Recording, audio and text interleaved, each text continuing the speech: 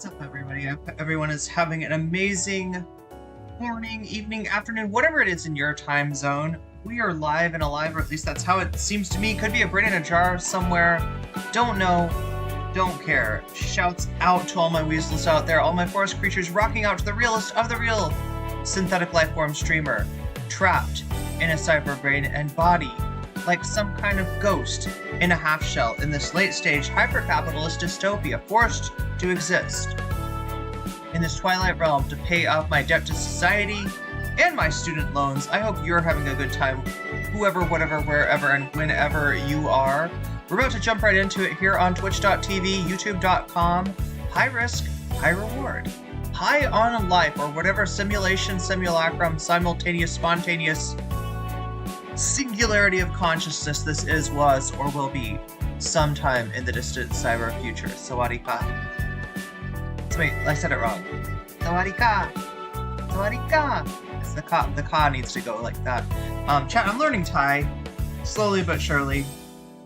I'm learning that there's a difference between saying something with a down inflection or an up inflection. It's like all these different inflections.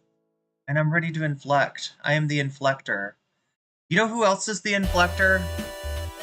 Ethan Klein, apparently. He's inflected his tone to his lawyers to let them know that, possibly even against the advice they may have given him as far as the merits of an actual lawsuit, he has asked them to write a strongly worded letter at one Noah Samsen, letting him know that Ethan is a wealthy man with a lot of money and is not afraid to burn some of that money up in a possibly frivolous lawsuit. So that's what we got going on today. The king is back. The crash out king. He's back. He's back on the throne. And by the throne, yes, chat, I do definitely mean the toilet. That is the essence of Ethan Klein. A man sitting on his throne of shit, forcing out multiple parasite-laden turds in our general direction. That's right. Karen Klein is back. The Karentocracy is back. You know what else is back? At least for now. I mean, like, I'll try to look. I got the bonus content back up, right? Yeah, I think this will work. It's one extra program. It's costing me a certain amount of system resources, but I think we'll be okay. Still have not gotten the XLR cord, and still have not gotten my actual computer plugged back in. Hopefully after today I'll be able to do that, but yeah, I'm heading out to a music store to try to buy an XLR cable. What's up, Funkmaster Ka? What's up, Potham Radio? He's completely metamorphized into Ryan Kavanaugh. Yeah, basically. That's basically it. Ethan Doxby. Oh yeah. Ethan can't stop saying Bad Empanada's name and comparing it to a venereal disease. Sorry, venereal disease. That's old school. Where did I get that? What kind of like 20th century trash can did I pull that out? I'm sorry, Chad. I'm in a STI. That's an STI, not a venereal disease. What the fuck, venereal disease? Like, that sounds so. That sounds like a nun. Like slapping a ruler, you're gonna get a Wait, no, I don't think nuns. Do nuns talk about venereal diseases? I'm just saying, Chad. It sounds very. It sounds like it's from another time, because it is. Like Animorphs, but Ethan morphing into Cav. I think it's going to give himself a heart attack at this point. Yeah. He seems to be redlining at all times. Yeah, he is. Well, I don't know. Is he, chat? What do you think? Do you think that Ethan's, like, bothered by this and that's why he continues to crash out? Do you think it's, like, literally, like, an emotional response? Like, he's literally, you know, caught in a stun lock? Or do you think that he is doing this as a content strategy? Do you think he's looking at his numbers and he's like, I get 27K when I talk about Hasan, I get 24K when I talk about anything else?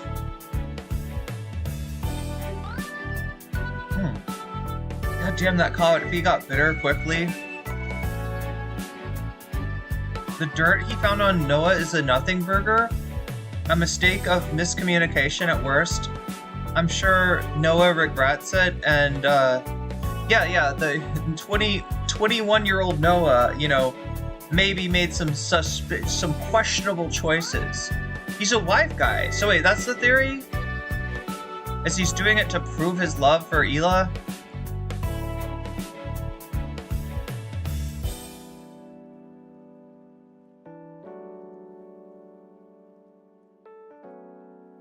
The lawsuit pissed me off so much today. Ethan was bragging about how Noah Samsen is scared. I know how Noah works, though he is going to respond directly in a video. He's not scared.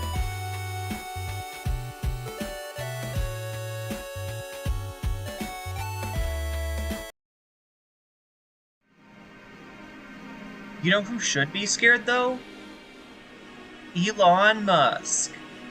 Elon Musk put all of his political capital on the craps table and lost, right? He put all of his money on red and black won, all right? And his time in the Trump administration may be limited. Donald Trump, famously not a fan of losers. And Elon Musk has shown himself to be a political loser. Now, that's not to say, chat, that people can't use the money that Elon is able to just, you know, throw away at a whim to further a campaign or to intimidate a Republican congressman from maybe voting against the Trump agenda. But as far as him showing up,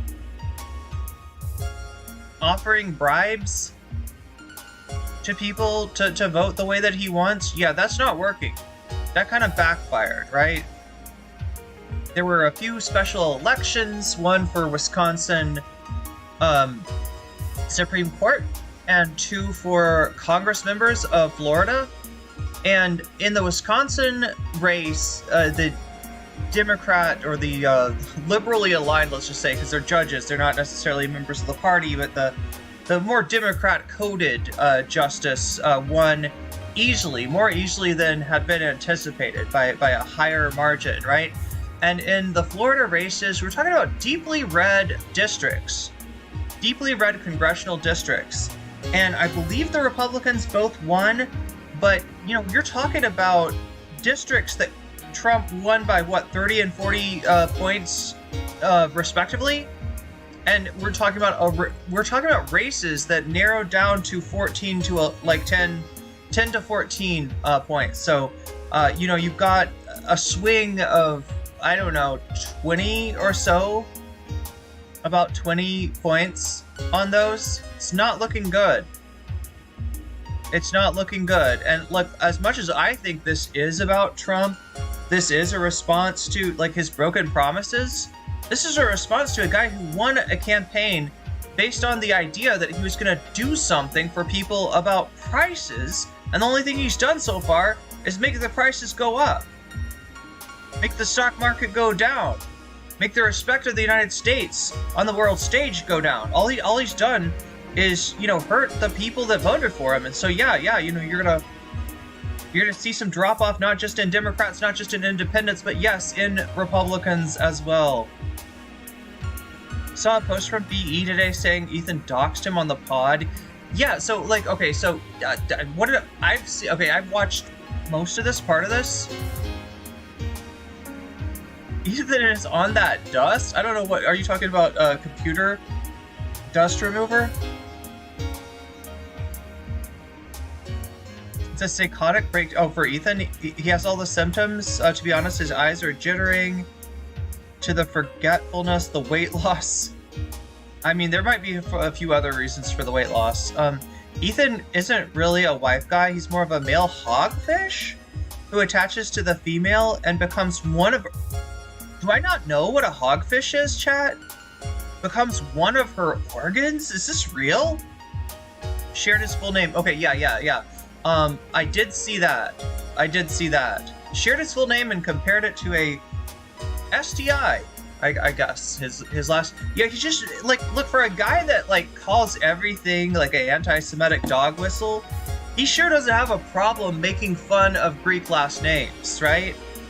Look, pre-class names, I mean, I don't think that Bad Empanada didn't do too bad with his last name, you know? Like, I mean, famously multi-syllabic, you know, Greek family names, right? Like Yiannopoulos, right? That's, nobody can pronounce it, nobody can spell it. Bad Empanada's last name is not that difficult to contend with.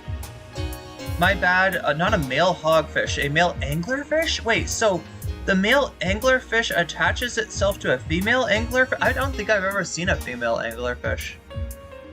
Musk has the stink on him now. Yeah, he's rolled around with the pigs. The month of May will be the last month of Elonia. That, I have seen some information, Sharon, to that effect. That green box on the table in the back, oh my god, looks like it's gonna fall off the table. Probably. How close is it, chat? Should I move it? Is it bothering anybody? I need to make my bed too, and oh my god, the curtains could be a little bit better. Sawadika to you too. Sawadika. Sawadika. I'll be practicing with the ka. Sawadika. Wait. Sawadika. Sawadika.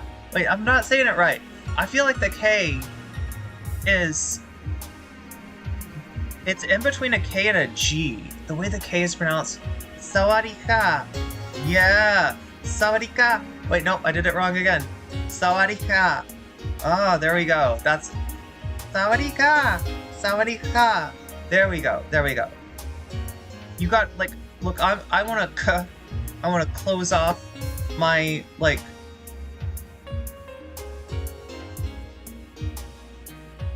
with my tongue, and I gotta make it more like... Sawadika. You don't totally close it. You let a little bit of air through. Typical BE stuff where no one is left enough for him. He's right, though. If society was a better place, Bad Empanada's position would be much more mainstream. Wait, what are you talking about? Attack of the Hank? Wait, typical Bad Empanada stuff? Oh, had some smoke for ContraPoints. Yeah, I haven't seen it. What's up, mermaid?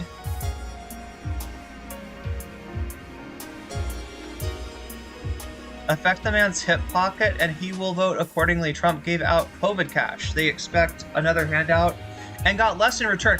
Oh my god, oh my god. This is what sucks about being a low propensity voter. Look, I understand it. The news is depressing, politics is depressing, it's boring. You know, all these people are assholes. Yes, the Democrats too, like in some cases especially the Democrats. But having such... Look, I gotta say it. If you're a low propensity voter, maybe you shouldn't be a voter, all right? I know this sucks and it sounds like I'm being elitist and like you're not smart enough to do it. I just mean that like you are picking up just enough information to hurt your own cause, right? You know, the information you got is like Trump did a stimulus, right? Trump put money in people's pockets during COVID, and without the information that he did it, you know, his arm was twisted, right? He didn't want to do that. He doesn't like to do that. That's not what he's about. Look, he'll give you a handout if it's something like he can give you, like, I don't know, $500 back on your taxes and say it's a Doge dividend or something like that. Yeah, he'll do that, but then he'll be stealing out of your other pocket. With more, you know, and that's the truth of the matter. They're raising taxes on workers. They're raising taxes on working people to give a tax cut to the billionaires and millionaires.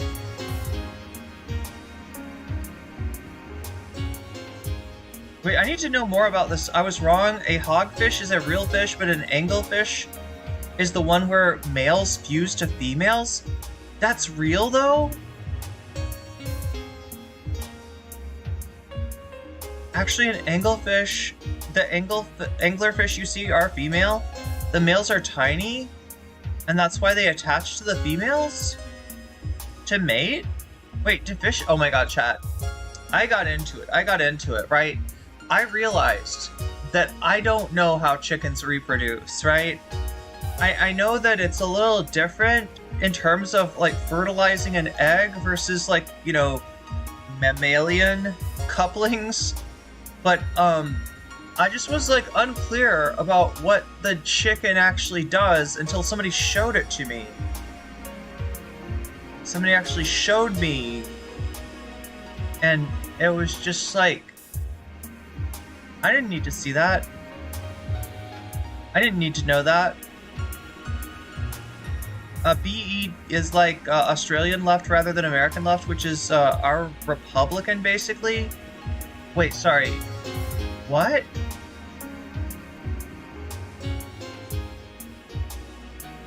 Which is, what, the rest of the world's Republican? I think we usually see only the female anglerfish. They are roundish fish in the deep sea. They have the big toothy mouth. Yeah, that's the one I always see. I always thought that was a...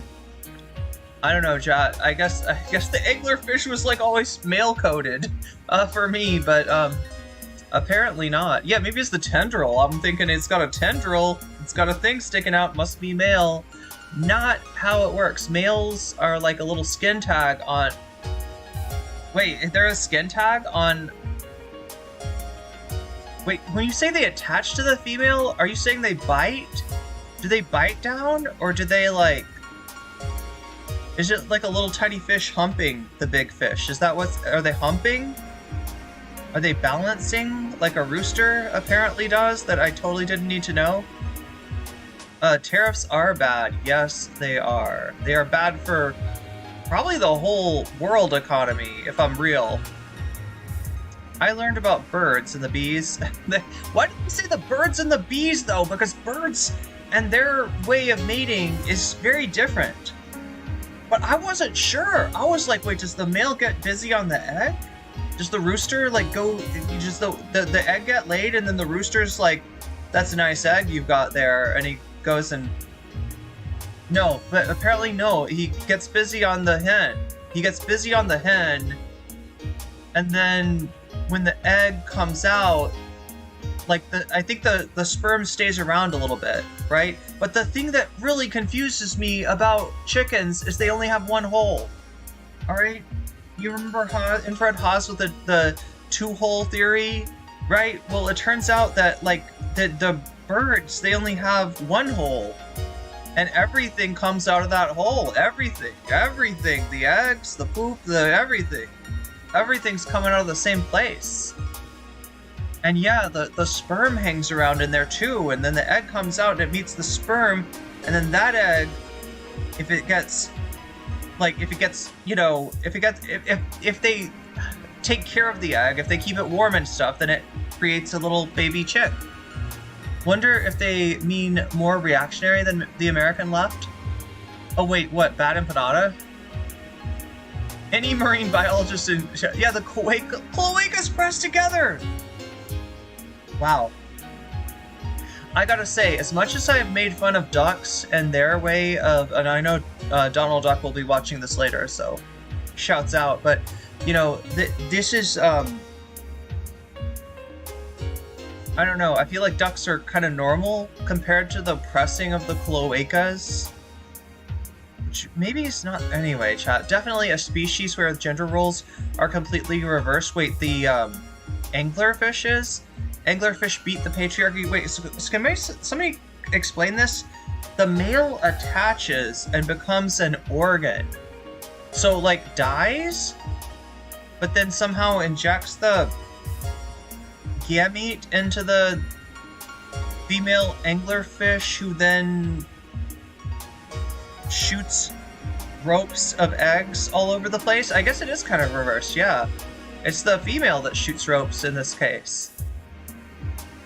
When it came to chickens, the kids started chasing chickens with a stick, saying, "Stop it, you're hurting each other."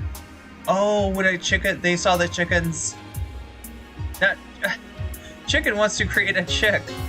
So wait, they thought that the chickens were fighting, but it was really something else. They literally fused together. What? They get busy on the egg? Yeah, new science network. That's what we're doing. Less Ethan content, more animal biology content. How about more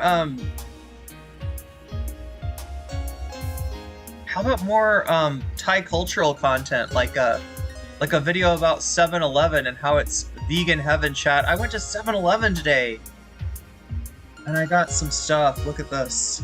Yes. I think that V means I can drink this, right? No, it doesn't mean that. There is a symbol though. There is, I don't know if it's on here, but there is a symbol that tells you not that something's vegan, but that it is J. And J is like beyond vegan, right? It's kind of related to Jainism, in which you don't eat not only animals or animal products, but you also don't eat like root vegetables, because I don't know, maybe the root vegetable is the soul of the, I don't know, the seed of the soul is in the potato. I'm not sure. I'm not 100% sure about that, but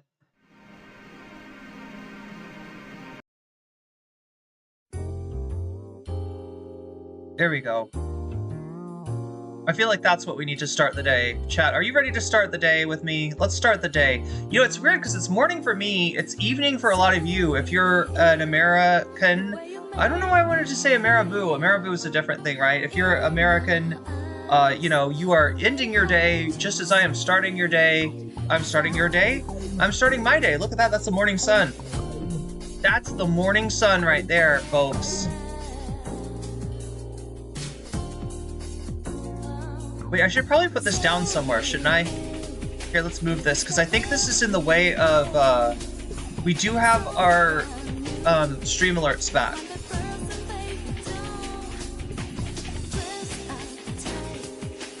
But yeah, chat, I got like a whole ass haul.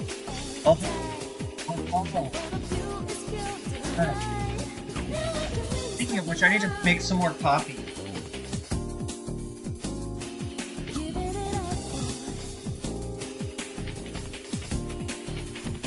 This stuff, and you can't see it right now, but it's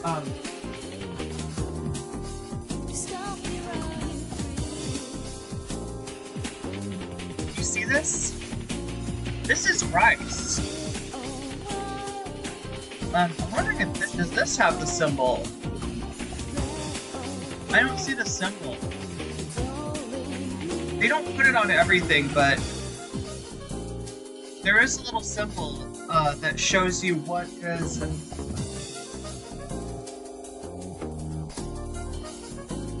Got it. This one's got it. Look at this. Look at this. Okay. I wonder if you can see it here. Okay, I'm going to try to do it without getting water all over everything. All right. Wait. Oh my God! It's too shiny. Right there.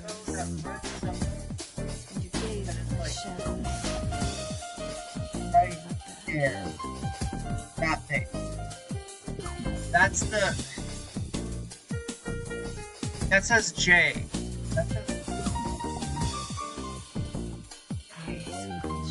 It's like good enough, right? It's good enough. It's good enough for me. It's good enough for you. It's good enough. It's Cyndi Lauper. Oh my God. Tofu-san. Tofu-san.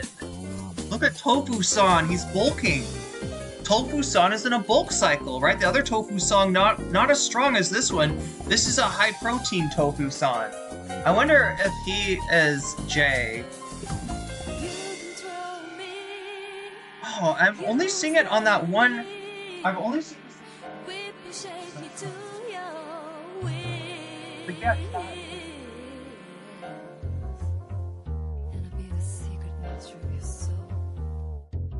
let's make some coffee, okay?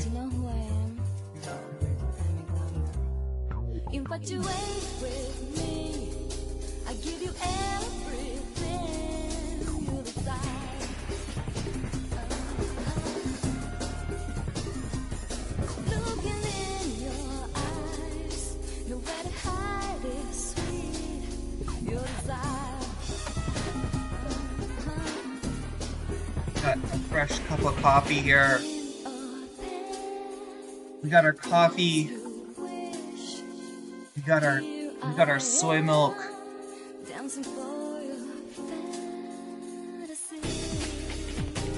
We got our salted broad beans.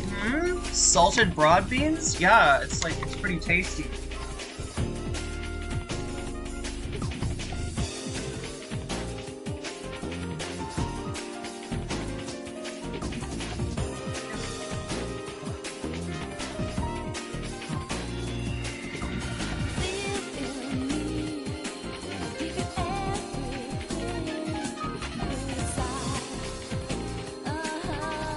We also got some edamame. From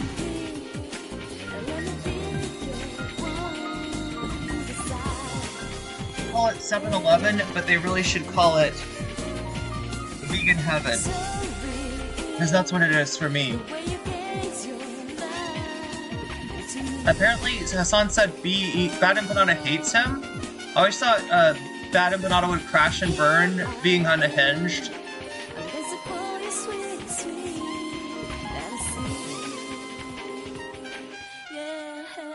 Trump put tariffs on everyone today, not just Thailand. Am I right, chat? Somebody want to check me on this? I believe it's 10% tariffs across the board, and if there is any country, like, so for instance, if there were Thai tariffs, if there were any tariffs imposed by Thailand, like let's say Thailand has some industry that it was trying to grow and wanted to protect itself from competition with American companies, then there were extra tariffs on that.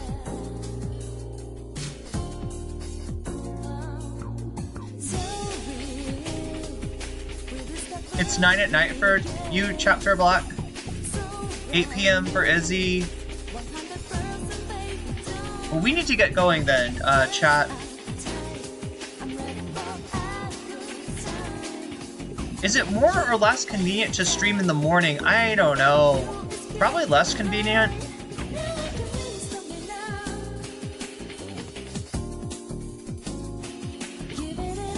Okay, I hate to say it again, but if there's stuff going on in chat that's like not related to the stream, I would beseech you, especially if you are a friend of mine, to do it somewhere else. Just a personal request out of respect, because I respect you, chat. I respect all of you, and you know, respect is a great thing when it's like in equilibrium, right? But if it's like kind of like not in equilibrium, then I don't know what to do with that. But yeah, let's just try to. I hate to have to do this, but especially if you've been given any sort of like moderation power, I would really ask you to.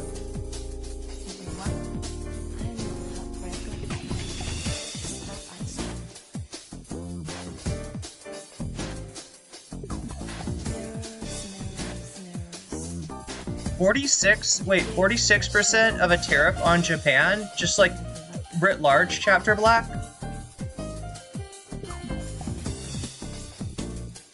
Yeah, because like, look, I just gotta be real with you. I don't have the, I don't have much of a display here, right? I'm looking at you totally through a laptop, all right? And with that laptop, there's limited space, just for the whole screen. There's limited space. And so when I'm scrolling through the chat, I'm only seeing, like, I don't know, 3 lines of chat at a time.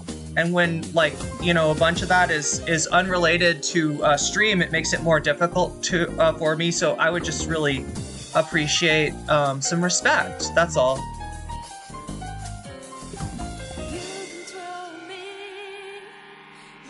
Yeah, and I'm still scrolling through. I'm still scrolling through stuff that has nothing to. I mean, look, obviously you're gonna have conversations with each other. That I can scroll through because it's really easy to see what those are. But just like a bunch of other unrelated stuff that I'm sure can be taken care of elsewhere. That'd be awesome. Which chat? Look, all the chat. Twitch, YouTube, it's all in one chat, right? That's all I can see is one chat that combines Twitch and YouTube. That's why I'm like really asking for your help here and making this easy for me and making this doable for me. I'm struggling already to bring you the stream even from a hotel room. So much appreciation to everyone in chat for understanding. Tariffs really worry me. Yeah, tariffs are gonna fuck everything up. They still have asterisks aside the prices that were announced. The other thing about Trump's tariffs, if you don't know, is that this is a great opportunity for Trump to do corruption, right? The tariffs. What it is this, all right? You know, the way a government should run is that there's policies, right? Policies that say, you know, I don't know, we got free trade with this country, or we're going to impose this much of a tariff on these industries, right? And in general, there's not a lot of arguments for tariffs, right? They might be useful in some places, like I said, for industries. Let's say the U.S. wants to support like a solar panel industry, right? That makes sense to kind of like protect your solar panel industry if you're trying to build that up. But whatever, you know, the policies should just be policies, right? And when a president does like lots of exceptions for those policies, when a president or a Congress or a lobbyist, you know, kind of offers like an industry or offers a company special treatment that is just like, oh, this is exempt from whatever this policy is. I mean, that could be corruption. That sounds and smells like corruption. That's potentially really bad, right? But what's even worse is if a president enacts policy that doesn't make sense and then has people come to him behind the scenes to be like, okay, you get an exception and you get an exception. That's just corruption. That's Mafia Don behavior. And that's what we got from Trump. We got Mafia Don behavior.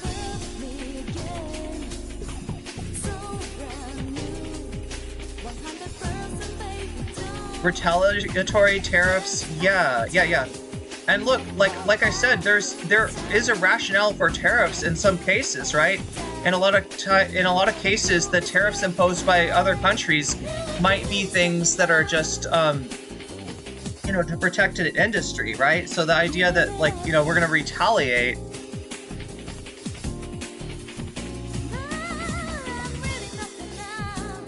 The rest of the world on rerouting trade routes with each other. Is working on rerouting. So you're saying when stuff goes through the USA? Yeah. So look, US. Okay. I'm almost tempted to bring up a world map and show you, but you know where the USA is, right?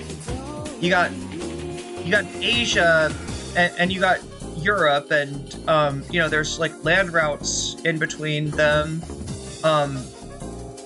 Certain sea routes as well. The one that has come up most recently has been the route through the Mediterranean and through the Red Sea. But, you know, the United States, if you're talking about East Asia and Western Europe, right, the most obvious like route there might be through the US or something like that. And so, yeah, this is going to make people reroute around the US.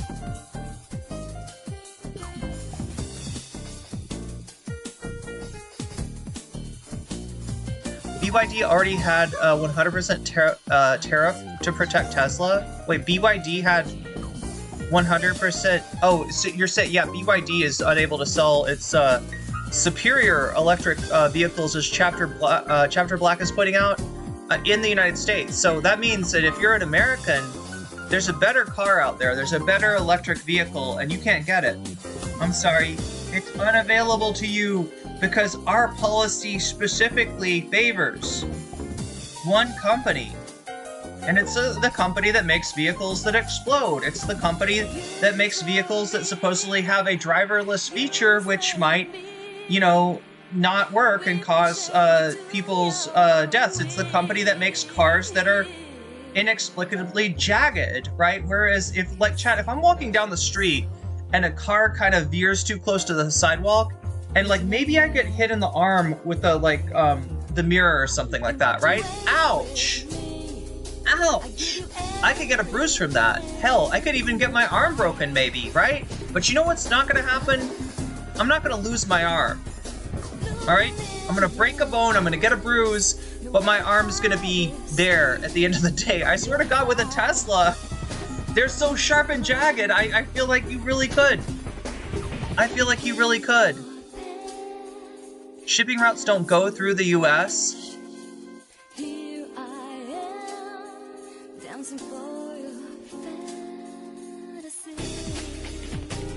So, YouTuber Yongya blaming Nintendo for raising of prices, but not taking into account the tariffs.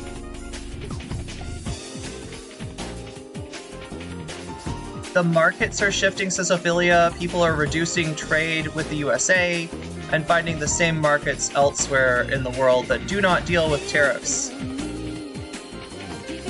Tariffs are like having economic sanctions by the rest of the world against the United States. It's pure self-destruction. Well, especially when you do it in such a vindictive and villainous way. And it's not, I wouldn't even say vindictive, right? Vindictive is like somebody fucked you over, and so you're gonna fuck them back. Trump is acting like the rest of the world is fucking over the United States, but it's not. Everything about the arrangement of trade and policy towards the United States, everything is just like, it's very much in the favor of the United States, particularly the United States as being a reserve currency, or American USD as being a reserve currency, right? But again, that probably pisses off Trump too, because it means that there's a lower, there's a higher floor for the US currency. There's some, you know, kind of it sort of buoys the currency. It makes the currency worth more, and then therefore maybe increases the amount of trade into the United States and reduces the amount out. But yeah, glad I got my computer before this chaos. Oh my god. Oh my god, chat.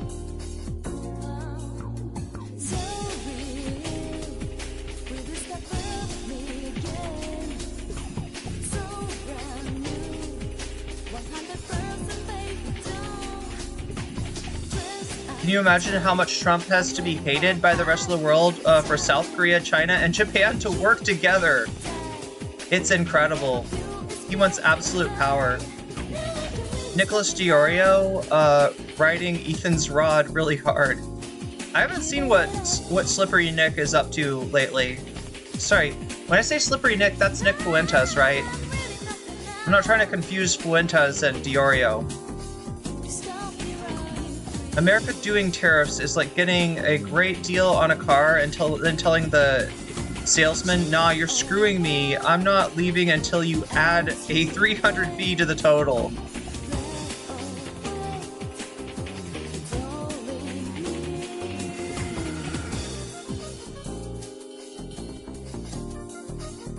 He keeps on implying that other countries will have to pay tariffs on their exports. Well, can't tell if he's it's dementia or if he's just a demon. I mean,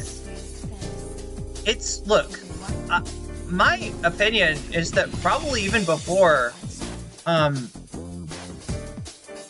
his advanced aging, Trump is a profound dumbass, all right? And I'm saying this not to be ableist or not to be like, you know, not to prioritize a certain type of intelligence or anything like that. I'm just saying that he's a guy that's had everything handed to him on a silver platter, you know? And he hasn't had to know shit his whole life. And because he hasn't had to know shit, he hasn't ever bothered to learn anything. And because of his wealth, he is seen in a certain way. There is like sort of a assumed, intelligence to having wealth, to possessing wealth in you know, American culture that actually is not reflected in reality, right? But yeah, in general, like, Trump does not understand much of anything. He doesn't read much of anything. He doesn't know much of anything. He doesn't have to. The Midwest has got tornadoes. Wait, what do we got? Like some tornado alley action here? He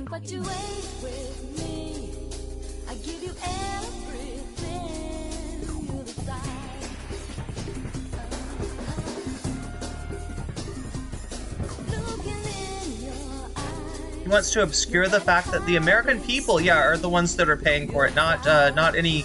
Yeah, I mean, like, at the end of the day, chat, the people that pay the price of a tariff are the American people. Trump has done a lot of drugs, like coke and Adderall, maybe?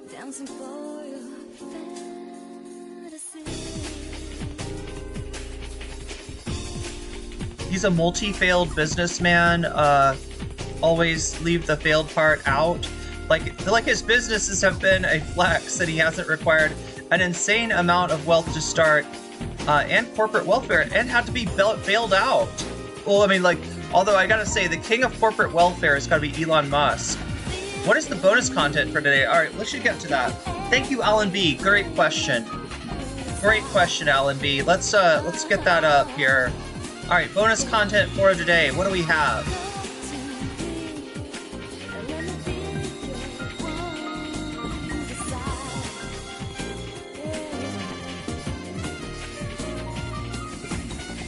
Okay, so let me type in bonus content. So look, chat, every stream, I cover what's on the thumbnail, I cover what's in the title. You're gonna get that no matter what, all right? Bonus content. Like, as long as I'm as long as streaming is viable, right? You know, you're getting that content for free. But the bonus content is a possibility. The bonus content is a dream, and most of the time that dream is realized, which is great, because I love to get to cover extra stuff that's not necessarily, you know, just like on the most algorithmically friendly item out there, right? So yeah, what it is that we start at 0%, and we're still at 0% right now. 0% out of 100. If we get to 100% of the bonus goal by the end of the stream, we'll do some bonus content. What is the bonus content? This stuff right here, right? These are the possibilities for bonus content. So this thing goes up every time somebody does a super chat, a super sticker, if you gift memberships, if you gift yourself a membership, right? If you support me on Throne, or you sign up for my Patreon, or if you support me over on Twitch, that adds to the bonus goal, right? And it goes up, right? And if it gets to 100, then we get to cover one of these topics. If it gets to 200, we get to cover two of these topics. If it gets to 300, well, I don't know if have we ever gotten to 300, chat? I think we've been damn close, maybe once. But yeah, we would cover 3 of these topics, right? So if this stuff is interesting to you, you know, it behooves you to make this go up if you can. The other thing that you can do is, because, like, you see how I've got, like, these little plus 0%, plus 0%, plus 0%, right? So every time that you donate, you can let me know in the chat which of these topics. Here, let me put them up. What do we got? What are the topics, right? Couples returns. That's right, because she's back. Guess who's back? The Slim Shady of streaming. Couples. All right, so we got that as a possibility. Couples is back. She says no more drama. She also says that she has reached out behind the scenes and apologized to all the people that she has done wrong. Chat, I can tell you definitively that that's not true. All right? And not just from my own, you know, like, right, it's not just that I don't have, you know, I haven't been reached out to. It's, you know, other people that I know that have definitely Ben Keffel's targets in the past have also not been reached out to. So yeah, she's kind of full of shit. I mean, she's always been full of shit, right? But she's still full of shit, I guess is what I'm trying to say. And I feel like most people recognize that at this point. I don't think that's a spicy take. I don't think a lot of people are missing that. There are a few people out there that I would have maybe thought better of, that I thought might you know, not fall for the clever ruse of Keffel's, but yeah, I don't know what to say. I don't know what to say, chat. But look, here's the bonus content right here. So we got Keffel's returns. We got the ContraPoints conspiracy video. People have been asking me about this one. ContraPoints is back, right? That's when I'm more, look, if anybody can ask for forgiveness, maybe it's ContraPoints. I don't know. I mean, she's done some stuff that is just like, huh? What? Why are you on a television show with Hillary Clinton? But like, you know, maybe there's some coming back for ContraPoints, or I don't know. She's, you know, unlike Keffel, she's actually done a lot of good for people, right? So anyway, ContraPoints conspiracy video. ContraPoints is back to talk about conspiracies in general and some specific get into some specific conspiracies. So that's available now. Obviously, that's a 2-hour plus video. I can't watch the whole thing, but if you would like me to get started with that, then place your vote for that. Oh wait, yeah. So I'm gonna let you vote on this stuff in a second. All right. We got Sam Cedar versus Ezra Klein. Sorry, different Klein. Completely different Klein. Yeah, Sam's got another video going over Ezra Klein's recent appearance on Pod Save America, and it's not good. Like, it's not good for Ezra Klein. Like, this guy is full of shit. Sam Cedar and the Majority Report absolutely exposing him for what he is, which is essentially a force for neoliberalism. A repackaging, I would say, of neoliberalism, of like, ooh, here's something we haven't tried yet, except that it's totally what the Democratic Party has been doing since the early 80s. And we've got Amon Animations back with another video about Asmongold, Asmonroach, Asmongool, whatever you want to call the guy. If you want to see him turn into a cockroach, pick that one. Here you go, chat. Vote. There you go. Look at that. Look at that.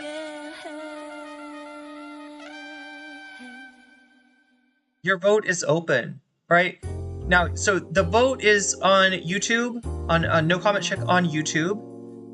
You can also vote if you're on Twitch. You just have to sneak over to YouTube. Sneak over to YouTube. I won't tell anyone. Sneak over to YouTube really quick and place your vote. I'm not telling you to watch the stream on YouTube. You watch the stream wherever you want to, okay? I stream on Twitch. I stream on YouTube. I aim to please. I just paid again this month to be able to dual stream. And I do that so that I can reach people wherever they're at. Some people would prefer to watch me on Twitch. Some people would prefer to watch me on YouTube, and I'm there. Hey, maybe at some point, chat will do. I don't know. I want to add TikTok, but TikTok streaming is a whole nother animal, I think.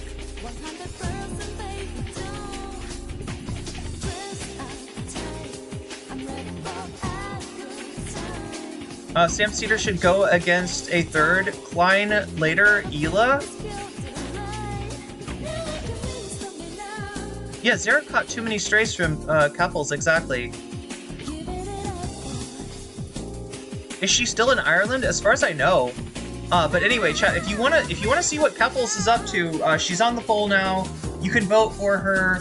Again, this stuff is only relevant, right? This bonus content is only relevant if the bonus goal is at 100. It's at 0 right now, so we got a ways to go. But we got a bit of time. Let's see. We're about to jump right into the Ethan content now, and you know, I can either kind of rush through that and end the stream early if we don't hit the bonus goal, or I can stick around and I can cover what Keffel's return, ContraPoints conspiracy theory, Sam Cedar versus Ezra Klein, and or Amon Animations new video on Asmongold. Right, it's taking Amon Animations a long time to get out these videos. I'm guessing that's because they like Amon's tech setup has improved greatly. Amon's able to do a lot more with animations than when he first started out. Had some kind of, you know.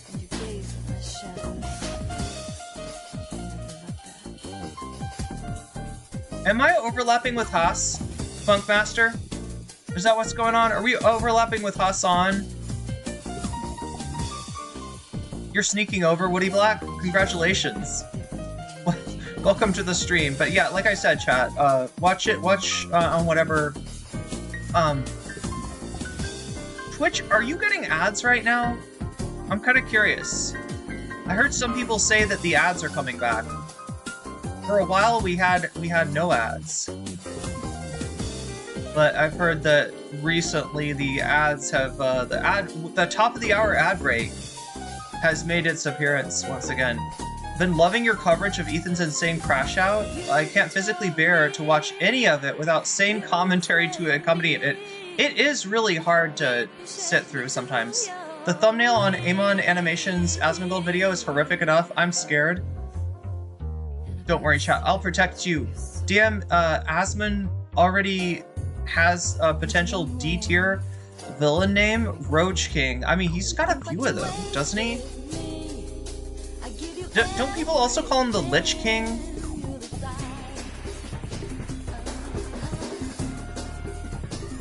Oh, you were napping. Okay. Is Keppels bad somehow? William. Jesus Christ. Didn't know Vosh was bad until I found the stream. Look, I'm not telling you. You watch whoever you want, alright? I'm not trying to police who you watch. But I also am not gonna sweep for anybody, alright? We're really honest here. You know, even about people that I've been friendly with in the past, such as Keppels, right? God, I don't even know. Look, I like, this always happens, right? A chatter is like, wait a minute, is Vosh bad now? Wait, did Keppels do something bad? And I'm kind of like, well, I mean, I could sit here for an hour and go over the whole sad history of Keppels' crash out. But, you know, I don't think about Keppels very often, to be honest. I don't think about Vosh or Xander Hall or any of these shitheads very often. I don't really, like, you know, this isn't about, like, hate or anything.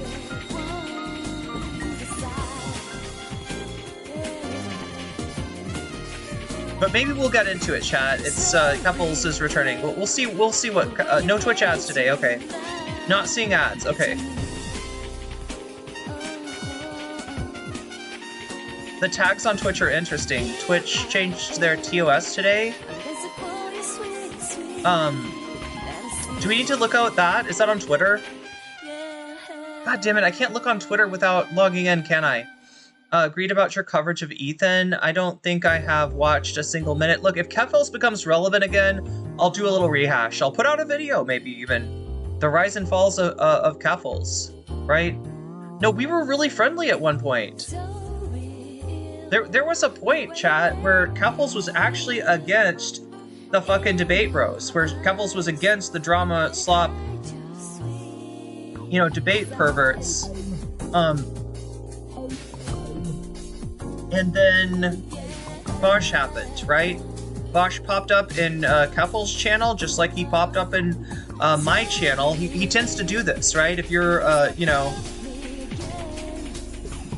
a female streamer that covers politics, at some point Vosh will pop up in your chat. If you're relevant at all, Vosh will pop up in your chat. And I think I got wise to the problems with Vosh before I could really, you know, get sucked into the. I mean, you know, okay, so like the GG sites, have people see this? I'll go over this really quickly. I don't want to get hung up on this. Like I said, you know, this isn't a hate stream for anybody, not even Ethan Klein, right? But, you know, there's certain things that are not widely known, right? And one of these things is the White Leaf Network. So if you've ever watched Vosh's stream, you know, it's on YouTube, it's on his YouTube channel. But if you're in his channel for any length of time, you'll see a little, like, link, and it'll say, you know, come over and watch us on Vosh.gg. It's much better over here. Like, what's that?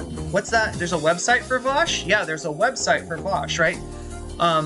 Just like there's a website for Destiny, there's a website for Keppels, there's a website for Xander Hall, there was a website for Demon Mama when she was streaming, right? Anybody that's, you know, connected to Vosh strongly, they've got a website, right? So that's what kind of, like I said, Vosh shows up in your chat, he's friendly to you, and you know, maybe even offers to help you out, maybe he gives you a shout out or you know, this or that, right?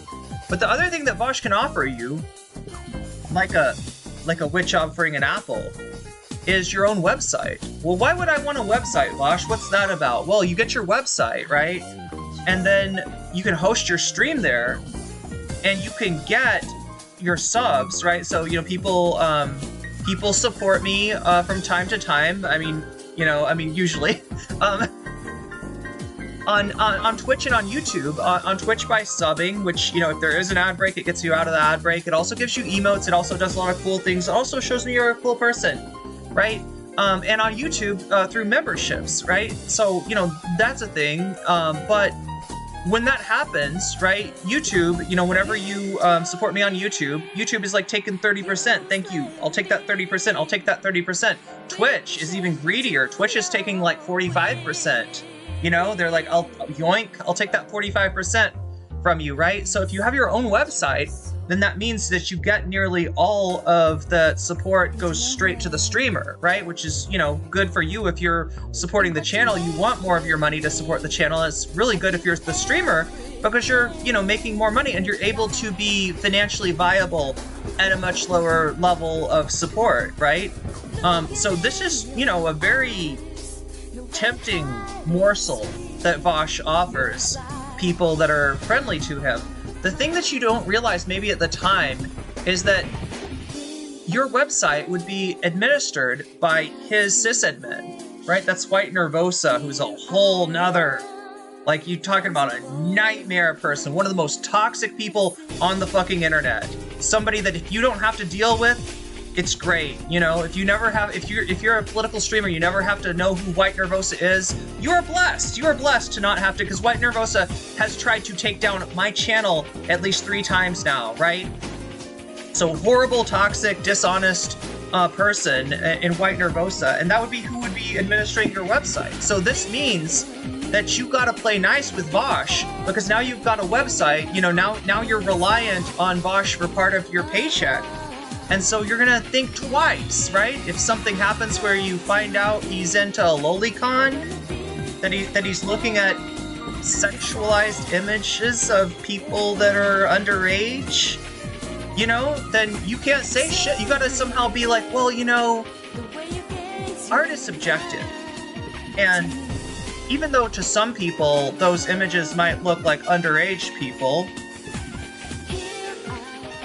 the imagination, you know, like, right, you make some kind of rationalization, you make some cope, you end up excusing Vosh's disgusting behavior. You end up, you know, and that's kind of how he stays viable, right? That's because there's people that are kind of paid not to have a problem with the fucked up shit that he does, right? So yeah, Keffels got sucked into this. And I don't know if it's, you know, because birds of a feather, you know, Keffels and Vosh, not that different. Or if it's more of a thing where, you know, there's like a boiling the frog effect, right? You know, people will tend to ignore information that it is to their financial benefit to not perceive, right?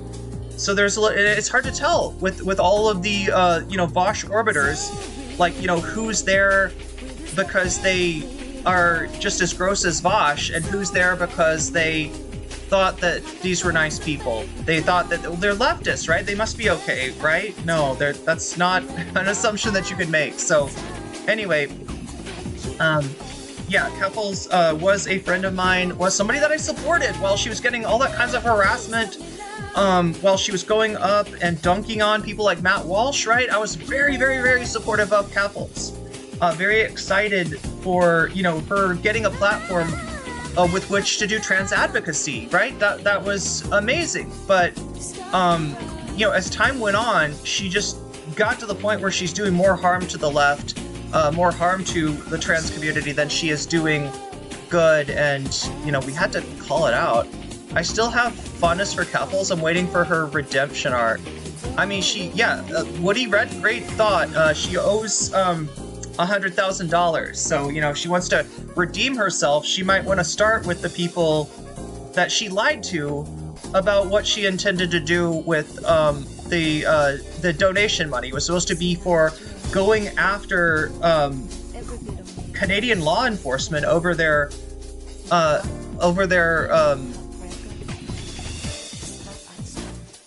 you know, essentially participating in a swatting against her. That never happened. But yeah, I don't know. Look, here's the deal. Like, I know where you're at, Woody. I'm not... I know where you're coming from. There's a lot of people that I would like to have reason to forgive, right? There's a lot of people online. Like, I don't like that this much of the online left is just, you know, that there's this many scumbags out there, right? I don't like that.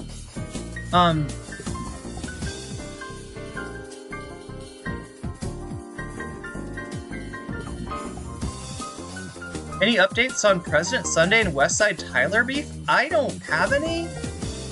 I haven't been following either of them. All I know is that Sunday got demonetized, and it seems like it's not like I don't see any good reason for him to be demonetized. Maybe I don't know. Wait, Twitch says there's an incoming ad break. Let's see if that actually happens. People in chat are saying that they haven't been getting the ad breaks. We'll see. I heard that they were back, but maybe not.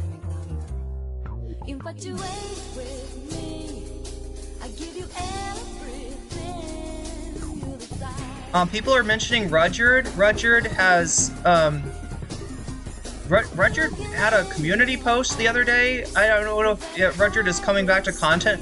I felt like by the end of it though, like I don't know, like I feel like there was a legitimate, like, acute mental health crisis going on with Rudyard, and I wasn't really super thrilled about you know, covering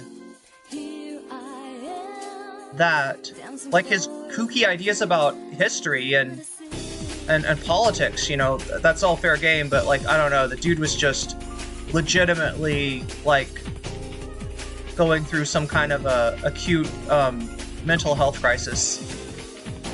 I cooking of...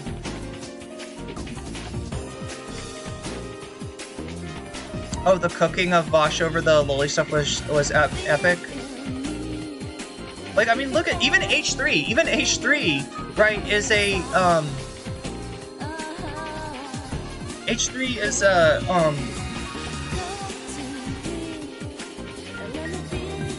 like a podcast that I kind of had hopes for, right?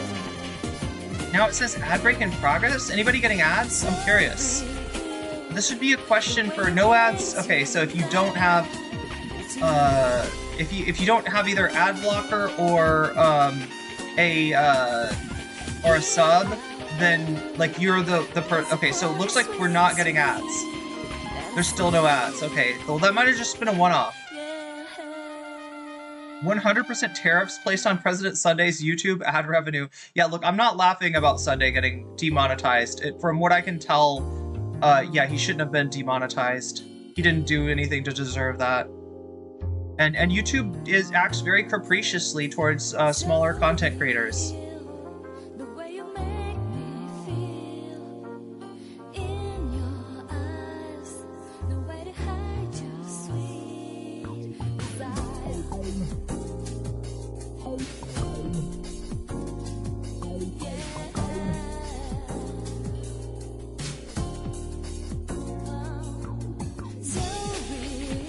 What's YS talking? I do not want to relive all of that with their cised men. Wait, have you had dealings with White Nervosa too? Yeah, chat. We're talking about, like, with Vasha's cised men. We're talking about somebody that while I was, I think I made an announcement on Twitter that I was going live, right? And I got a reply from White Nervosa, from Bosch's cised men, you know, like saying, like making these weird accusations against me, right? You know, it's during the couples thing, and she was basically like, you're this person on Kiwi Farms, right? You're this random account on Kiwi Farms, right? And it's just kind of like, it's this sort of accusation that comes from nowhere, that you're just like, what? Like, literally, what are you fucking talking about, right? So it's kind of hard to debunk when it's just like, no, I'm not? I mean, right? So I ended up, like, that night, Zara and I, like, looked at the stuff that Vash's sis had been. She put out a whole Google Drive, right? Of, like, here's the evidence. And all it is like, you know, here's the account, and here's the log of when it posted. Like, to somebody that's just looking for, like, you know, is there a receipt? They might be like, oh, well, there's a Google Drive. There's a whole Google Drive of evidence, apparently, right? But the evidence is just, like, timestamps. Timestamps on posts. And it's just kind of like, what are you going to do with this, right? Well, you know what Zara did? Zara cross-referenced, right? And White Nervosa not expecting this at all, right? Zara's a genius, by the way. She cross-references the posting times of this account that was talking shit about couples, you know, on the farms, a place where, like, I've been shit-talked, a place where, you know, just like everybody, basically. If you're a leftist content creator, there's probably some shit about you on that site, right? And so Zara looks at it, and she's like, look at this time right here, and I'm like, yeah? And then Zara pulls up a log of my streaming on Twitch, and is like, you were streaming? Yeah? Okay. And I'm like, okay, well, that's great. You know, I was streaming, but, you know, you could obviously be streaming and making a post on any sort of site at the same time. It's not impossible. But Zara pulls up my VOD and shows me what I'm doing while this sussy account is saying who knows what about couples, right? I'm dancing. Like, right? Literally, like, hands in the air. Like, while this is going on, right? So it's kind of like, was I making the post with my feet? Did I have foot pedals that were, like, allowing me to type in right? Yeah, so just completely debunks the accusation from Vash's sysadmin against me. Now, this is, like, the 4th time, I think, at this point, that like, you know, White Nervosa tried to take me down, right? And you know, Zara just pulls up the VOD, and here's proof that it's, that you know, this is wrong.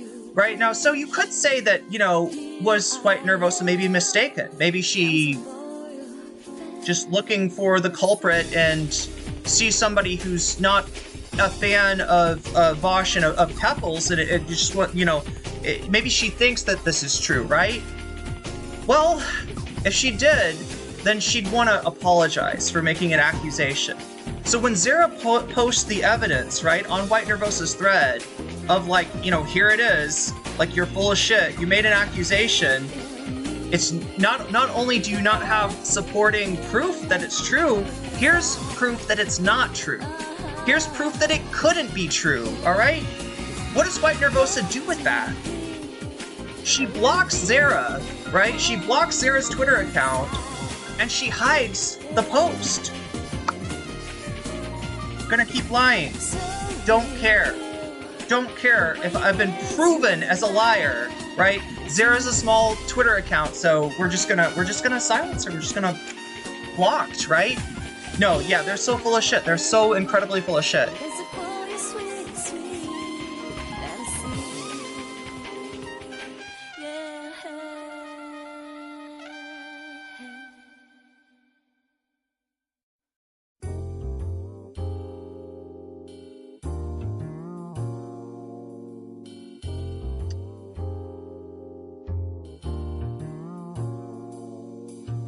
How are they going to justify Ethan being monetized and then taking it away from other people? Oh wait, just to be real clear, okay? Just to be real clear, Ethan was not involved in the demonetization of President Sunday. I don't think President Sunday's been talking about Ethan. Yeah, the problem actually with Sunday is that some of his enemies are the same people. You know, he does the same kind of like anti-Frogan sort of stuff that Ethan does. I've never heard Sunday support Ethan Klein or anything like that. I doubt he does, but he's definitely not calling Ethan out either.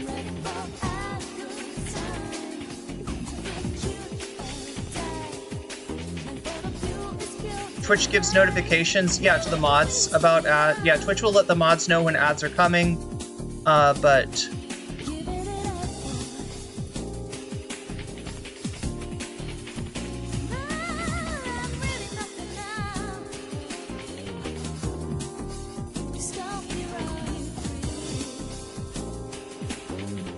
Yeah, White Nervosa is a weird name. I've never really thought about what the name White Nervosa means. Is there like a plant or something, maybe?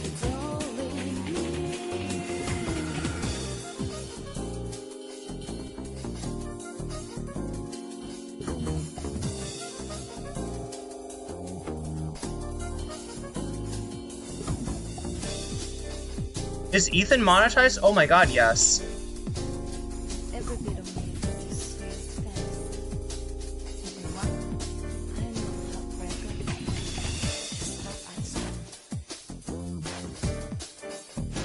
Wait, what was about YouTube? Ethan hasn't lost monetization for the wild shit he's done, and then smaller creators shouldn't have to worry as much as they do.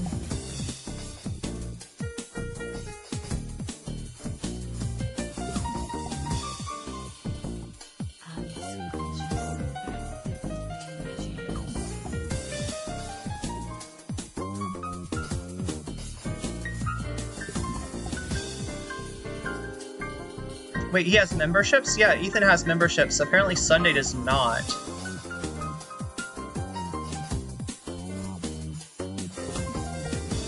Oh my god, chat, I'm like late. I'm late, so let me just do what I'm supposed to do really quick, and then we'll get to the content, the Ethan content that we're doing. I just got sidetracked a little bit. I said I'm not going to talk about couples, I'm not going to talk about Vosh, and then I talk about like a little bit of my experience with Vosh and that shit.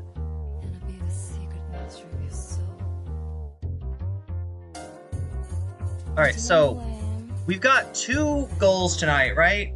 One of the goals is to take this butterfly. Wait.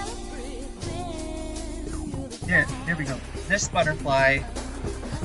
And to put it in my hair. I can only put the butterfly in my hair if we get 10 teal super chats on YouTube in the next 47 minutes. So yeah, already kind of, I don't know, chat. I don't know. We'll see if it happens, right? That's the super chat goal. We've also got the sub goal. That is to keep me on a little bit later than I would otherwise be on. Thank you for the Twitch sub, Shakespeare. That would be to actually, let me look and see. Does it tell me? I can't tell the difference between gift subs and resubs. I'm assuming that was a resub from Shakespeare. Does it tell me? Or did...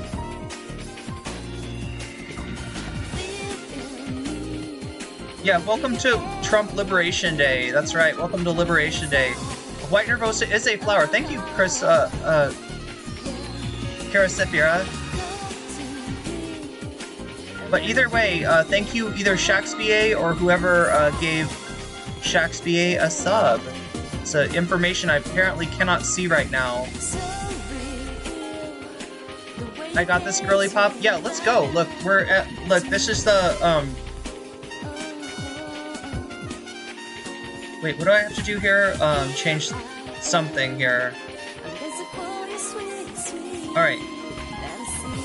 So, we're at 6% out of 100. That is 94, a mere 94% from getting, that is a mere 94% from hitting the bonus goal and covering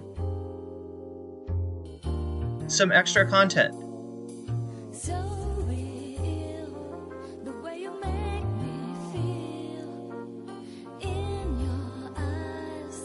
And it looks like we've got a vote. Okay, so looks like we've got a vote for the ContraPoints conspiracy video here. Look at that, 6%. Now, what does that do? What does that do again? Alan B with the super chat for Sam Cedar Ezra content. Yeah, okay, so people know how this works, right? When you donate, whether that is through a super chat, if you're doing a super sticker, if you're getting yourself a membership, or you're gifting a membership to somebody else on YouTube, right? if you're supporting me on Throne, or you are signing up for my Patreon, or if, like Shakespeare, you're supporting me over on Twitch, you can let me know which of these topics that we've got in the YouTube poll, which of these topics you would like to see as bonus content, right? That is the content that I do after the main content. If we hit the, here, let me fix this. If we hit the dono goal, which we're now at 7% of doing, right? 7% chance of bonus content. No, that's not really how it works. It's not a percent chance. It's just like how close we are. How close we are to the,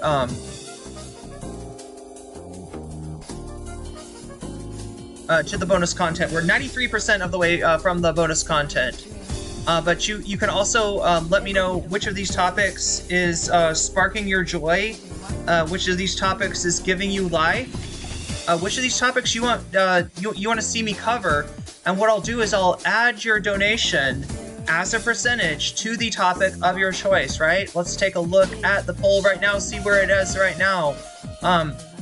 So 58 of you have voted so far on YouTube, right? That's where the poll is. It's on YouTube. So if you're on Twitch, feel free to come over to nocommentchick on YouTube and vote in the poll on the YouTube stream, right?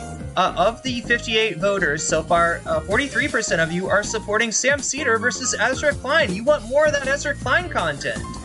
We unlocked a new dude, chat. We unlocked a new dude 2 days ago, and that new dude is posting some cringe. That is Ezra Klein, not to be confused with Ethan Klein.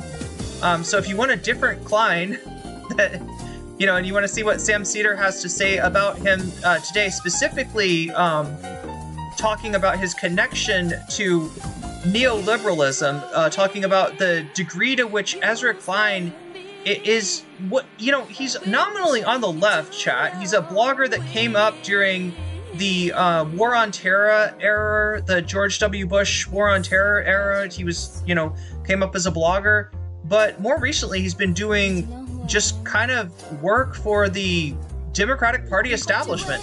The annoying thing is that now Ezra Klein's trying to recodify that as being a new idea, right? The neoliberalism that the Democratic Party has been losing with, the loser liberal mentality, he is repackaging as abundance. We're gonna do abundance, right? And what does abundance start off with? Well, it starts off with deregulation. Yeah, deregulation. That's the abundance philosophy. Not doing anything for the working class, not doing anything for the poor. Sneaking back over from Twitch TV to vote for Natalie Wynn. Well, there you go. Voting for the ContraPoints conspiracy vid that we've got on the poll, along with a whole bunch of other stuff.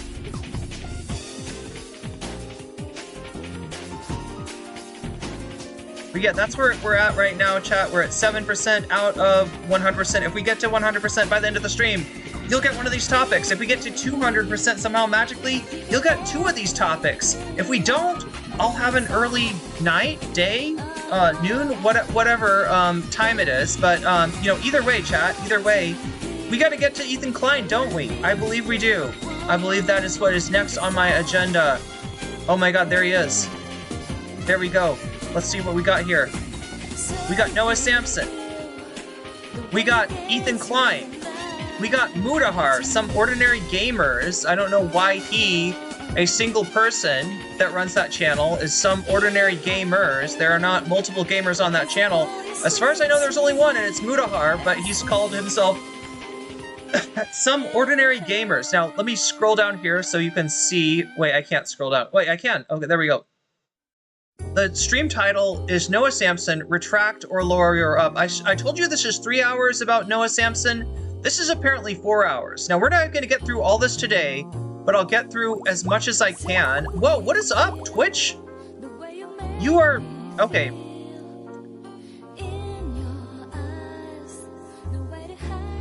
Twitch has come out of nowhere. Wait, is it not going to show me what that is? Using my Prime sub for Sam Cedar versus Ethan Klein. There you go, Columbia Rican. Yeah, we're gonna advance the... oh my god, you can't even see it. Here, let's put this on. Chat, I'm just like out of my sorts today. I don't know. Out of my sorts? What does that even mean? Hello, everybody. Today. Oh my god, pause. There's the man. There's the man. And the dono poll goes up to Sam Cedar versus Ezra Klein. So we go up to, oh no, I can't do it. Here it is. Wait, where is it? Oh my god, I'm so confused, chat. There it is. 10. Yeah, streaming off of a laptop, it's so hard. It's so hard. I've got so much to try to pay attention to, and I'm trying to do my best. So please, please understand if everything's not as seamless as it normally is. But look at that. Sam Cedar versus Ezra Klein has got an extra 4%. ContraPoints Conspiracy Vid has an extra 6%. And our bonus goal is at 10%. What is our super chat goal doing? It's at 0 out of 10, and the goal ends in 38 minutes. Okay. Well, we'll see if we get a butterfly in my hair today, or if I don't get a butterfly. But either way, we got Ethan Klein. We gotta turn off the music and see what Ethan is saying today. What is Ethan all about? So do we have... I'm hoping... Yeah, there we go. We have timestamps, chat. Lion with a mask responded? Wait, Nate is back? Kids. Who's Nate? You can do it, baby. Nate's back. Welcome back from Oaxaca. Oaxaca? I'm from, I went to Sinaloa. That's where the wedding was. Oh, where was it? Wait, why did I think Nate quit? Oh, wait, who's Sinaloa. Nate? How was it? Good time? Oh, it was great. Yeah, it was. I was busy the entire time, so the trip went by super quick. Okay, anyway, I kind of don't care about Nate. Let's see.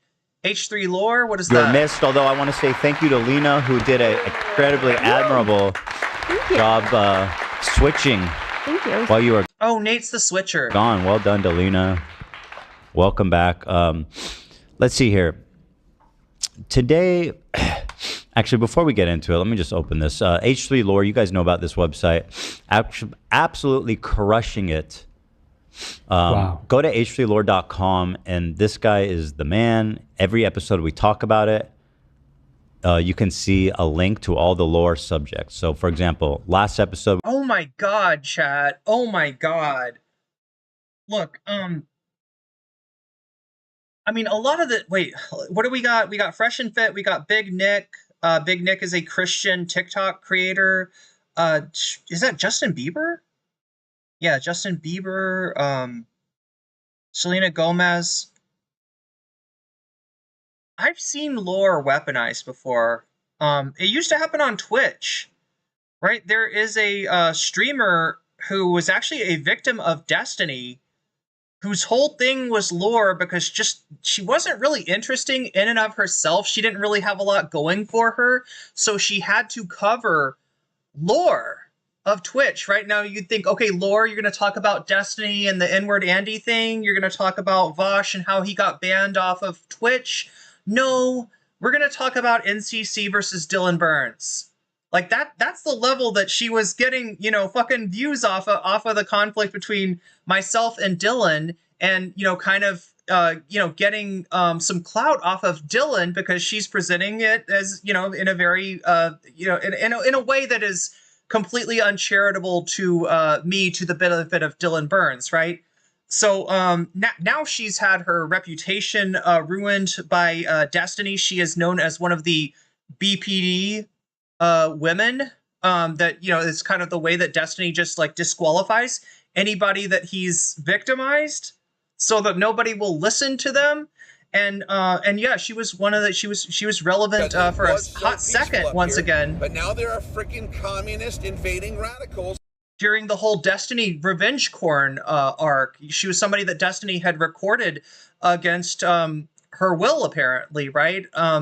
And so, this is the kind of what I'm calling this is weaponized lore, right? So lore should just be fun stuff. Like, hey, you don't know who Boogie 298 or whatever his name is. Here's, some history about, like, what he's done on YouTube. You don't know about Gokunaru. Here's Gokunaru versus H3, right? I mean, lore could be fun. Lore could be low stakes. Lore could just be, or you could even cover it neutrally, right? But somebody like Ethan Klein is the last person in the world you want doing lore, right? Because you want to see a fair presentation of it. And the fact that he's got this H3 homepage, right, where it tries to be like, oh, this is the lore, right? You want to know who Hasan is? Here's the story about Hasan. Here's the story between. Do you think that's going to be fair? Do you think that if H3 has Hasan listed on here, that he's going to like fairly say that Hasan and Ethan had a show together? They talked about politics. They had some disagreements about this. And then Hasan just kind of, when Ethan said, I don't want to do leftovers anymore, Hasan, just stepped away? Or do you think it's going to be a lot more stilted than that, right? It's just like the fact that they got a lore homepage, right? This is kind of sad and pathetic. It shows that Ethan Klein wants to control the narrative. All right, now we're seeing Fresh and Fit, Big Nick, Justin Bieber, people like that. I mean, I don't know. These aren't people, like, as far as I know, there was no back and forth between Big Nick and H3. Maybe more so between Fresh and Fit and H3. But I mean, these guys are Nazis anyway, so I don't really care if Ethan gives them the unfair treatment. But let's see who else is on here. We talked about Fresh and Fit. Click that. Boom. Every time we've talked about Fresh and Fit. Wow, that's a lot. And that's a lot. That's a big. So you can see, from Ethan's side, every single incidence of like, Fresh and Fit lore. One. Swami, that's Swami, like a pretty, friend of the show. And him. yeah, I like how he tags them all either enemy, friend, or neutral. but the Enemy, friend, or neutral. So you see, this is the tag up here in the upper left-hand corner. You can see Big Nick is tagged with enemy. Fresh and Fit is tagged with enemy. This guy is a friend. Justin Bieber is neutral. Selena Gomez neutral. Boogie is an enemy. Wait, is that Boogie? Maybe that's not Boogie. reason I'm bringing it up is because we were. Okay, what do we got? Colleen Ballinger. Oh wait, what they got grades going on? Rumors are true. Ethan apologies are unmatched. Wait, they give these people a grade on their apologies? What is this like? There's two Colleen Ballingers here. All right, so yeah, Bill Clinton, Kanye West, Colleen Ballinger. They're getting D's. Liver King's got a C. Taylor Swift's got a B. iDubbbz has a B, but wait. The only person with I can see an A+ down here, and it's Ethan Klein. Ethan Narwhal Klein. _ super chatted $5. I believe in the butterfly. I believe in the butterfly. I mean, the butterfly can happen. Look, I'll try to give you another go at it, chat, since people didn't realize this was happening at first. If we don't hit it this time. But yeah, we are running out of time for that butterfly. But do you believe in the butterfly? Do you believe in any of the bonus content? Make sure to let me know. If you want to, you can put your money where your mouth is on that bonus content and possibly help your favorite subject become a winner today. But yeah, we're up to 15% on the bonus goal, and we're up to 1 out of 10 on the butterfly goal. I'll try to put another one up later on, if because I like wearing butterflies. I don't have my trampoline, so I can't put the trampoline on as a goal. Yeah, this is kind of interesting, chat. Wait, should we look at this? Are you in? Let me know, chat. Am I wasting? Am I spending too much time, interested in Ethan's attempt to rewrite history? Ethan's attempt to control the narrative here, because a lot of this, yeah, from what I can see, is like Colleen Ballinger, Liver King, right. I haven't seen anything relevant to Hasan or the War Room or War Zone. We were wondering. Is it called the War Zone now? Where I was on the Sig Heil in Seattle. It's psychology in Seattle. What? Isn't that what I said? No. What? Wait, does he not like I thought he liked psychology in Seattle. I thought, oh, no, that's the psychology in Seattle ratings. Okay, so it's a YouTube account. I guess he's a psychologist in Seattle. And when people do, he'll do apology reviews, right? Where he watches Colleen Ballinger's apology, he watches Liver King's apology. He says, that's a D, that's a C, that's a B. Ethan Klein, That's an A+. Good apology, Ethan. Kyle, where I am on the apology tier list. Now, just looking at it, actually, I didn't even remember. I got an A+. Whoa. Yeah, we were saying you didn't think he even gave out A+. Not only does he give them out, but you're the only one with it. No one's even come close. I mean, the only other person who's come somewhat close is iDubbbz. Well, and got a B. Taylor Swift. Oh, yeah, and Tay-Tay, of course. And I mean, for an A-list celebrity, B is really good. Yeah.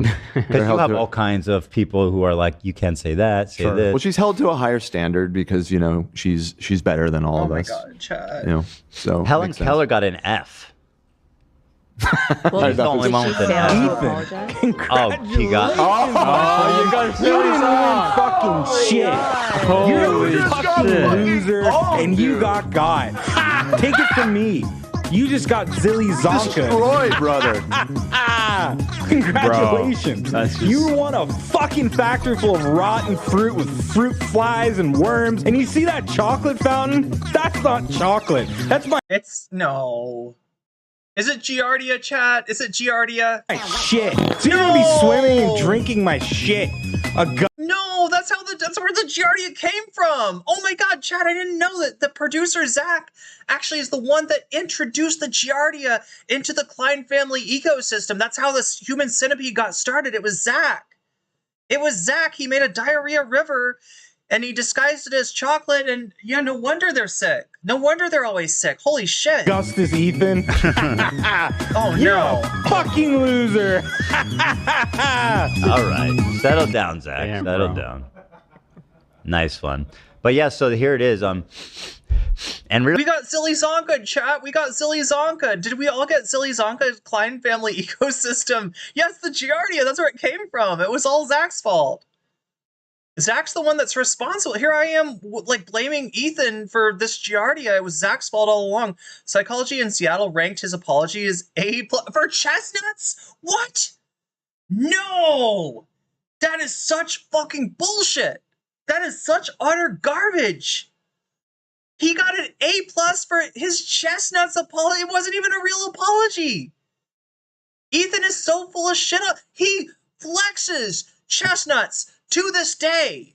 In fact, I think he even does it in this stream, if I'm not mistaken. I don't know if we'll get to see it or not, chat. Like I said, he goes on for 4 hours. 4 fucking hours on Noah Samsen, Hasan, Mike from PA, Bad Empanada. Bad Empanada isn't even somebody that Ethan is intending to talk about, but he just ends up kind of going there anyway. So, you know, we got that to look forward to.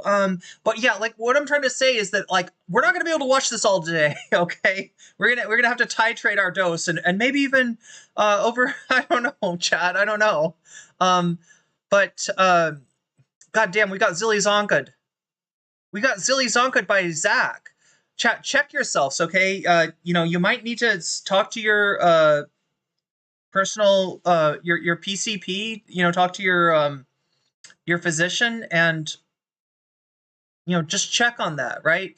Get a test for the worm, for the eggs. Make sure you're not infected, right? Because we might have all got infected with Zach's Giardia. Not the Zilly Zonka'd. That's a joke from when I still loved the show. Oh no! What? Can somebody explain the Zilly Zonka joke?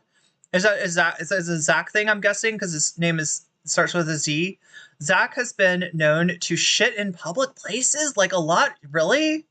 What is up with this show and their scat obsession? Their scat fascination. Why is there so much scat on H3? Ethan got a C- for the chestnuts apology at the very best. F if you I would say that he's very much not sorry for it. If you count how he does not regret it. No, he's doing the Vosh thing, where you never apologize. You never give in to the woke mob, right? Even when you're caught with loli in your taxes folder, you never admit fault, right? Skip Intro does a great deep dive on the West Wing. Really don't understand how Ethan's content well, I mean, there's you know, definitely a market out there for scat, I guess. Maybe Scatman John. There's a video chat, that I almost put on the bonus goal is called Scatman John, a Marxist analysis. So I don't know. Ethan's chestnut apology ended with him blaming it on a lack of impulse control. Oh God, he blamed it on his Tourette's. Wow. They're in the brain now, telling him, see, here's the worms are, the Giardia worms. Patient 0. Wait, is Zach. Yeah, Zach 0. Z. Zilly Zach 0. Zorro? I don't know, chat. Zorro's probably, was Zorro racist? I feel like Zorro's got to be racist. Shaxba, if you want me to count your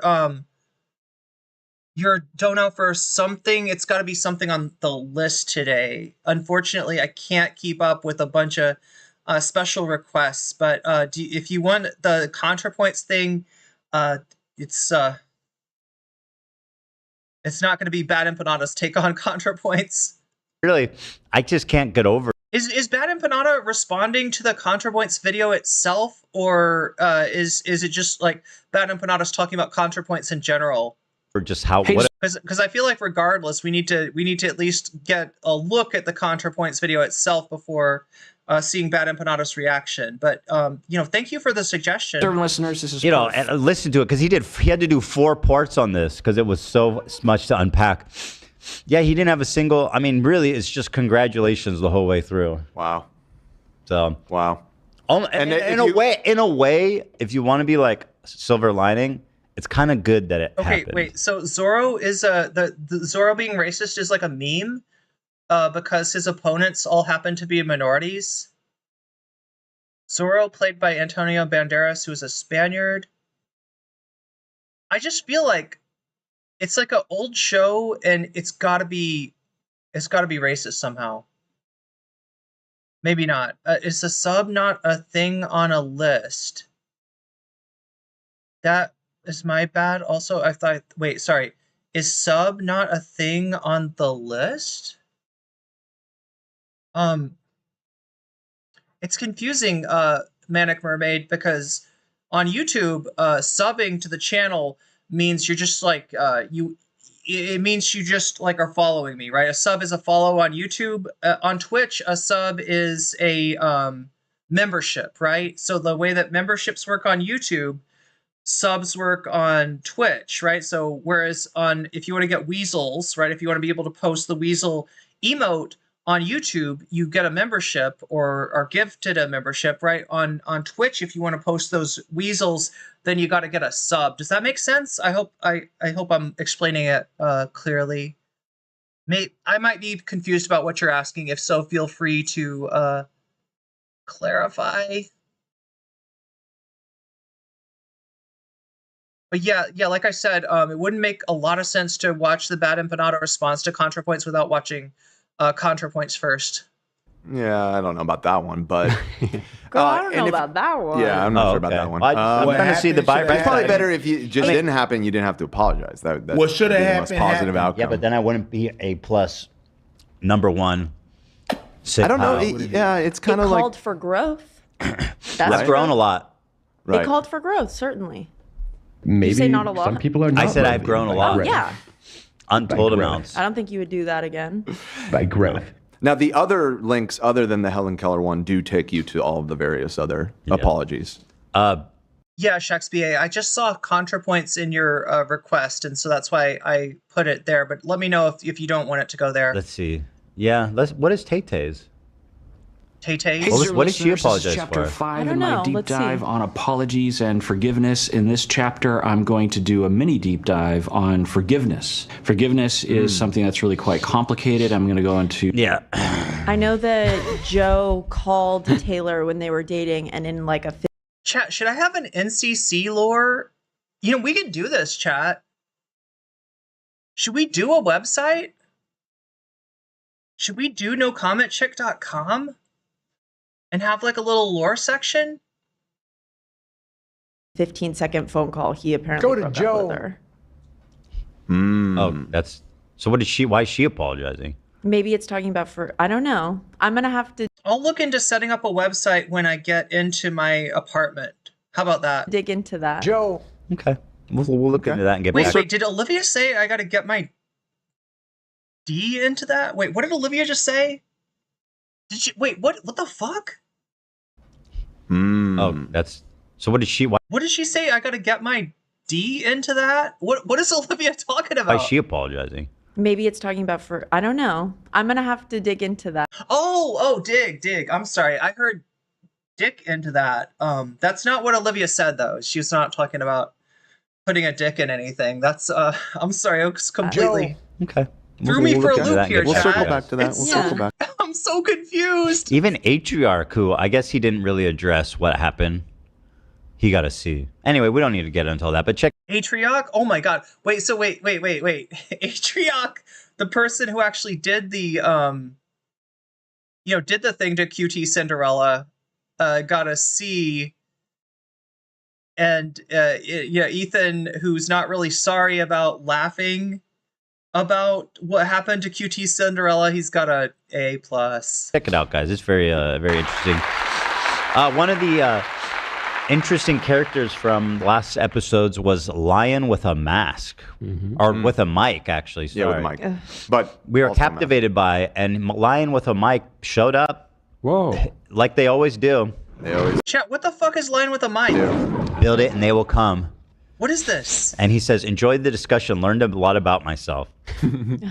That's what we do. Is he denying that he's a Wall Street? He works on Wall Street? No.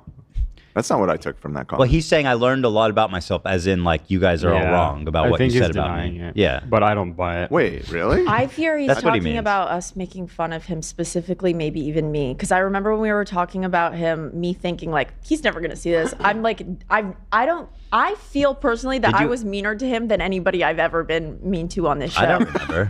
I truly believe that. I think I yelled out at some point. I went, he looks stupid, and I was like, oh my god, and he saw He does. me say it. That's okay. Someone needs to tell him that. No, Or I'm so I so think. sorry Well, with to the be mic. fair, probably think people probably did tell him that already. I gotta be honest, I have no idea who this God, is. I've never felt so bad. Well, there you go, Lion with a mic. You're getting apologies over here at the Yeah. H3 studio. A big one. A+. Maybe an A+. Oh, I didn't really. No, that wasn't. I heard a lot of regret. I didn't Oh really my hear an goodness. apology. You need to say, Mr. first of all, what is it that you said? Listen to Ethan. Okay. Why Listen did to you Ethan. say it? How are you going to change? How are you going to make sure that doesn't happen in the end? Acknowledging the pain that you put them through. That's Okay, I don't care. I'm sorry. I'm executive decision, chat. I don't care about Lion with a mask. I don't care who or what Olivia is putting her D into. I don't care. We're just gonna go on. We're gonna get started, chat. It's been I've been streaming for almost 2 hours here, and I haven't even gotten into the main discussion. I was just kind of beguiled, I guess, by the thought of H3 lore there being a website, and me just kind of remembering how I've seen lore weaponized.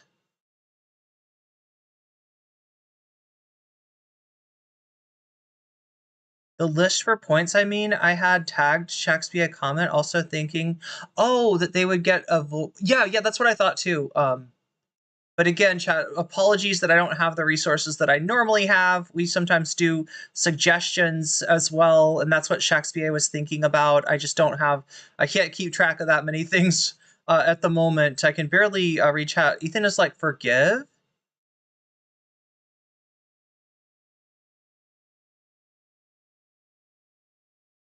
Can work on a site for you after I finish with my current one if you have ideas. Like a non-white leaf site. That's a good idea. Yeah, YS hit me up on Discord if you're on there. Although I'm like, that's probably the best thing you can do. Setting up some forums, message boards, and a wiki site. Wiki ones work for good. Yeah, good for, yeah, wiki would be good for the lore section.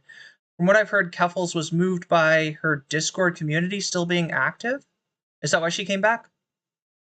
Like, chat, I would love redemption arcs. It's just like with Keffels, like, look, you gotta make people whole. Like when you've hurt people, you gotta make them whole. And for Keffels to make the people that she's hurt whole would cost her $100,000 that I very much doubt she has. So I just don't have a lot of hope for that. But again, hope springs eternal. I mean, look, I was friends with Keffels, right? You know, I more than anybody else, I would love to see Keffels, you know, give me reason to believe. This kind of reiterates my view of how did I spend. Again, chat, I feel so sorry because like I feel like there's people I'm missing your chats or I'm not responding to you as much as I want to. Apologies. I'm so limited here. I'm so limited in terms of what I can see and what I can make sense out of. So if I'm not making sense of something that you're trying to get my attention with, again, maybe hit me up on Discord. Streamy has been stingy tonight. Wait, Streamy has been stingy? Oh, yeah, the stream is not giving you good Discord links. I got it. Let's try this, because I said hit me up on Discord, and it's gonna be hard to do if you're not a member of the main Discord. Oh god. Disable streamy mode. Oh shit. Oh my god. Oh no. Oh no, chat. There's a whole bunch of people waiting to get let in. Huh. Again, apologies, chat. I'm just I feel like I'm not doing a good job because I'm so living out of a hotel and trying to do this. It's so hard. Again, massive apologies. There you go. Narwhal was asking for a Discord link, and a Discord link you shall have. There you go. And I guess I gotta let a bunch of people into Discord. Let the games begin. Let the games begin. Let the chess pieces are laid on the board. The players are on the stage. Here we go, chat. Are you ready? It's showtime. Is it a game or a play? It's both. But the point is that it's ready to start. The stage is set. The game is set also. I'm the first Jew on stage. Oh yeah, Kev says he's the first Jew on stage in Texas. Good man. What an insanely stupid thing. What an idiot. Whoa. Oh, let me see that one. Okay, we fucked with that. That one's fucking sick. Where is that? Is that over here? Don't worry about it. Don't worry about it. You won't be able to find there it. it is. That's okay. We like that. That's crazy. Really good. It's in the chair. It's under the chair. Okay. Okay, so just so you know, if you signed up for Discord recently, I just let a whole bunch of people in. So if you signed up for Discord and you were like, there's only like one channel and there's nothing on it, like what the fuck, right? If you're that person, know that I just let you in. Yeah, today I'm announcing that Noah Samsen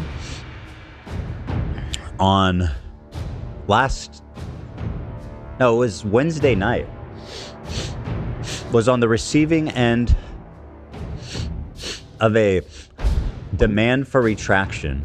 Today's Wednesday. Monday, I mean. I thought it was Monday today. Retake.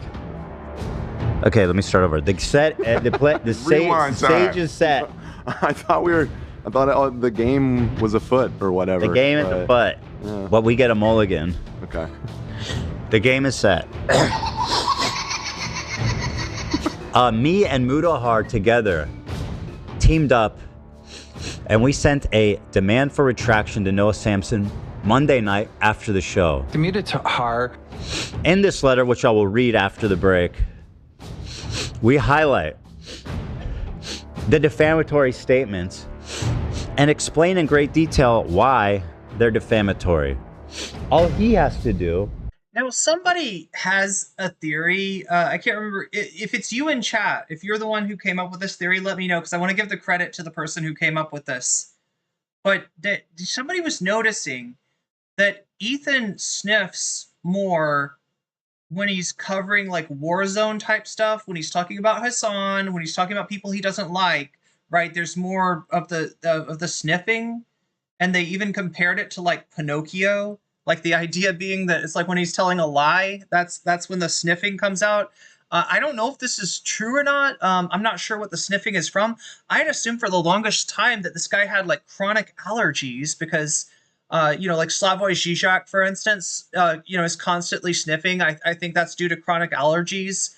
it's not a, you know, he's not sick and it's not a tick or anything. It's that there's, you know, there's an allergic reaction that just is constantly like afflicting him, right? So like it could, that's what I sort of thought it was, but now I'm not so sure. It is pretty pervasive. It has lasted so long that, yeah, I mean, could it be, could it be a tick? I guess. It could also be chronic allergies.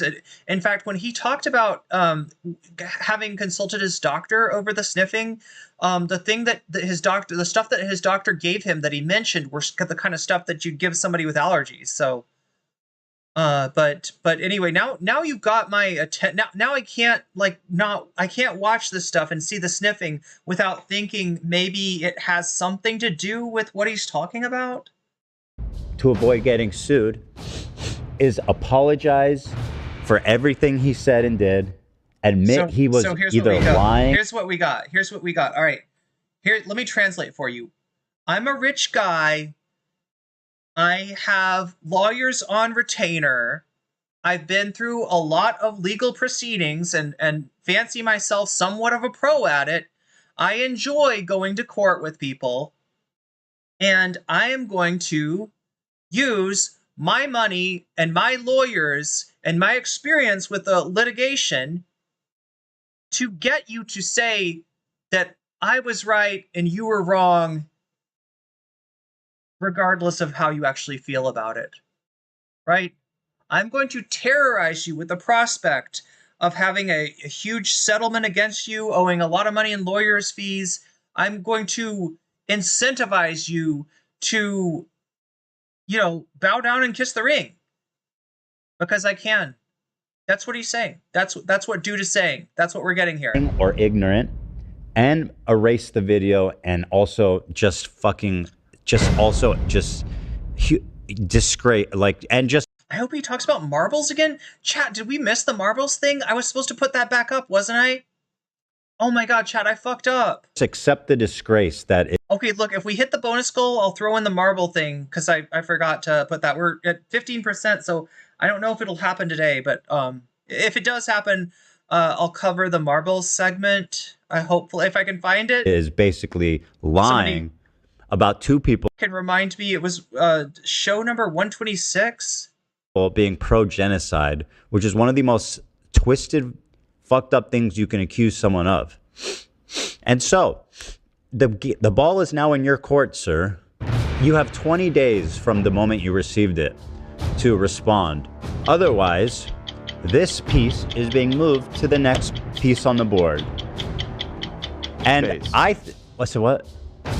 The piece would be moved to a different space, not to another piece. The piece would be moving to another space on the board. We'll be advancing the battle plans. Piece would be moving to another chessboard would only be true if one was playing 4-dimensional chess. Or 3-dimensional chess? Is there, 2-dimensional chess? Right, so actual chess is 2-dimensional, right? Why do people always say 5-dimensional? I feel like they're skipping dimensions. I feel like they're forgetting that chess is in 2 dimensions. So even to say 3-dimensional chess, right? If you imagine a chess game in which there's multiple levels, multiple floors for the chess, and the pieces can move like diagonally up a level. You know what I'm saying? Chat, why is it there 3-dimensional chess? Why does nobody's talking about 3-dimensional chess? And it would be vastly different, vastly more complicated and intricate and require a whole set of new strategies than 2-dimensional chess. Now Noah, you want to play a game? Yo, it's funny. You guys, I said I wasn't playing around when the CPS thing came. I said I'm not playing. Whatever you thought was gonna happen. Micah says the sniffing is always when he's dead wrong. However you thought this was gonna go, it's no longer going like that. That is a correlation. What happened should have happened. And what Noah, should have happened. You are the first of many, several, to be feeling what it means for me to be totally unhinged. Although legally and morally. Wait, Ethan has, in his own words, admitting that he sniffs and ticks more often when he's quote unquote being dishonest. Really? See, that should go in the NCC lore website if we make it. I don't think it's a coincidence that he started sniffling and coughing right as the crash out started. True. Biva says, it is stress and anxiety. My numbness gets worse when I'm stressed and anxious. It's often subconscious. Yeah. It's not so much the Tourette's as it seems to be his Tourette's is getting worse because his health is shit. Yeah. It's his Tourette's. When he is stressed, the tics become worse. From a longtime ex-fan. So it may be a tic then? When he gets agitated? When he is too good at making himself mad? I think his sniffing is definitely a tic. It is a pattern. It always happens when he starts stressing out and lying. Just my opinion, but from observation, maybe we all can be thankful that our bodies don't attack themselves when we're up to no good. Jeez. Even when I was a fan, I noticed he looked at his hand when he was providing an explanation that seemed to be shaky. The real shaky Gurga, chat. The real shaky Gurga. Wait, do our shaky Gurgas work right now? I gotta test this out. Can we make some shaky Gurgas happen? I wonder.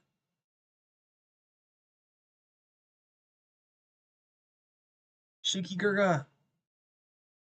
No? No? No shaky Gurgas?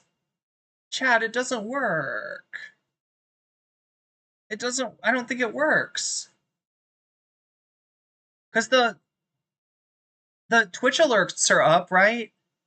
That's where it would come from. Yeah, the Twitch alerts work. No, I'm sorry, Chad. Everybody's shaky Gurgaing. And I don't both Gurgas on shaky ground with me. On shaky ground with me. Both Gurgas, him and Jink. Oh no. I'm sorry, chat. I don't know why shaky Gurga's not working. I don't know why it's not working. Anyway. Nothing's working for me today, chat, but hopefully things will turn around. Correct as well. That's the part that's gonna be a really hard time for you, bud. So Noah's gonna have to prove on paper, legally, to a judge and potentially a jury. That's not how defamation works, right? If you have an opinion that you've stated, all right, about a public figure, you do not have to prove that your opinion is true. On the contrary, Mr. Klein, on the contrary, you would have to prove that it was not true, which you can't, because again, it's a subjective question if what you're doing is supporting the ongoing genocide or not, right? You'd have to prove that, and then you'd also have to prove that Noah maliciously lied about you. That's the, as far as I know, chat, that's the standard. God, he's so full of shit. The thing that really bothers me is the degree of contempt and disdain he has for his audience. Because who's he fooling, chat? Who's he actually fooling? He's not fooling us. He's not fooling Noah. I guess he's fooling his chat. Right? The chat might be like, oh, Noah's in real deep trouble. Oh, Noah better watch out. Oh, Noah's going to get a defamation against him. Oh, Noah's got to prove that Ethan is like Mr. Genocide or else what? Or else he owes like Ethan $1 million? What are you fucking talking about? Can you imagine Ethan trying to prove damages, chat? Can you imagine anything about this case? The only thing this case is for is to give Noah pause of like, do I really want to have to hire a lawyer? Do I really want to have to work on a lawsuit? Do I want to take time out from, what I'm doing on YouTube in order to engage in this lawfare with Ethan Klein, right? That's the only thing that this lawsuit, if it ever manifests, which I kind of doubt it will, I think it's very likely a paper towel. Paper towel? It's a paper towel, Chad. It's a paper towel. It's what Trump throws to to Puerto Rico when they get a hurricane, right? You know, there's a paper towel. It's very big, big water. You'll have to absorb it all with paper towels. No, chat. A paper tiger is what I was trying to go for there. Meanwhile, he apparently doxed BE. I feel like so many people have mentioned Empanada's name, though. Ethan is actually an escaped NPC from LA Noire. Oh god, I haven't seen that. That's a game, right? That's a detective game. We have just have to press X to doubt. Is that what X to doubt is from? Why did I think that X to doubt was from Walking Dead? Let the Gurga shake in peace. It's called freedom of... It's right, it's called freedom of speech. We're supposed to have shaky Gurgas in chat. I was hoping that we could get those work. I don't know why they don't work. Anyway, chat, maybe the Gurgas are sad. Oh god, you know what the Gurgas are sad over, I bet? I bet they're sad over missing the... Did we miss the... Yes, we did. We missed the butterfly goal here. Look, I'm going to try it one more time, all right? Here, let me put 2 hours on the board. 2 hours on the board. Put a butterfly in my hair. In my hair. So far, Twitch has been carrying the stream, but YouTube, this is your chance to redeem yourself, all right? We got a super chat goal for 10 teal or higher super chats, and if we hit that, then I'll put a butterfly in my hair.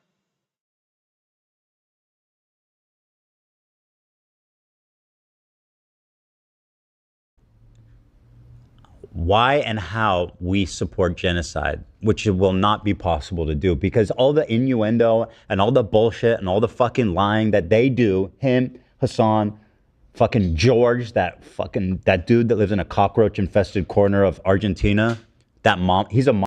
Dude, I wouldn't be talking about cockroaches with a caca on the floor giving your whole family giardia, Ethan. Mama's boy that fucking hides in a dark corner of Argentina, thinks he's untouchable. Guess what, George? You're not untouchable either. And when I'm done with these fuckers... Here's the bad thing about this, all right? He lives in Argentina.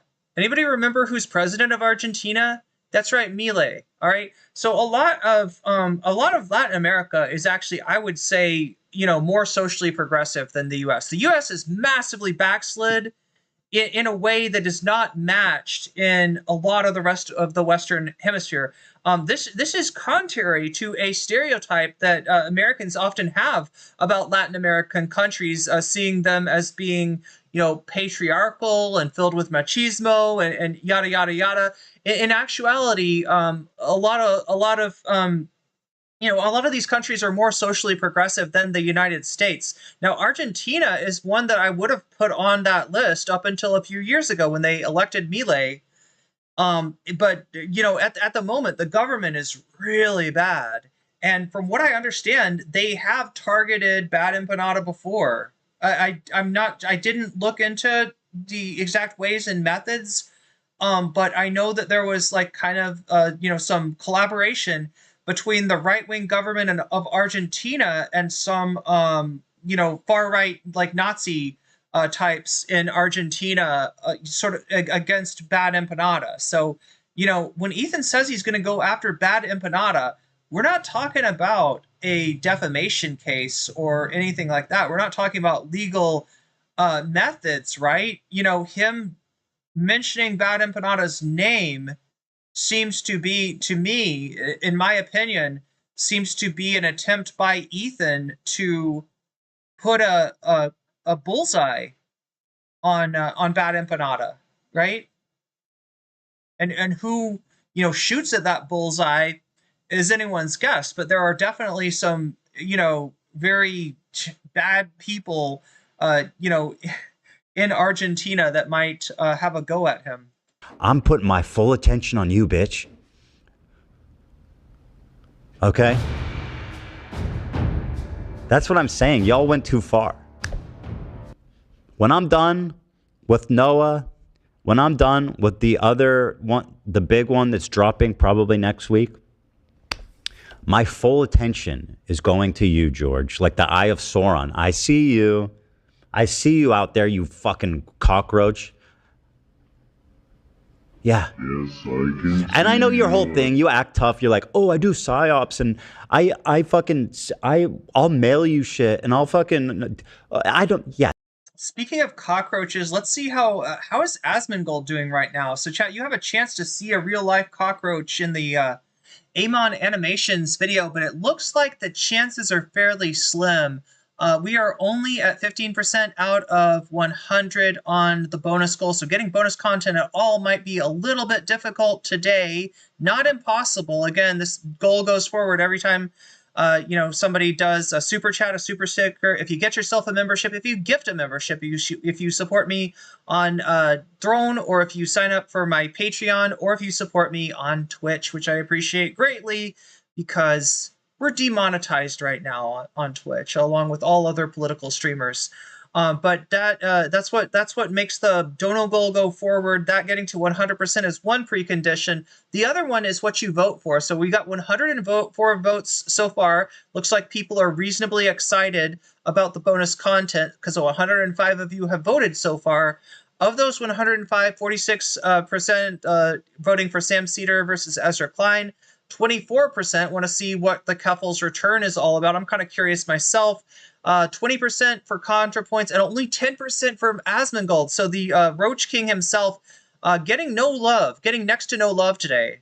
But that's where we're at. That's where we're going. We'll see if I stick around a little longer on stream today to cover some bonus material, or whether I have an early afternoon. Yeah, you're full of shit, bro. You're not going to do shit. And I'll tell you who's going to do shit. Me. I'm coming. What? Okay? So you're not safe either. Just wait. Keep talking that shit. And, we'll find out. We're going to read the letter together. And Mudahar is going to also call in here at 1. So. Muda!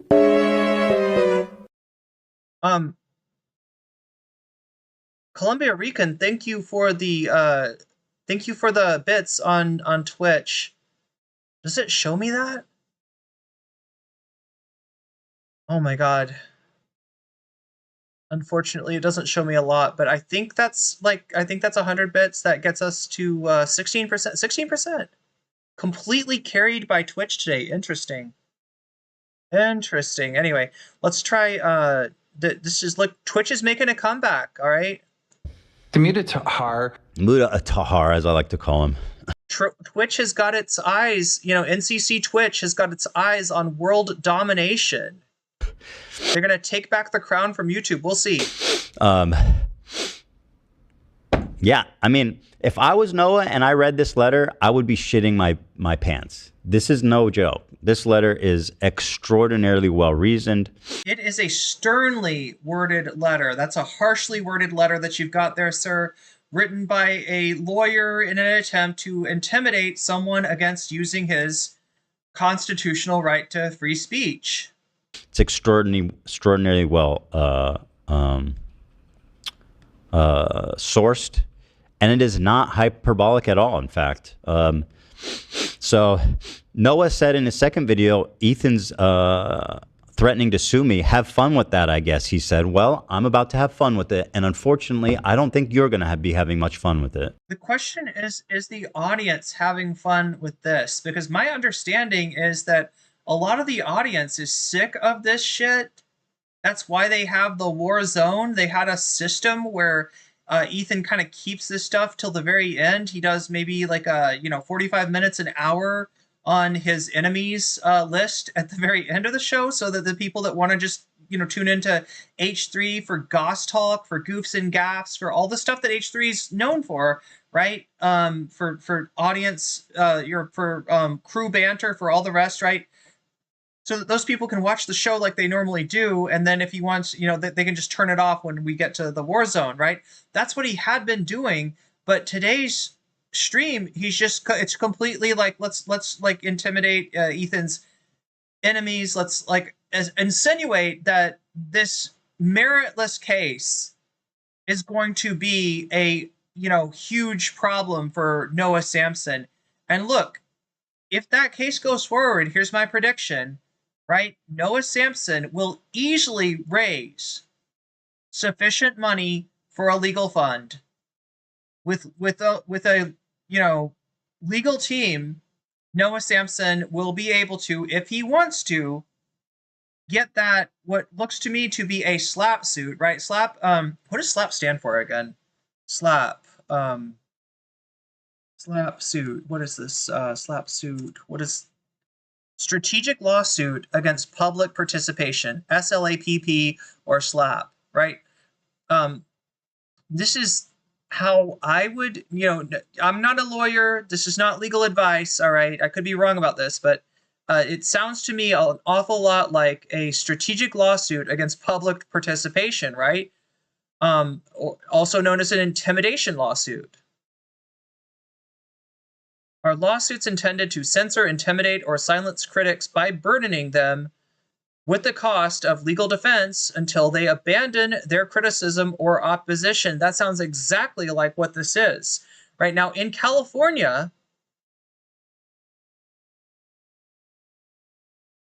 see if I can find the California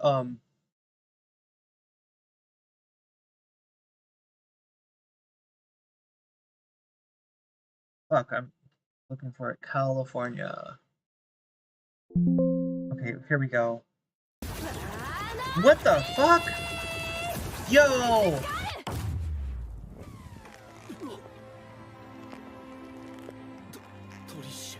Is it gonna tell me who just raided me? Or am I gonna have to ask Twitch chat to tell me? Welcome raiders, welcome streamer. Good to have you along with us. We are right in the midst of what I was characterizing as a potential slap suit. That is a strategic litigation against public participation, right? SLAPP, SLAP.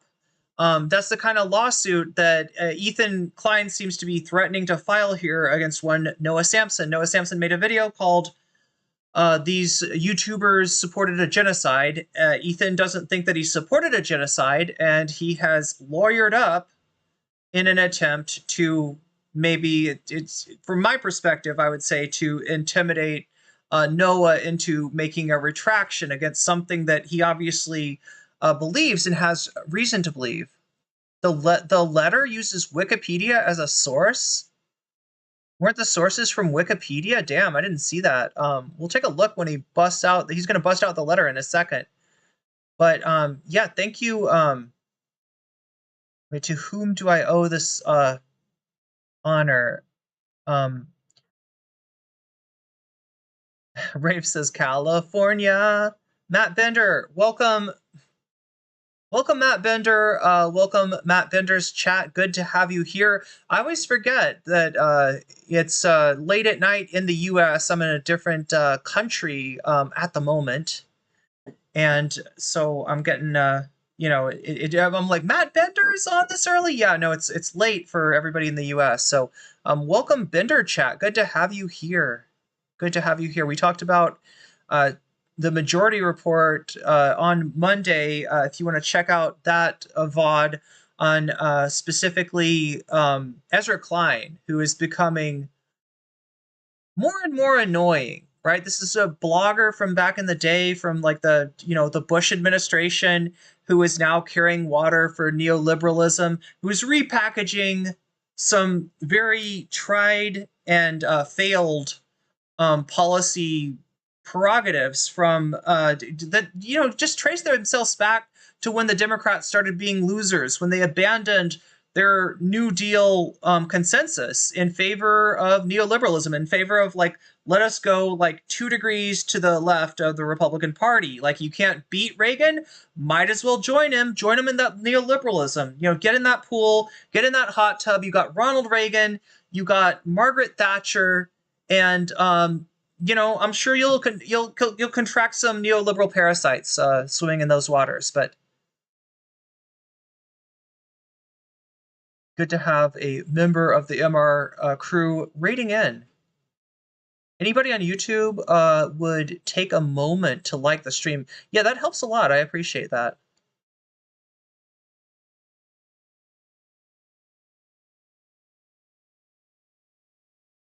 Slap to me has always felt like kind of a suit you use when you're being assaulted by a circus clown and you want to sue.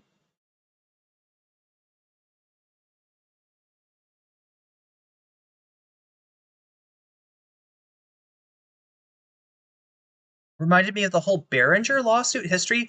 YS Project, that is relevant to my interest. If you don't know, Behringer is a company that makes electronic equipment. A lot of audio equipment is, you can get as Behringer. The thing about it is that they may have impinged on some, copyrights, and they actually factor lawsuits into the cost of doing business. So, they're ready to be sued by people. And the idea is that they've made so much money selling fairly cheap versions of other people's equipment that they... In the pool with that? Yeah, in the hot tub, right? Let's be real, all right? Like, look, I'm not trying to be, like, age-phobic or anything, but it's not about their age, right? But if you were, like, at a resort or something, and you saw a hot tub, and you're like, oh, cool, hot tub, let me get in there, right? You're like you peek out from behind the tree, and you're like, ooh, a hot tub, right? And then you look closer, and it's like Margaret Thatcher and Ronald Reagan in there. Would you want to get in? Would you want to get that? Would you want to get that neoliberal infection or not?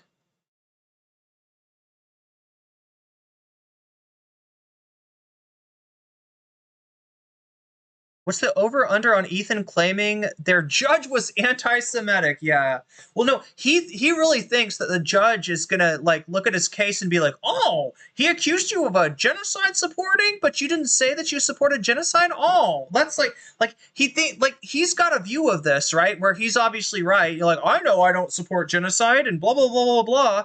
I'm attacking, student protesters. I'm attacking anyone on Twitch that is aligned with Hasan. In other words, like the majority of people on Twitch that are talking about what's going on in Palestine right now. But no, I'm not on the wrong side of history. I just want to oppose the genocide. I don't know, in a completely ineffectual way, right? My first audio interface was a Behringer. It was shitty. I've had decent luck, but I've only really used their mixers and their headphones. So Behringer made a pedal called the Cork Sniffer. It was just to make fun of a journalist who's Jewish. And Behringer, what? Wait, I don't get this. There's a dog whistle there? Cork Sniffer? Behringer is a German company. I mean, it's definitely a German name. If there's a dog whistle there, I don't get it. For being critical of their low effort copying.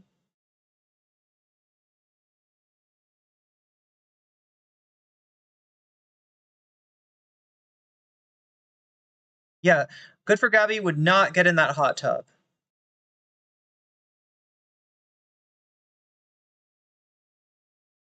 Get in the soup. Yeah, get in the soup with Reagan and Thatcher. Recommend Ben Jordan's video on Behringer stuff where he talks a good bit about slaps. So wait, did Behringer file a slap suit against somebody for... Oh, the journalist. Okay, I got it. But I didn't know about the anti-Semitism angle. And it's so fucked up that Ethan Klein is like weaponizing accusations of anti-Semitism on people who are objectively not anti-Semites, while there are a whole host of anti-Semites all over Twitter right now. It's not like anti-Semitism doesn't exist in the real world. It very much does, and it's unfortunately like popping off on Twitter. But you got like the ADL and so many of these organizations that have opposed anti-Semitism now redefining anti-Semitism as criticism of Israel. And it's not, look, like I said, Noah Samsen's opinion is that Ethan Klein has oriented himself on that side of history, right? Whatever Ethan thinks of, like, whether he supports this or that, is like, we're entering into a subjective, right? So an actual defamation suit is if you say Ethan was wearing a white shirt today, all right? And like somehow, like, I don't know if your audience is against, like imagine this, chat. Imagine Ethan, the H3 audience hates white shirts, all right? And for some reason they listen to me. and I say Ethan was wearing a white shirt, and part of that audience decides, I'm not fucking with Ethan Klein anymore because I don't like dudes who wear white shirts, right? And Ethan sees his numbers go from 2.7K to 10K, all right? And he can calculate that he's lost this much money based on, if like that's what a defamation lawsuit would be about. It's stating something that objectively is not true. Then you also need to prove that I'm not so like colorblind that I can't tell the difference between a black shirt and a white shirt. That's to prove malice, to prove that I maliciously lied about the color of Ethan Klein's shirt, and that the consequence was that Ethan Klein lost money, right? If he can show that he lost money, if he can show that I lied, and if he can show that it was malicious, my understanding is that is the kind of thing that would constitute an actual defamation suit. Noah's opinion that Ethan is on the wrong side of history here is a far too subjective of a claim for it to even, be subject to a defamation suit, at least in my opinion of things. Again, Chad, I'm not a legal scholar. I'm not a lawyer. Take my opinion with a grain of salt. But yeah, he's full of shit, and it seems to me to be a slap suit. Anyway, let's get back to the content. Okay. Not so fun. Oh, he went private? Oh, he went private on Instagram? Why? He can't stand any of this? Super chatted $5. Sadly, Ethan has joined the Nazi apologists at this point. If this was Nazi Germany, he would be the one snitching on his neighbors for his own gain.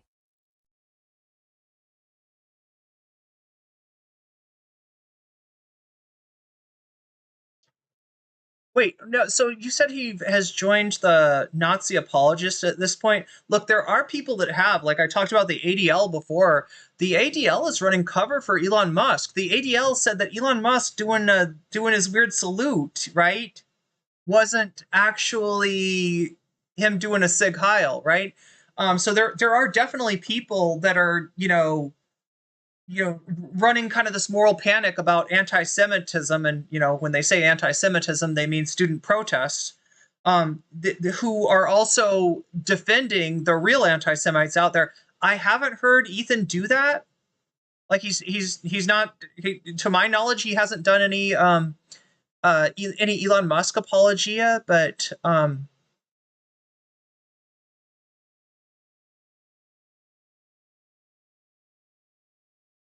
thank you for the super chat. For somebody that says that he's on the side of Palestinian liberation, as he does, for somebody who says that he's against he's against the genocide in Gaza, he really is, attacking just about everyone on Twitch who's bringing these topics up. So I see where you're coming from, for sure. I see where you're coming from with that. Vote for Sam Cedar versus Ezra Klein. Gotcha, Izzy. And thank you for the super chat. Look, we're at 1 out of 10. We got 1 hour and 37 minutes to go to put this butterfly in my hair. That is the super chat goal for right now.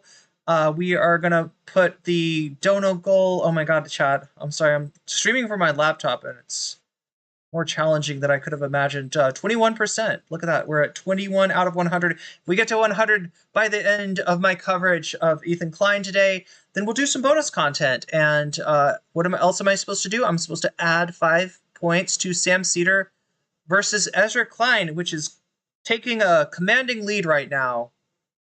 Sam Cedar versus Ezra Klein. Yeah, Sam went in on Ezra Klein again in a separate criticism to the one that we covered the other day. So if we end up hitting the bonus goal and select that, I will cover Sam's criticism of Ezra Klein, which is I feel like it's really important, right? Because something's gonna happen, chat. Like something's gotta happen with the Democratic Party. they are at 27% approval, right? Now, part of that is because they're not fighting against Trump, right? So if they just stood up to Trump, their approval would be a little bit better. But a lot of the American people don't have faith in the Democratic Party. It hasn't shown moral leadership. Instead, what it's done is kind of put its finger in the air to test the wind and see which way the wind blows. Oh my gosh, is immigration unpopular right now? Well, we're against immigration too. We're against open borders, right? Are trans people unpopular now? Well, we're against trans people, right? That doesn't show moral leadership. That doesn't inspire a lot of confidence. And for that reason, the Democratic Party is losing its constituents. Now, we may be in for a realignment. There is something major that's changed in the way that people receive media. So much of media now is sort of algorithmically sent to us by corporations. And those corporations have done a good job, have all lined up behind Donald Trump, right? So, there could be, the end of the Democratic Party. There could be the emergence of a new party, or there could more likely be a new path for the Democratic Party to take. Now, I would love for that party to be, that path to be a path of moral leadership, a path of standing up against AIPAC, standing up against the genocide that the Biden administration enabled, right? That would be a new development that I think would give people some confidence, right? The Ezra Kleins of the world want to take it in a different direction. They call it a non-ideological direction. They would probably call it a more technocratic direction, but I would call it a neoliberal direction, and it's not a new direction. So, right, their thought is to become diet Republicans and to just, I don't know, make that more official than ever before. That's a losing strategy. That's been a losing strategy since the mid-'80s. Noah went private on Insta? The guy who went on his YouTube channel and brazenly said that I'm pro-genocide can't handle a few comments on Instagram? What's going on here, Noah? What is going on here, dude? I don't know, chat. Anybody want to explain this to me? I don't know anything about Instagram and its atmosphere. All I know about Instagram is it's where Ethan Klein retreated after getting just cooked on Twitter. I would assume that what happened is maybe the Fupa Troopas, the H3 fans, I don't know, have been harassing him or something, but I don't know.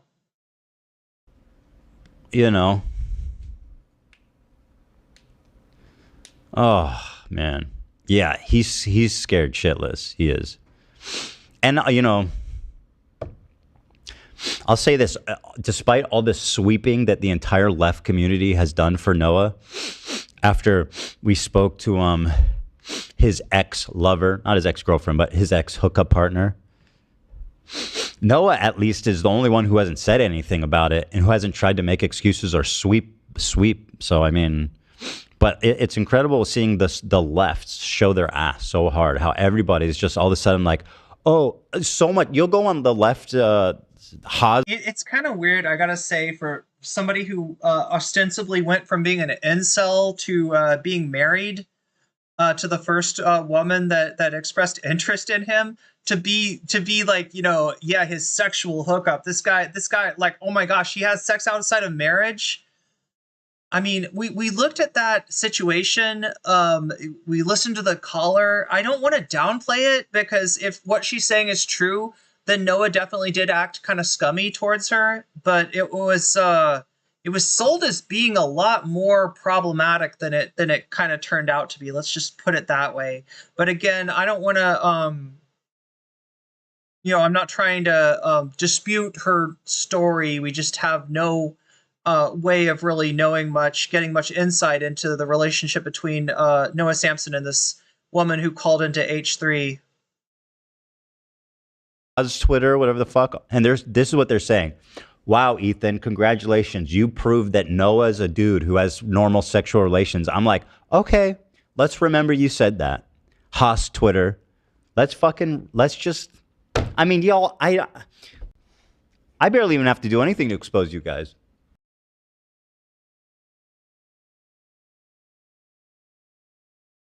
And Ethan, I just have to hit pause to expose you. What a disingenuous fuck. What a disingenuous fuck this guy is. Wait, is he attacking Haas Twitter over... Let me rewind this. Let's remember you said that. Fuck. And this is what they're saying. Wow, Ethan, congratulations. You proved that Noah is a dude who has normal sexual relations. I'm like, okay, let's remember you said that.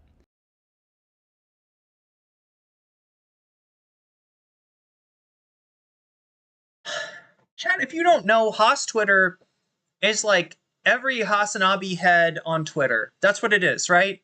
HASTWT. It's like a hashtag sometimes. Sometimes people put it in their bio and stuff like that. But that's all it is. It's Hasan fans on Twitter. And one of them said that he really hadn't proven much. He really hadn't shown much.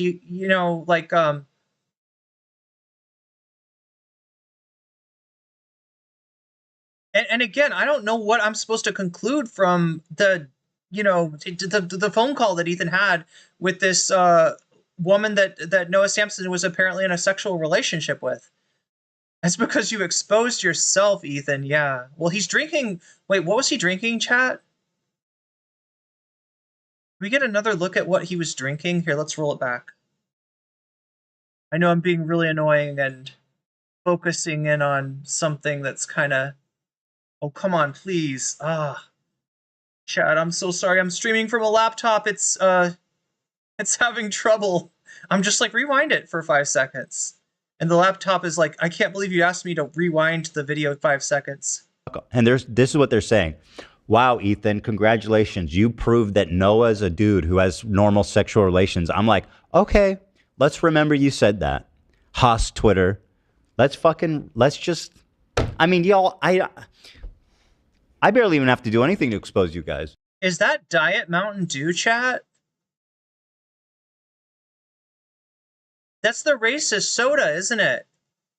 Remember JD Vance? Remember when JD Vance said, oh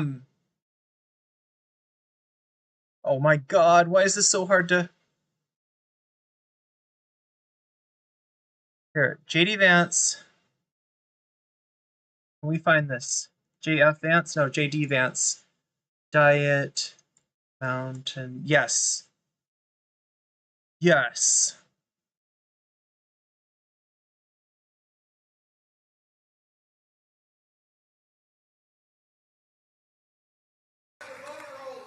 That's right. We do need to do that. We need voter ID in this country, ladies and gentlemen. If you're going to cast a ballot, show a piece of identification. It is the weirdest thing to me. Democrats say that it is racist to believe, well, they say it's racist to do anything. I had a Diet Mountain Dew yesterday and one today. I'm sure they're going to call that racist too, but... Congratulations, Ethan. You're a racist. Look at that. Enjoying that racist soda. Actually, chat, is that even a Diet Mountain Dew? I might have mislabeled it. Is the Diet Mountain Dew like silver? But now you're on a ride. Now we're on this ride together. Right? Like we're all gonna ride together now. Okay. This is Willy Wonka's boat ride, motherfuckers. Okay. This is something. And I'm doing. So it's a game, a ride, and a play. It's everything and more. Okay. Why are you talking like a supervillain? That's what I can't figure out. Why are you... Just trying to keep up. I'm gonna have Dan on, like tiptoes, like on his fucking knees, doing the rowing in the back. Me? Yeah. Willy Wonka's boat ride. You're in the back on your knees. You're the Oompa Loompa. You're calling your crew the Oompa Loompas. Oh my god. Yeah. Shoes on your knees. Got it. And chat, the Oompa Loompas need to unionize. That's all I got to say. The role of a lifetime. All right. So this is all very fun stuff here, guys. We're going to thank our sponsor, and then I'm just going to read this whole letter. And you guys can see and enjoy just how screwed our dear, wonderful, brave friend who proudly and loudly accuses people of being pro-genocide, but privates his Instagram feed when the kitchen gets too hot. And yes, now we're in a kitchen. Okay, so let me keep track of this, all right? We're in a kitchen with a play going on. Within the play, we've got a ride, right? The play is Willy Wonka, and we're on the boat with Willy Wonka with the crew as Oompa Loompas in a play that's in the kitchen that's too hot for Noah. Noah's outside of the kitchen because it got too hot. He left Instagram. I don't know, chat. I'm so confused. Okay. Yeah, I think we can do it a little early. Thank you to our sponsor, Sundays for Jogging. Sam does this ad read so much better. Anyway. All right, so a message from my lawyer. You know, if it's anything like Fresh and Fit's lawyer, the lawyer will be saying, please don't talk about this on stream, right? The more you talk about this stuff in public, the harder you make my job. That's what a lot of lawyers would be saying. I'm guessing that's not going to be the message that we read here, though. It's out of the bag now. Yeah, no, I mean, I think it's totally fine. Well, I clicked the button. Well, so my attorney, my wonderful attorney, he's the guy I've been working with since the Matt Haas lawsuit. Let's go. Rescued me and saved me from that cursed mess. He's one of the most talented, intelligent, passionate dudes that I've ever known. This man cares about IP and free speech and all that. I advertised a Waluigi, says Rave. Where is my Waluigi, Irene? Look, we got to get the butterfly in my hair first, all right?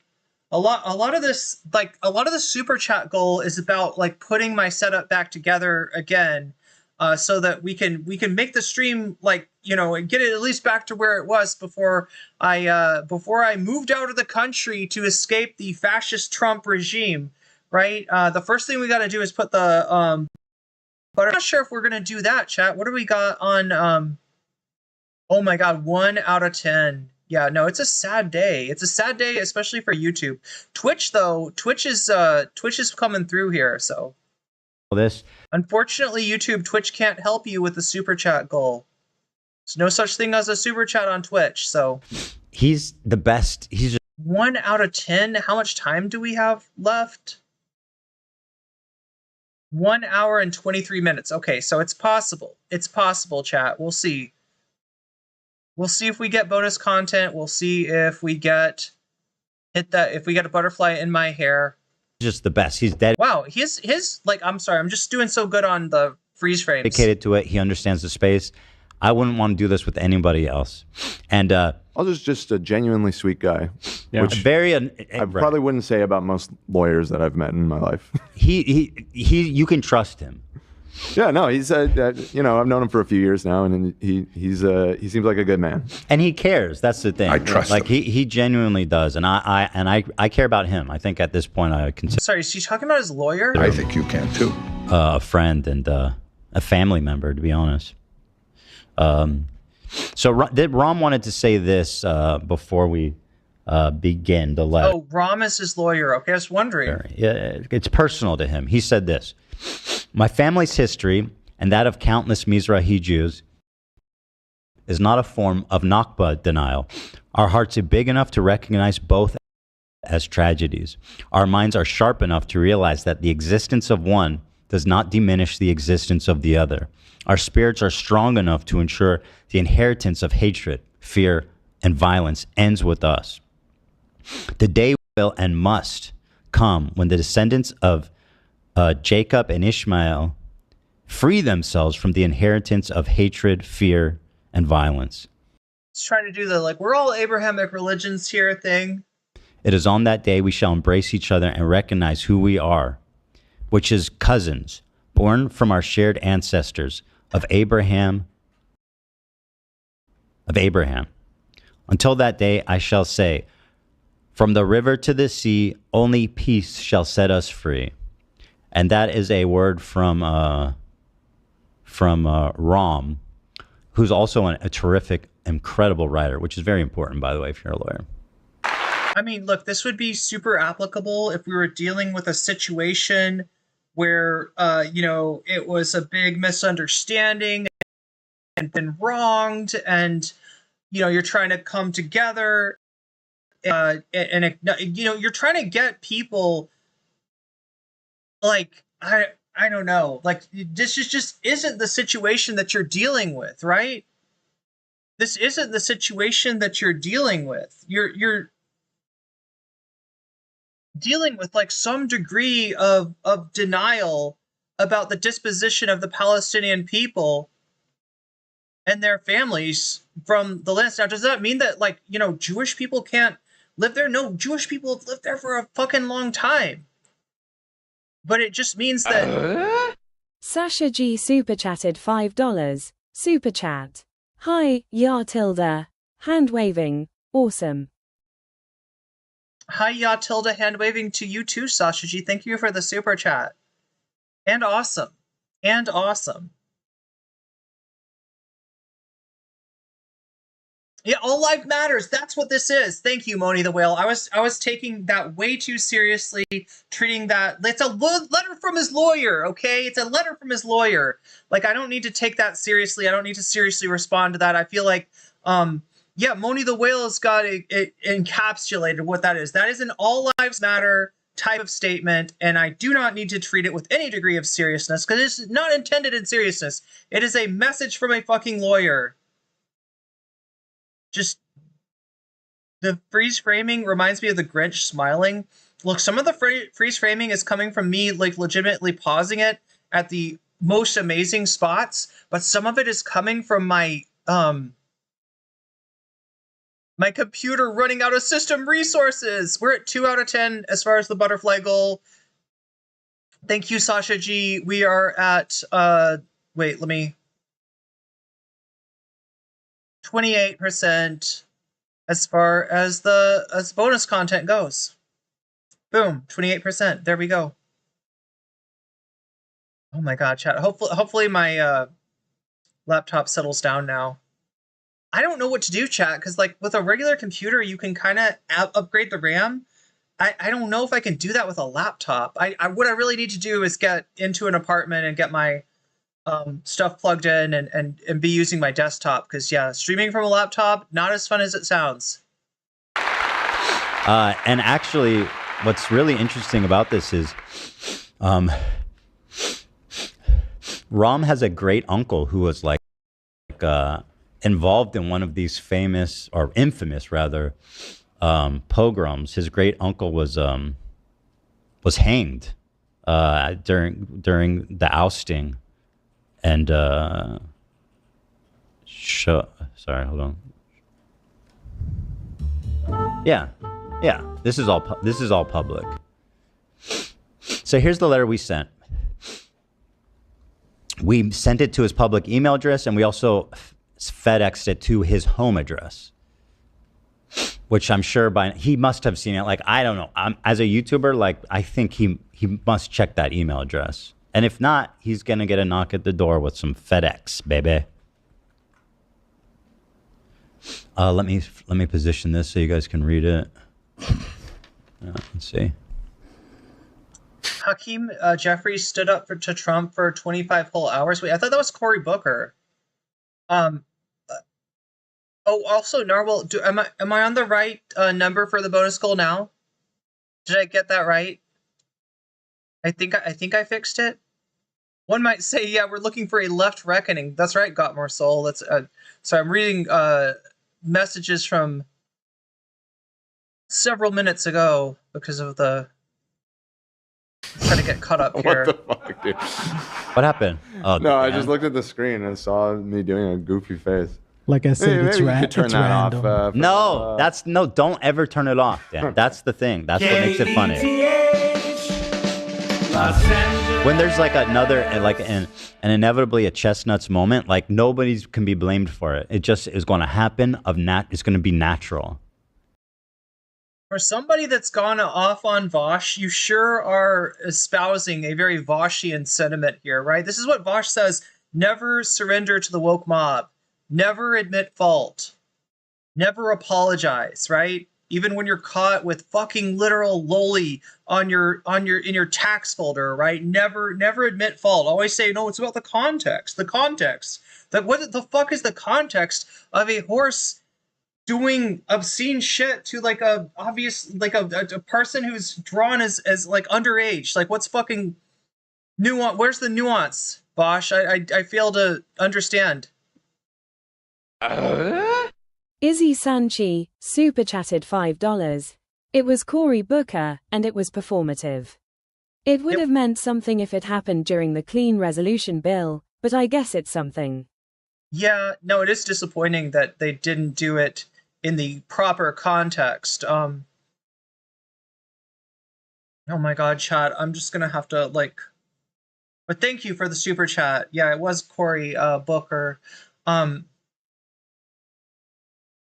I mean, a lot of people might have wanted Hakeem Jeffries to say something.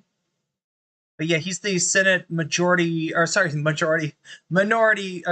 Hakeem Jeffries is the House... Wait, what is it called when you're in the minority? It's not this...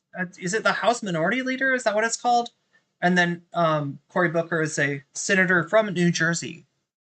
But yeah, the math is lovely. Okay, good. I'm just making sure. I think I had it messed up before, and you were pointing that out, so I wanted to make sure. Whoa. What is Restream doing? It's given me like 5 pages of like, you got 1,000 satiated skater says clogged up the Senate for the day. Yeah, clogged up the Senate for the daily regardless. But yeah, it would have been nicer if they'd used a filibuster for what it's supposed to be for, which is blocking bad legislation, right? Bad legislation like the Republican continuing resolution that they passed. And we can all enjoy it guilt-free. That's the beauty. Yeah. You know, it might be Cory Booker is could be any one of us. cousin? Is that true? I hope that moment never comes. Oh, it will. Lamb. Thank you. Lamb. Wait, sorry, what? I don't understand. Demand for correction. Why did he call her lamb? Is this like a lambs to the slaughter? What's going on here? Pursuant to California Civil Code, Section 48. Chat, if you don't know the note, just really quickly, the chestnuts moment that he's referring to is when they played a video of QT Cinderella crying about the fact that a friend of hers, somebody that she knew, had been sort of caught looking at deep fakes that were made to look like her, right? So in other words, it's like erotic videos with QT Cinderella's face superimposed on them that, you know, like her friend was looking at that, right? So that's what QT's on stream crying about. Ethan and the crew like reacted to that video, and they couldn't, like, they busted out laughing. As, you know, partly because Ethan suggested that Zach play a funny song while it was going on. So yeah, that's what they're talking about. This was a bit of a scandal for them. Ethan made that apology that Psychology in Seattle rated as an A+, and then later made it really clear that he wasn't sorry at all. So yeah, it's just a disgusting, shitty thing that he's doing here, pulling, you know, Olivia, look, anybody that's involved with this show at this point, you know, they're not great, all right? But he's kind of pulling Olivia into something that she would not ever want to be a part of by herself, and just is made a part of it by virtue of the show that she's on. This is, you know, possibly what Sam quit over, right? Sam Temple, former H3 crew member, quit, you know, a little while after that. So, my God, please. Dear Mr. Samson, we are counsel for Mudahar and Ethan, our collective clients. If you have counsel, please forward this letter to them and have them contact me about this matter. We are writing you pursuant to California Civil Code, Section 48A, demanding you make a retraction and correction in compliance with the statute. Your March 11th, 2025 video entitled The YouTubers Who Backed a Genocide, the first defamatory video. The defamatory videos contain numerous defamatory statements against our clients, which are set forth below. Now, this part just explains. So now I'm hearing from chat that there's footnotes here, and that some of these footnotes are like the source is like Wikipedia. The legal definition of defamation, which I don't need to read. The thumbnail. This one describes what genocide is. It's just kind of setting the stage, the board, if you will. So I think we can start here. So the first thing is we talk about what he said about Mudahar. Whether our clients supported by material or moral assistance or otherwise genocidal acts by Israel with the intent to destroy in whole or in part the Palestinians is subject to being proven true or false. The surrounding context further emphasizes. Snow says read footnote 1. Let's rewind it to that really quickly. Sorry for the... I'll let it go after this. Let's see, footnote 1. Oh.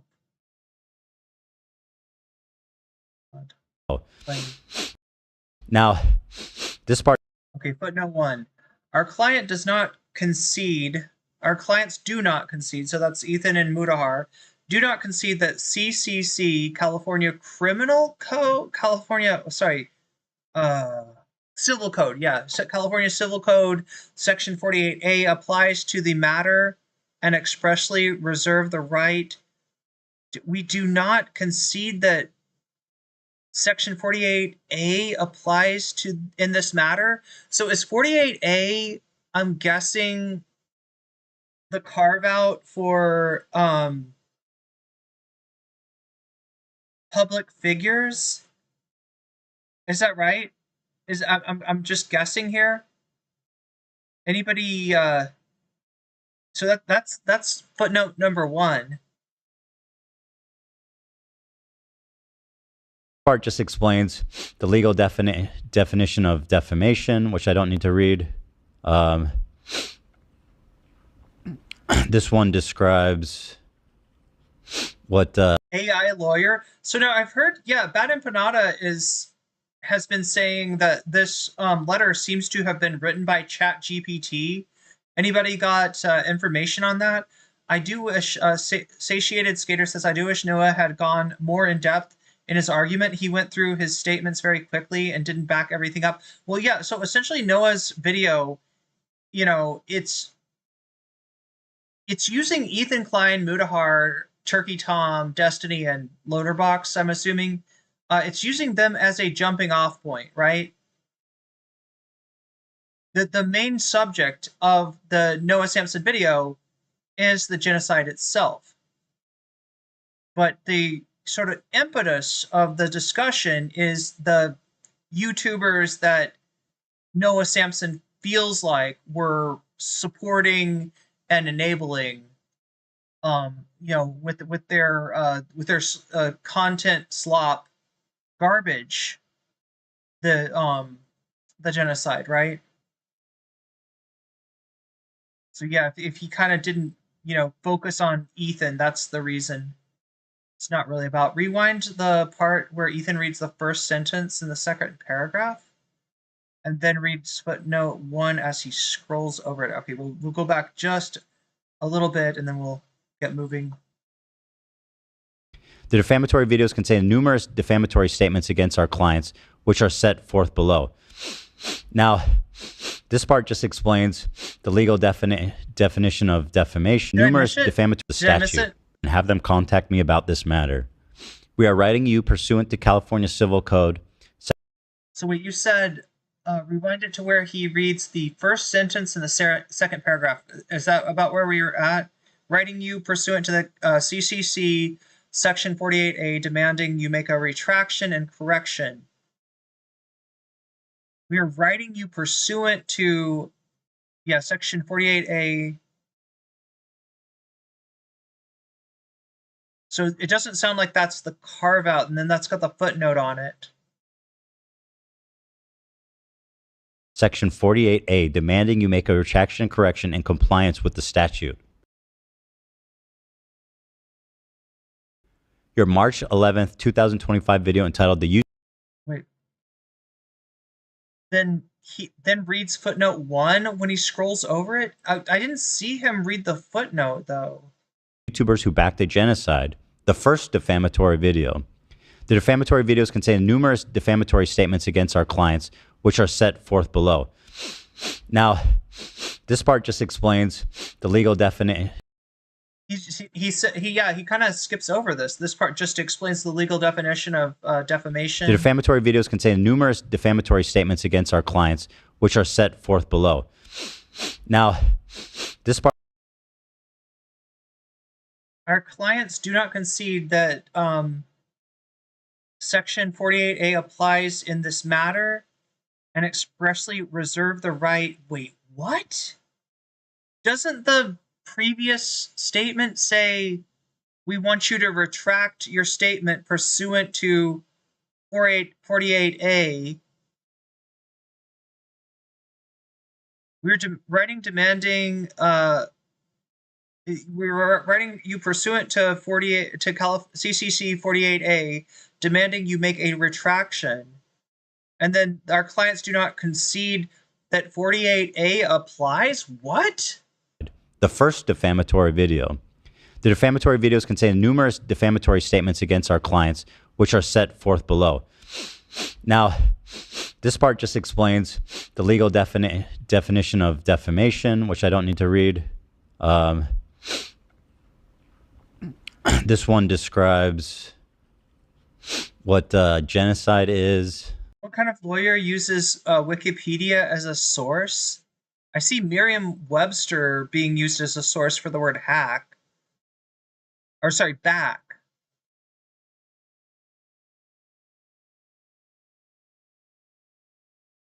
What am I missing here, chat? There's chat saying there's a Wikipedia source. It doesn't seem like it was on page 1. It's not on page 2, and it's not on page 3. Which I don't need to read. This one describes what genocide is. This is just kind of setting the stage, the board, if you will. The lawyers say in the document that he should retract because 48A, but the footnote says they aren't clear. Yeah. That's what confused me, Snow. That confused the hell out of me. So is that where the allegation of this formatting is shit? Not gonna lie. Is that where the accusation of this being written by ChatGPT? Now, look, if you think that lawyers don't use ChatGPT, you're wrong.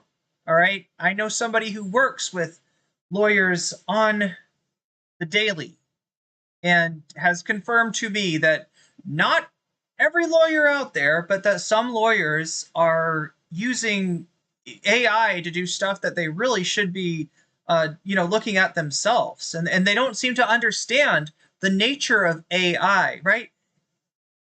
Having access to AI is like having access to a friend who is very fast at Googling stuff, all right? Very fast at Googling stuff, not great at parsing sources and deciding what's credible and what's not credible, and a friend who sometimes hallucinates and will tell you information that just it's not it's not true, is not backed. It's just like that's a hallucination. That's not a thing, right? So in other words, to utilize it in any helpful way, you've got to know when to check its work. And a lot of these lawyers, according to my friend who works with them, is a lot of these lawyers don't do that at all. So yeah, there's a lot of and it's a combination of just people, wanting to be lazy, wanting to outsource some of the thinking that they need to do, and maybe not completely understanding the technology that they're using because they, didn't grow up with it. So I think we can start here. So the first thing is we talk about what he said about Mudahar. Whether our clients supported by material or moral assistance or otherwise genocidal acts by Israel with the intent to destroy in whole or in part the Palestinians is subject to being proven true or false. The surrounding context further emphasizes the first defamatory statement is an actionable assertion of fact. Throughout the first defamatory video, your language is factually specific, earnest, and serious in tone. This is emphasized by... The defamatory video includes defamatory statements. So this is what people are thinking might be AI. Yeah, like that is a characteristic. So like a human will notice words repeated and recognize that, like, you kind of want to, you don't want to write you don't want to write something that's got, like, a word repeated several times in a sentence or in close proximity. If you can kind of use a pronoun there or another word or something like that, or, it sounds better, but an AI is not going to really have a sense of the the aesthetics of human writing, I guess. Holding yourself out as having, quote, specialized knowledge or expertise in the Israel-Palestine conflict due to the large volume of material you cite in the first defamatory video, much of which you misrepresent. He said that? Yeah, he said he has specialized knowledge, even though every time it comes up, he just is like, watch bad Empanada. That's crazy, dude. Okay, so Snow's got more on 48A. The lawyers are threatening. Yeah. So the paragraph, right? What is it? The first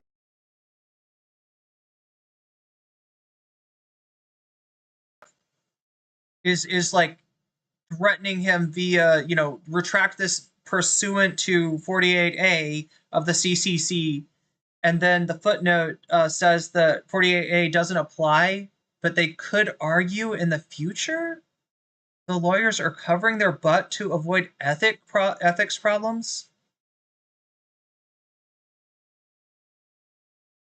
with the California bar.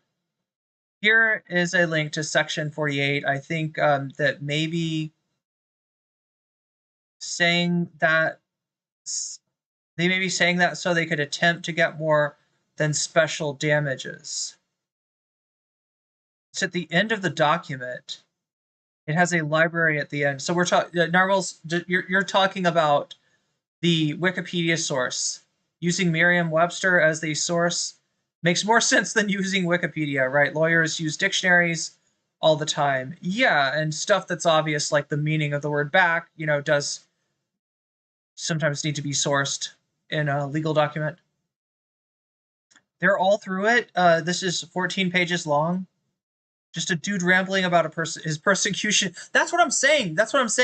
And Ethan's making the assumption that when the judge looks at the complaint, if it actually gets fired, that the judge is going to be like thinking along the same lines of Ethan's kind of,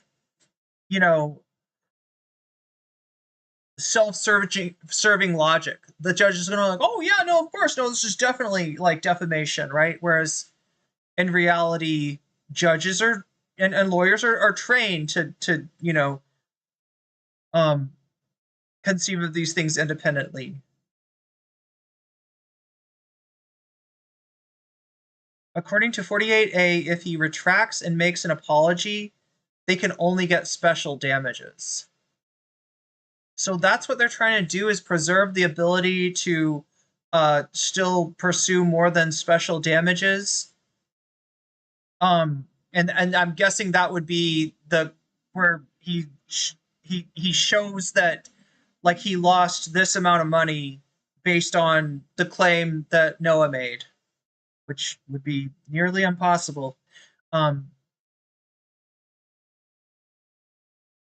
they want to invoke that to get Noah to comply, but then they still want to preserve the possibility of getting more than special damages, even if Noah does comply, right? Is that what I'm understanding?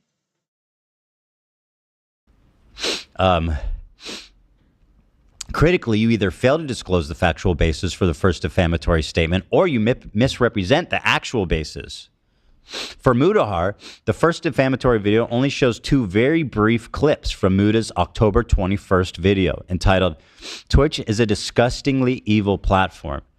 See, and then it just references for the it's a footnote.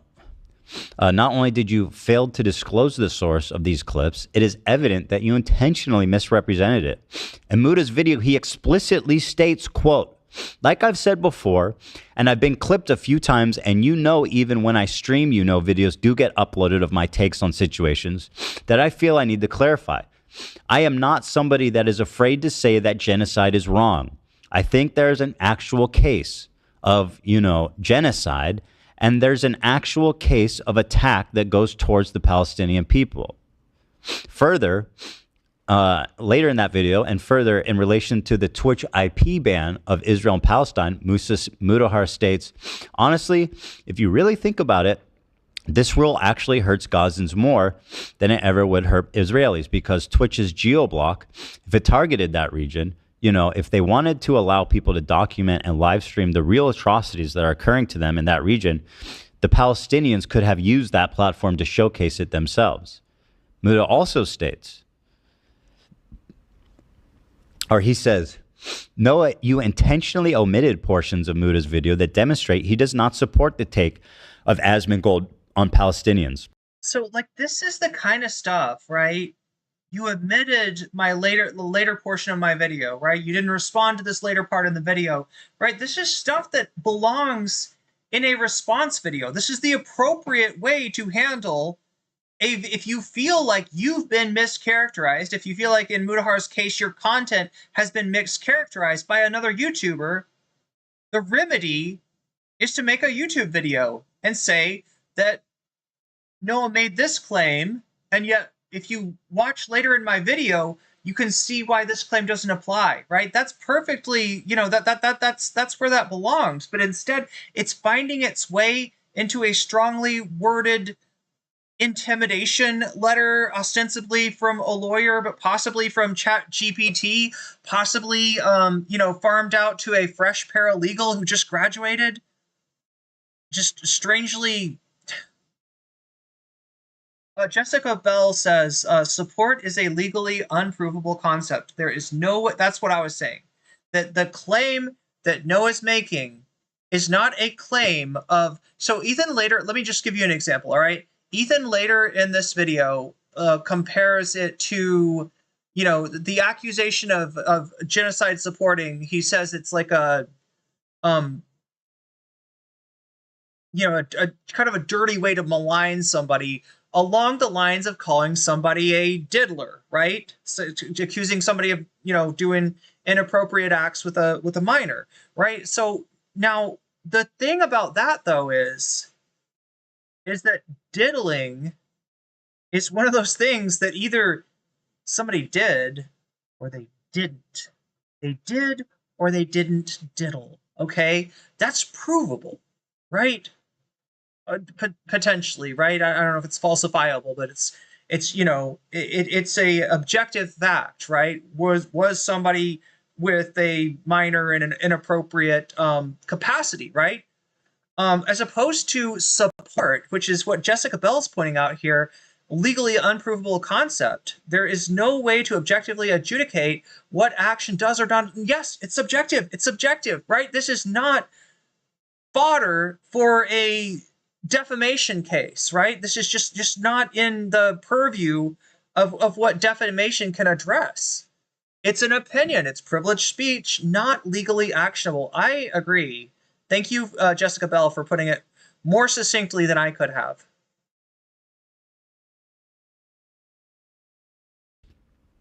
Immediately before the clip you used in the defamation video, Muda stated, "So obviously Asmongold walked back his statement back and apologized. He said, "My bad, and of course nobody deserves to have their life destroyed, even if they do things or have views I find regressive."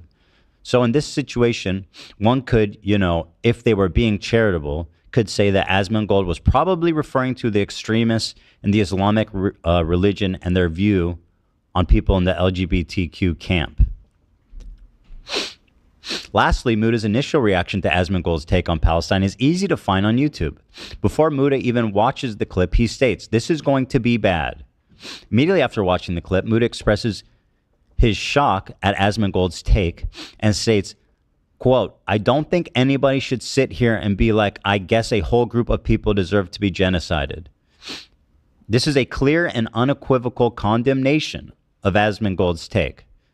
Due to your intentional and material omission and misrepresent of what Muda stated in his video, the first defamatory statement is actionable assertion of fact that was made with the knowledge that it was false. So that's Muda. I mean, and his is just completely open and shut. DeJuan Wells says most LA lawyers would do this when they don't have anything, when they've got nothing basically, and move to a cease and desist order if it's damaging the brand. So no, wait, now let me understand. This isn't a cease and desist order, right? This is a...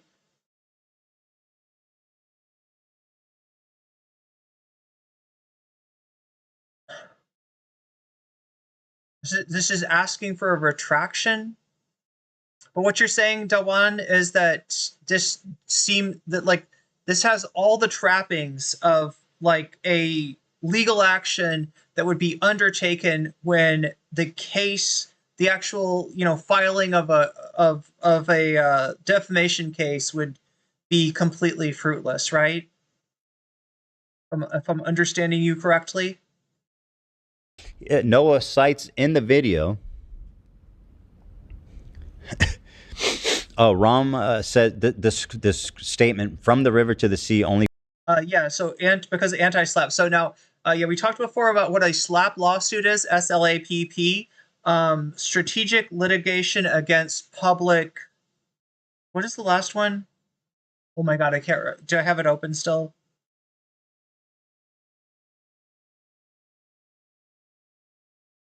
Against public participation, right? So now California is, I wouldn't say unique, but I guess interesting in that it does not have, or California has something called it has provisions against SLAP, represents SLAP, strategic litigation against public participation as a pernicious thing, and as such, has makes it easier to slap away a SLAP lawsuit if the court makes that determination.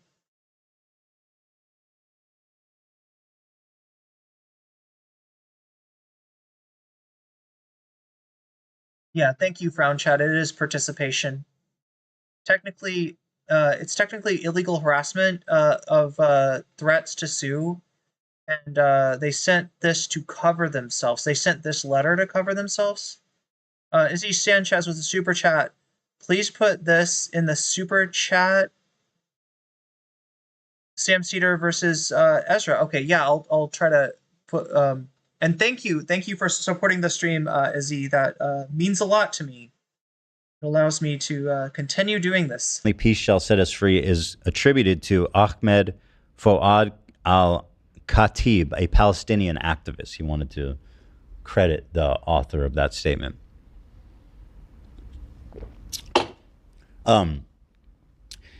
He put Mudahar, a practicing Muslim, in the fucking thumbnail of his video and said he supports genocide.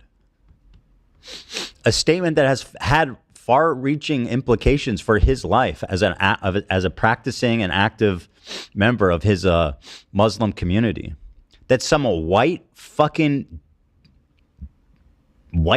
bitch boy wants to fucking play white savior. You know what I mean? And target Mudahar for being pro-genocide is the most pathetic, backwards bullshit ever. I think it's so funny that the leftists are like, we don't want to listen. We don't listen to. We prioritize the voice of minorities, right? Or those who are on the receiving end. But Noah Samsen said that Mudahar is fucking pro-genocide. Everybody clap. Unfortunately for Similar to the. Oh wait, somebody's bringing up something. Signrise says similar to far-reaching implications of Ethan calling Hasan an anti-Semite. Yeah. So he's saying that, like, God, calling somebody a genocide supporter? Oh, that's so damaging. That's like, and later he compares it to calling somebody a diddler, right? Accusing somebody of, inappropriate actions with a minor.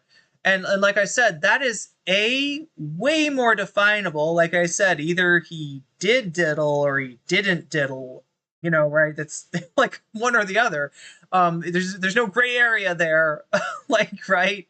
As there is here. And does somebody support genocide? Is somebody supporting? Is somebody on the wrong side of history? Is essentially what Noah is saying, or not, right?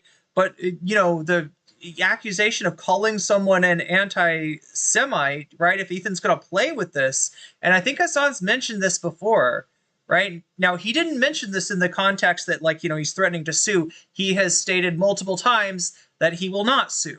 He is not going to pursue legal action. He's not going to take this to the courts, right? But he did mention that, given the stuff that Ethan has said about him, he might very well have a suit. Narwhal says I'm at 47. Am I missing stuff, Narwhal? Am I not seeing stuff that's coming through? I don't know. Everything's so screwed up here. I can't tell. But Narwhal says I'm at 47, so that's probably, you're probably doing the math better than I am. I didn't see the Isaac SN. I didn't see the $5 chat previously to the. I feel like I'm missing. Did it come through as the? Did it come through on the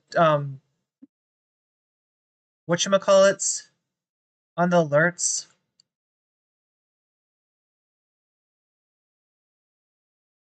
Wait, what just happened? Oh, we're at 3 out of 10 for putting the butterfly in my hair. The butterfly might get on my hair, chat, by the end of the stream. I don't know. It's all up to you. Wait, what am I? I'm not seeing a lot of these for some reason. Like the one that just came through. So what should it be now? 49? I'm just gonna go with what Narwhal's saying, because I think you're doing the math better than I am. I must be missing stuff. What the hell? Like, including the thing that just happened. All right. Well, look. We'll see. What is it supposed to be? 49?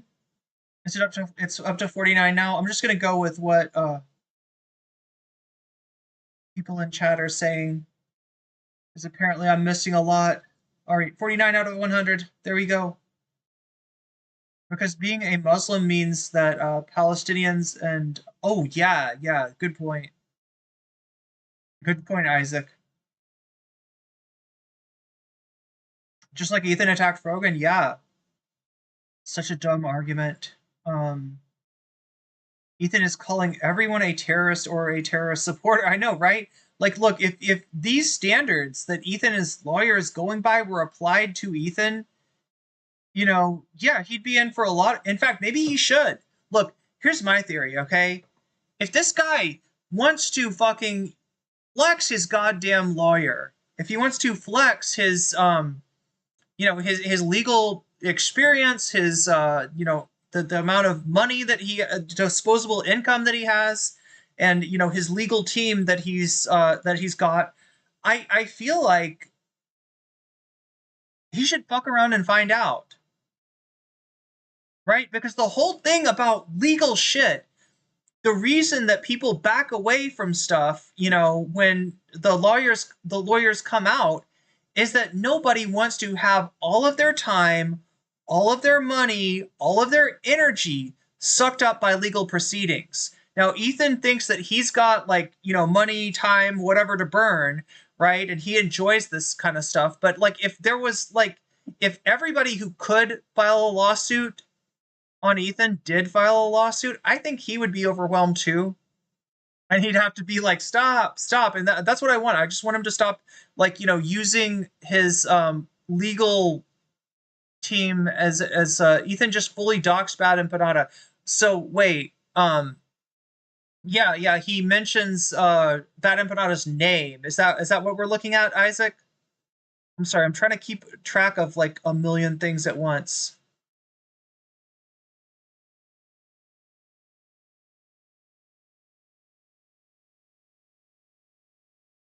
Sent my $5 chat mentioning Asmongold. Okay, I don't think I saw that one, Ezzy. So you're right.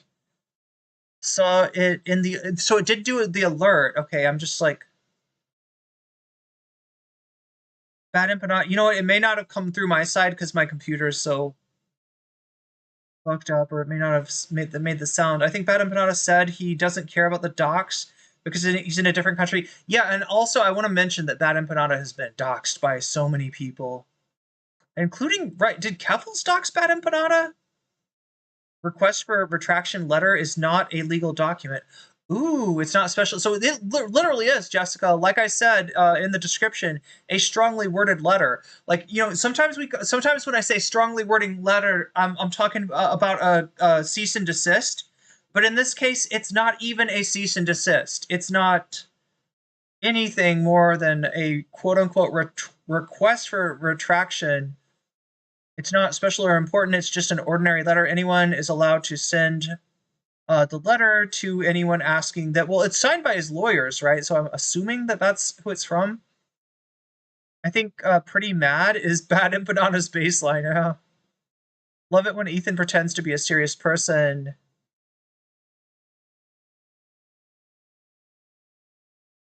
Well, the concern for Ethan doxing Bad Empanada, all right, here's how I would phrase it, is that he lives in Argentina. There's a number of far-right elements in Argentina, including the current government, including the current president, right? And so, like, him, like, even though Bad Empanada's information has been, doxed by countless number of people, I feel like, did Vosh even, or Shark? I feel like people from the Vosh network have like, put out Empanada's personal information before. And I know Keffels had her had like a private what do you call it? Like a private detective find that information for her. I wish this would end up in court televised. Fuck, that would be the ultimate hearing. Yeah, this would be better than Johnny Depp and Amber Heard. Ethan literally got people banned for a month. Oh yeah, because he wrongly perceived that they were anti-Semitic. Yeah. Well, yeah, I don't even know if he perceived that. I don't trust him. I think he was just going for shit.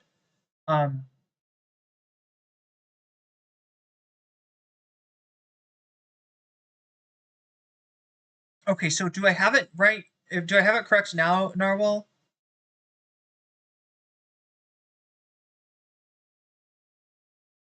Ethan just wanted to intimidate people. No doubt.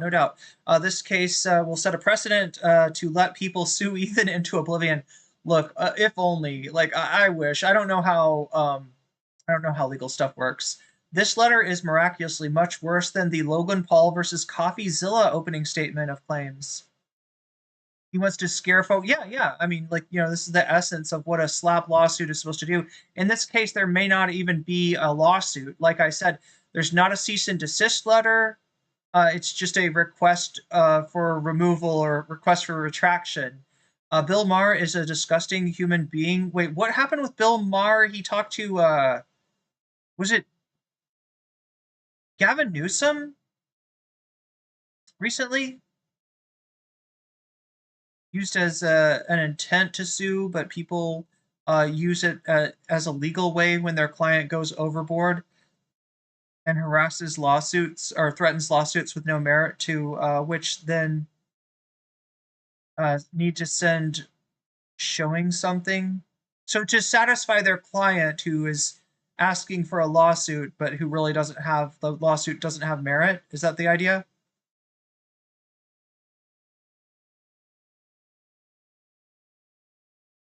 Oh, because you typed Asmongold's name? I don't know. I don't think Asmongold's banned from chat. Could he sue Hasan for making him cry at time? Yeah. Bill Maher is deliberately stupid. It's so frustrating. Wait, where's the Bill Maher stuff coming from? Bill Maher is also deliberately stupid. We got to cover Bill Maher at some point. Wouldn't call it a dox, but yes, it wasn't public since they send it to Noah privately only.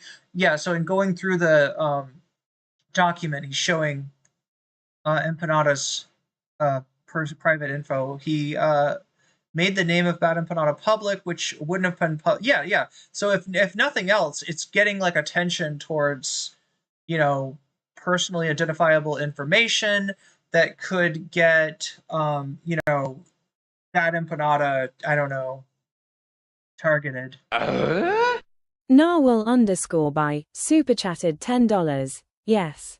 You have $5 super chats, 4 $2 super chats, 1 $3 super chat, plus 2 Twitch subs.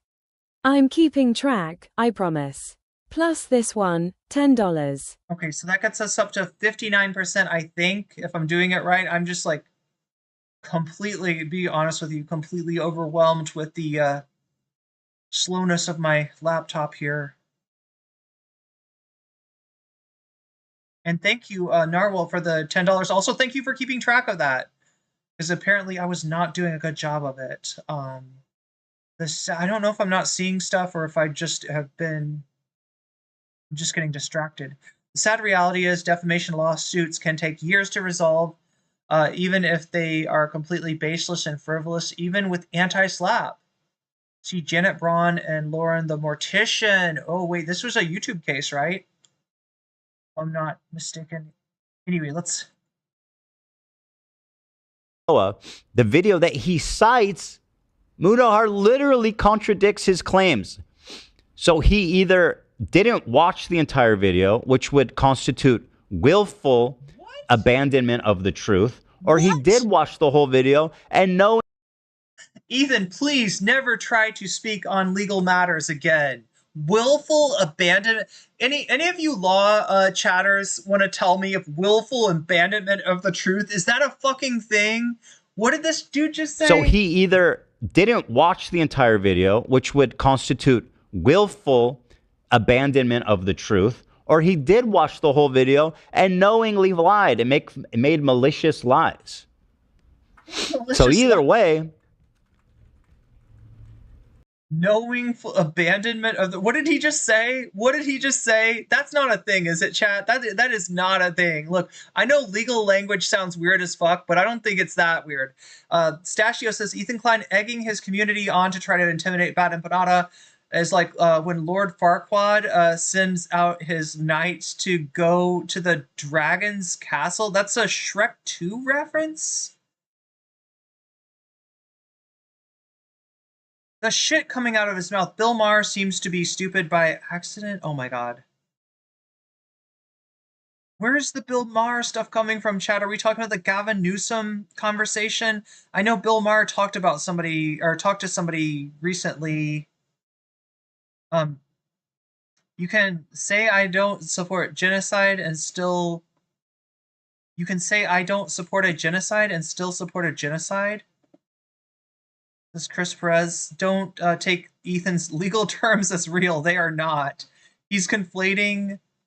That's not real. It's Shrek 1. Okay, I'm sorry. Wait, the dragon was in Shrek 1? Good for Gabby super chatted $9.99. Thank you, Narwhal. Thank you, Gabby. What's up, Phoenix Dragon? Reckless disregard for the truth, often used in defamation laws.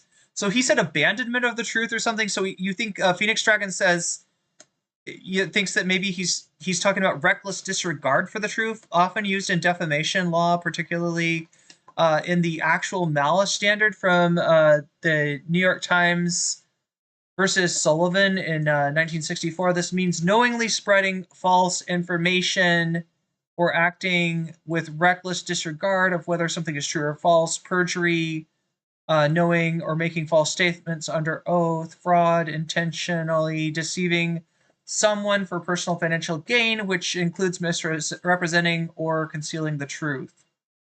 Damn. I'm getting schooled on the law, chat. I'm learning something.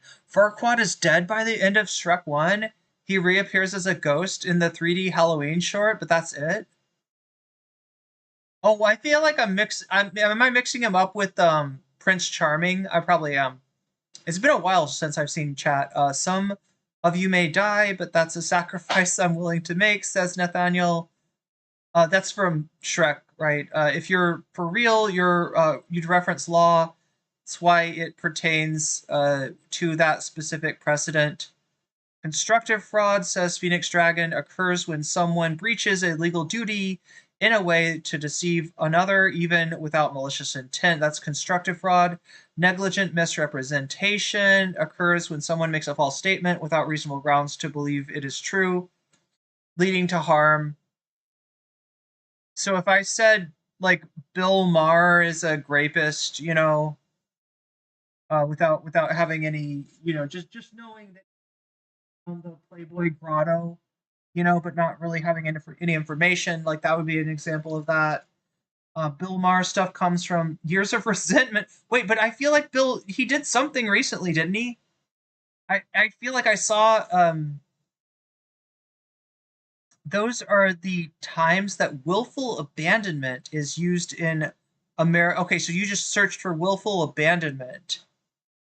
But like Ethan just said willful abandonment of the truth or something like that, which I don't think is like a real that's a real legal thing. I think it started when someone asked who's worse, Bill Maher or Ethan Klein. There we go.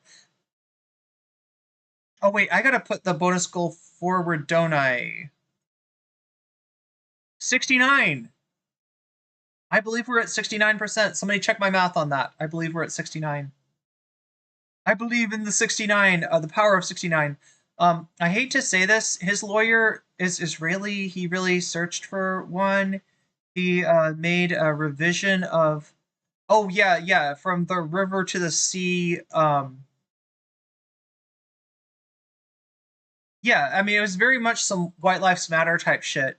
It was very much like the Gaza, the Israel-Palestine equivalent of like White Lives Matter or All Lives Matter or whatever. And again, I don't think they understand, like, saying that someone's pro-genocide is not something to play with. Like, people know, like, you can't just be like, oh, this guy's a pedo. Like, you can't just, like, say that. Because you'd be like, oh, genocide is the worst thing you can be. So these guys think it's just cute and fun. It's just like you know, oh yeah, no, they're pro-genocide. Oh, this guy disagrees with me. He's pro-genocide. Let me try to help you out here. If they were saying that you'd done a genocide, you could probably sue them for defamation, right? You could probably do that. If that was their claim, yeah, genocide is like one of the worst things you can do. Nobody's talking about you doing a genocide. Nobody's accused you of doing a genocide, right? They're accusing you of advancing rhetoric which enables a genocide. Not that you've done a genocide, not that you're even instrumental in helping one happen, but that you're on the fucking wrong side of history, right? That's what they're saying. In the time where the genocide was happening, your smoke was for protesters, your smoke was for Hasan, your smoke was for Frogan, right? Not for the actions of the IDF. That's what's being said, and I don't think you can even dispute that. Side. That's not how this works. And Muda's case is so open and closed, man. Chat, I just put the microwave on. Let me know if anything weird happens. Let me know if I go like all weird on the screen. Hopefully I can run a microwave and my computer at the same time, but it's just it's actually laughable. It's actually laughable.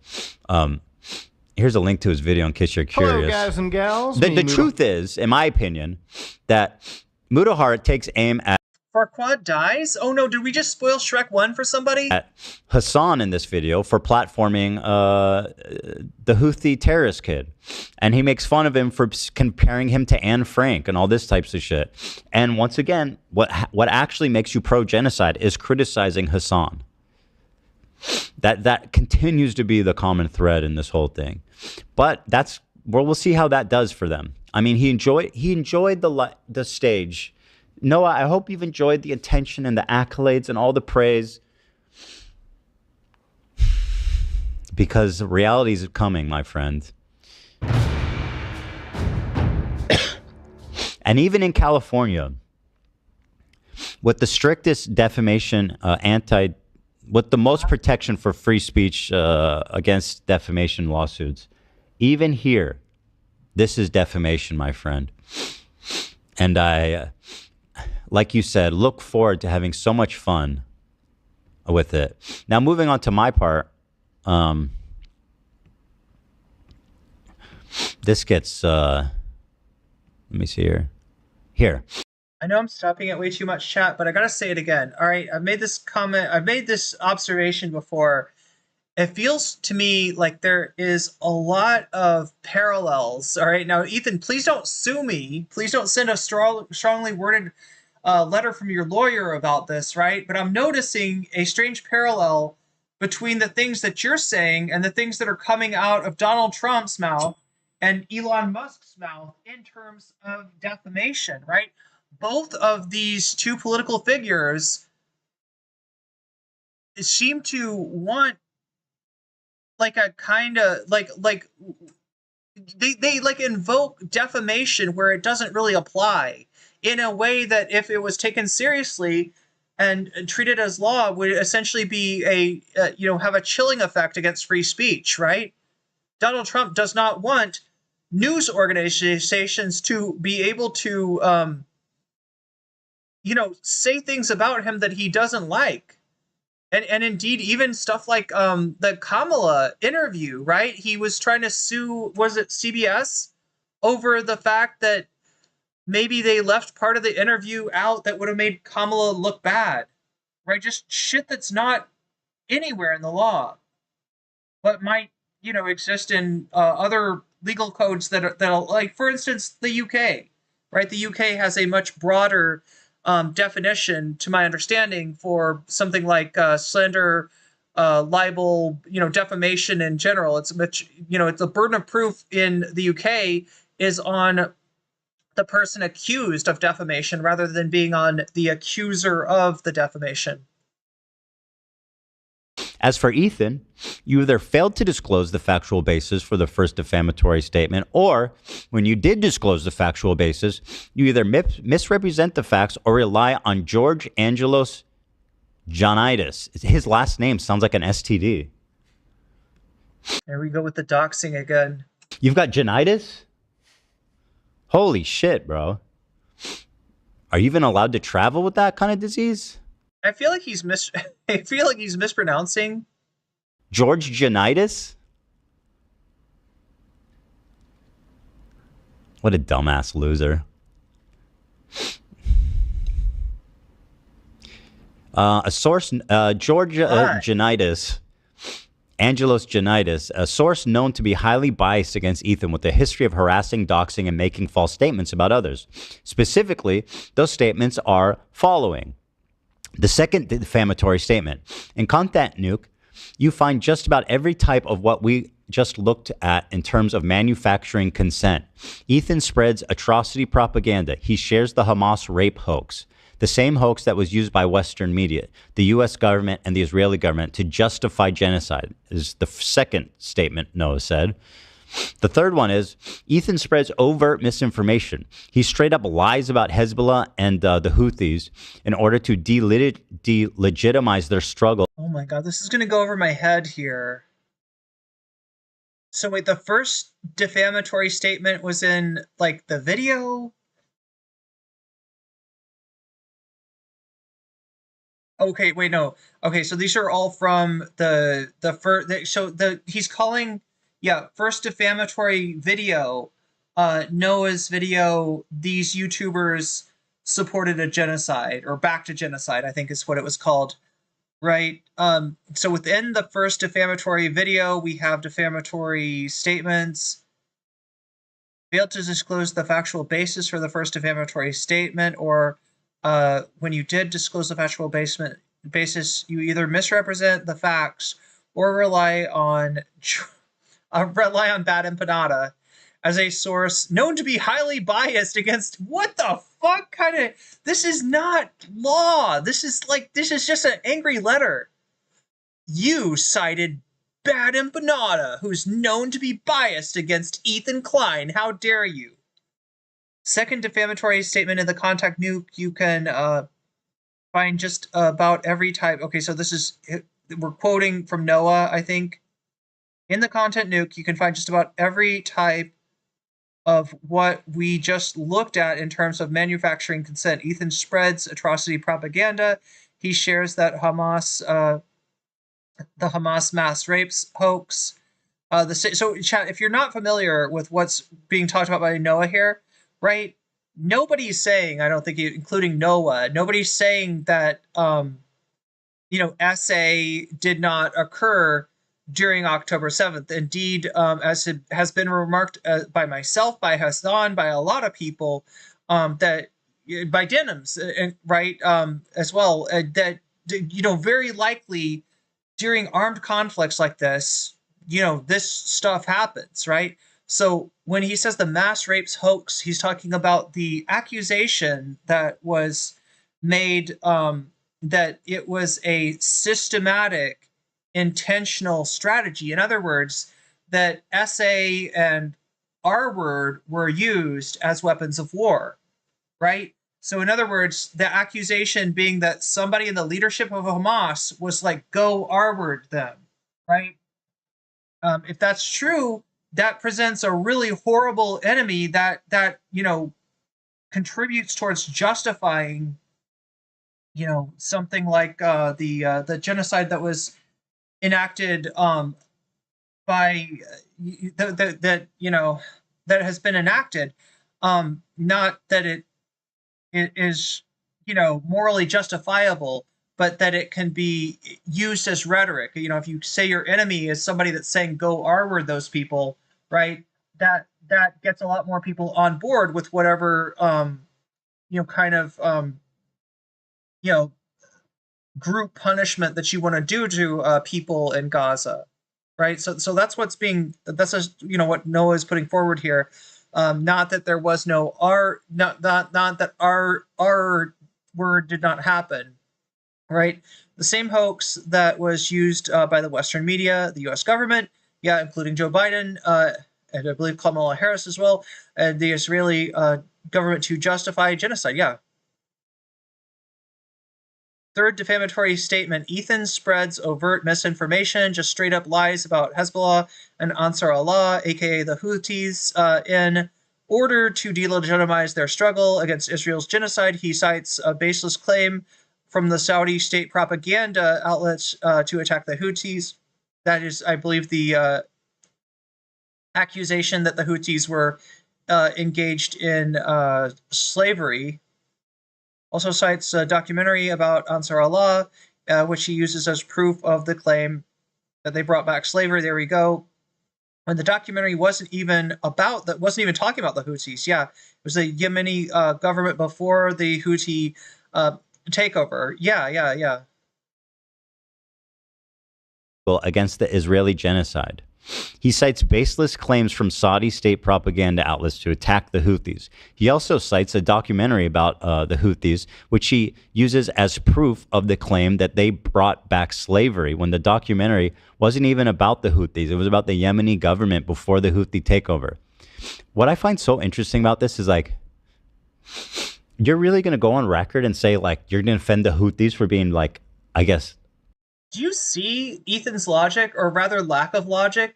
You're gonna defend the Houthis? Really? You're gonna deny? Like, he's acting like that this is like, Holocaust denial or something, or some kind of a denial of like an objective historical event, right? He's acting, well, everybody knows that the Houthis are terrorists. Everybody knows that the, like, right, this whole thing that just like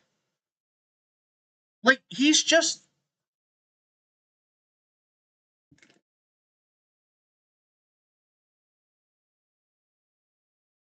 I don't know what to say. Like, this is really frustrating. What really pisses me off about this is not just that Ethan is saying this now, all right? I expect this shit from Ethan. The problem is this is reflective of the fucking brain-broken nature of so much of particularly American thought, right? That all you gotta do is point to some group and say, doesn't that look a lot like the terrorists in movies? Look at that. They got all the trappings of, like radical Islamists, right? And you're going to tell me that that person didn't do slavery, didn't enact slavery? That person didn't throw, gay people off rooftops? That person didn't, all the shit that you actually haven't seen any proof of? You don't have any reason to believe that? But you're just going to, based on the stereotype that, yeah, pretty much comes from movies, pretty much comes from, like, American media, right? Or comes from, like, post 9/11 war on terror rhetoric. Oh yeah, no, of course. Look at that, the fucking terrorist over there. He did all the bad things. You're gonna defend him? And it's like, Ethan, you haven't even paid attention to the fact that you haven't seen the fucking receipts. You haven't seen the proof. You don't have any reason to actually believe this. You just automatically do because your brain broken. Your brain is stuck in, like, fucking movies where there's, like, some Islamic terrorist with a curved sword that's running at you yelling, like, oh, or some shit. You know what I mean? You're literally operating off of, like, the most grotesque stereotypes imaginable, bro. Anti-slavery? Like, the Houthis have slaves. Why are you erring on the side of the slaver? I saw it in a Saudi Arabian documentary. Don't you know this? It was right there in that Saudi propaganda that I watched. Damn it, Ethan. Fucking okay. God fucking damn it. This guy is so frustrating. They might have slaves, but let's err on the side of the slave owners on this one. To own the libs. Ironically, they are also doing the own the libs thing. It's funny. Everybody's trying to own the libs. The fourth defamatory statement. He spreads long debunked Nakba denial talking points that have been used for decades to legitimize Israelis' colonization of Palestine. Ethan cites sources that contradict his own claims directly, such as the UN. This is the fifth defamatory statement. So he's not even going to go into details, it looks like, on the fourth or the fifth. I just wanted to point out, if I can find it here. Where the fuck should I put it? Oh, here it is.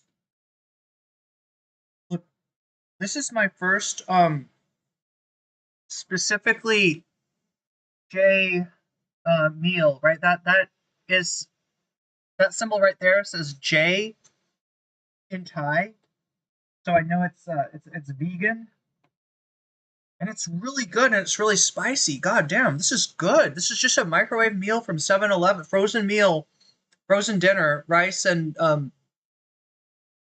like vegetarian protein stuffs. I'm sorry, Chad. I'm just so kind of amazed by this. Deep Space Beans, you just got weaseled. My Crystal Clear Life, you just got weaseled. Or, you got jellyfished? Purple, you just got jellyfished. Headquake, you just got jellyfished.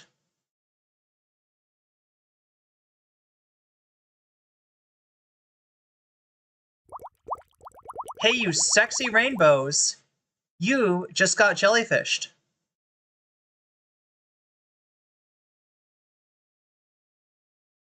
And that's a good thing. Thank you, Joel, I'm assuming.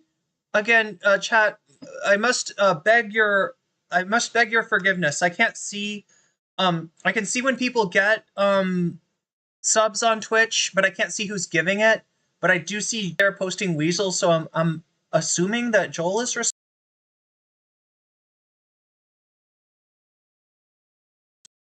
I'm back. Oh, we're frozen. We're frozen. Oh no, chat. Are we back? Are we back? Are we good? We got unfrozen? Oh no.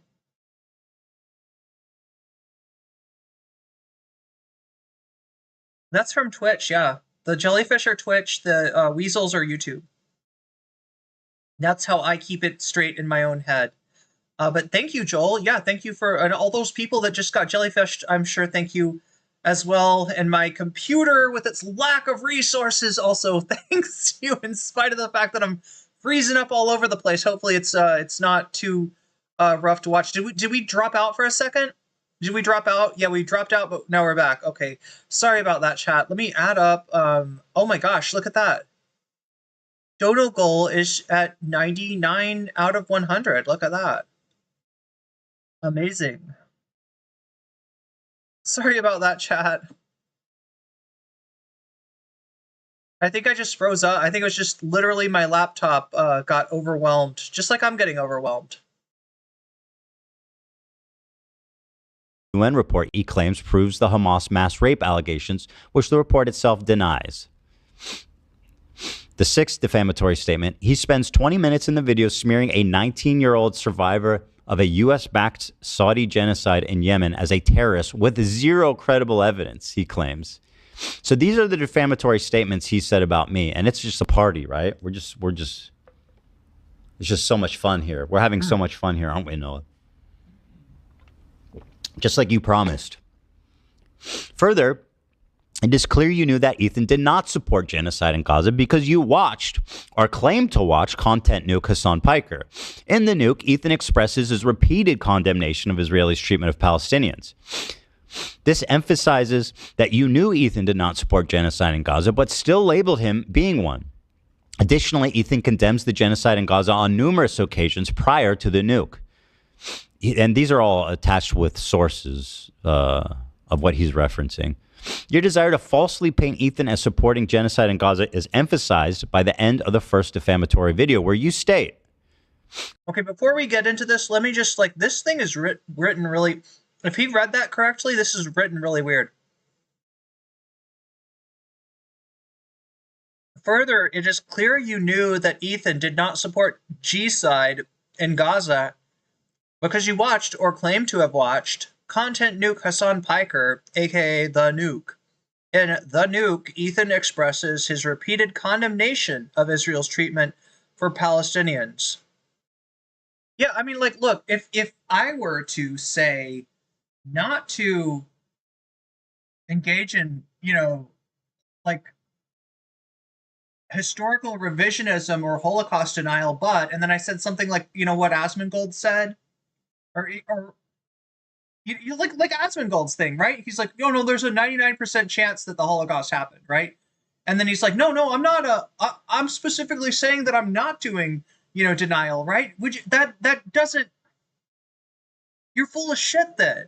You're full of shit. If you put a caveat on something and say not to do blah, blah, blah, blah, blah, but, and then you just literally do that thing, it doesn't matter what you said before the but.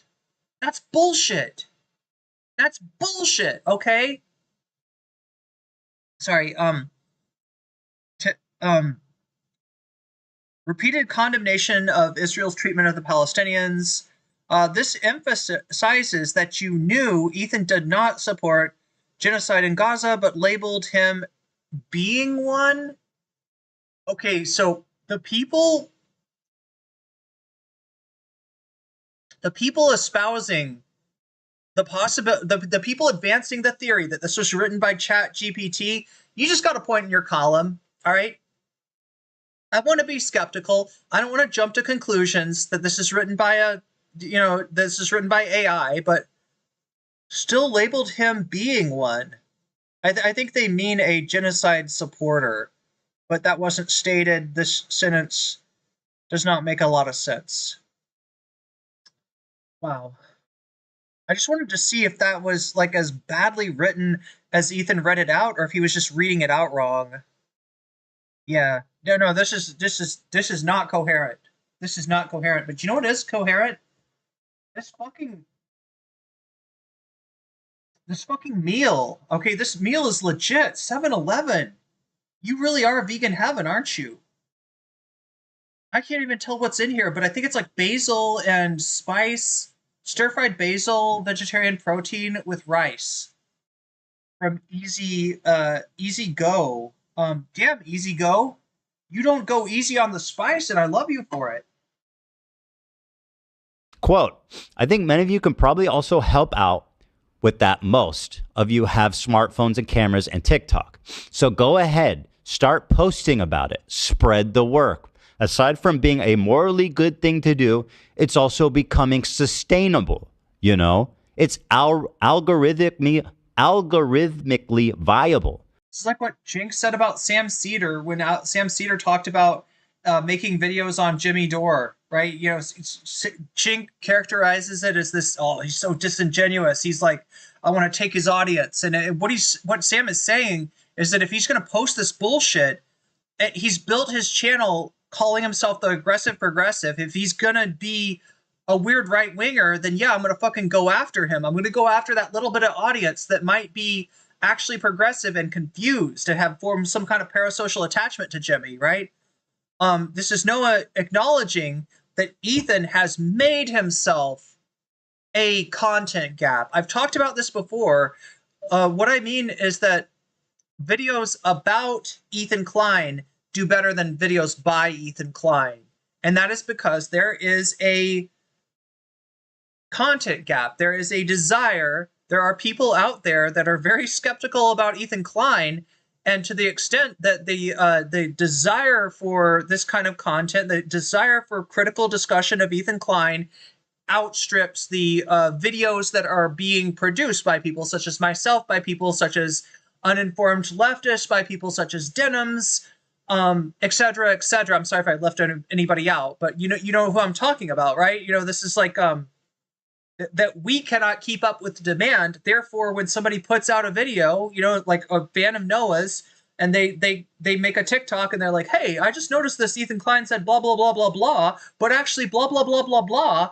And, you know, I don't think that this guy's very honest, right? And that shit pops off on TikTok because there's a content gap. There's a desire for that content. It's just an acknowledgement of the lay of the land. It is not, there's like, he's trying to paint this as like, you know, oh, we got him. Look at that. It's good for business. Oh, look at that. It's all a grift for Noah Samsen. The Ethan Klein crash out industrial complex is booming. It is. It is. And it's all because of you, Ethan. It's all because of you. You did this shit to yourself. Isn't that fucking interesting? This statement demonstrates that you intended to not just have third parties spread defamatory statements about Ethan, but profit from these defamatory statements. You proved this point yourself. When your video entitled Manufacturing Consent for Genocide failed to receive many views, the one prior to the second video, particularly in comparison to the first defamatory video, you made the second defamatory video to further profit from your defamatory statements about Ethan. What a fucking psychotic thing to say. Everybody go on and lie about Ethan everywhere, and you can make a pretty penny doing it. He's not even talking about making money. He's talking about getting views on a video, right? He's saying that sadly, if you make a video and it's like the sad state of human rights in Gaza right now, if you make that video, you know, 30,000 views, not that much, right? But if you make the video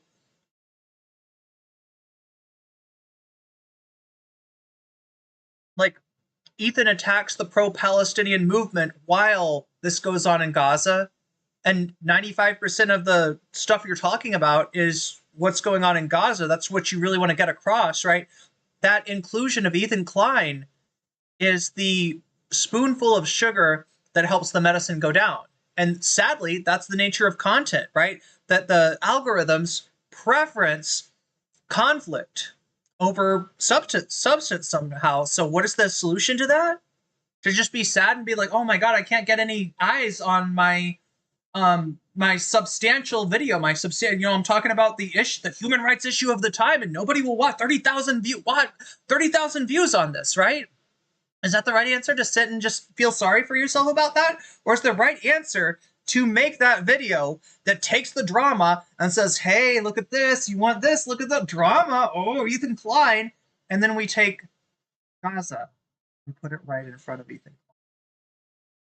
And now we've got 500,000 people looking at what's going on in Gaza.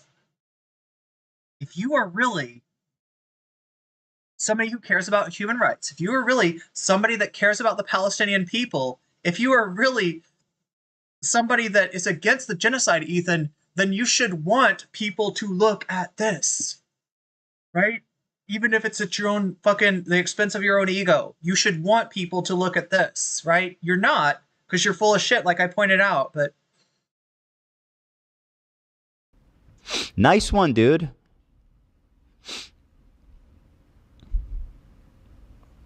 The second defamatory statement and the fifth defamatory statement. So now we're going to prove these wrong.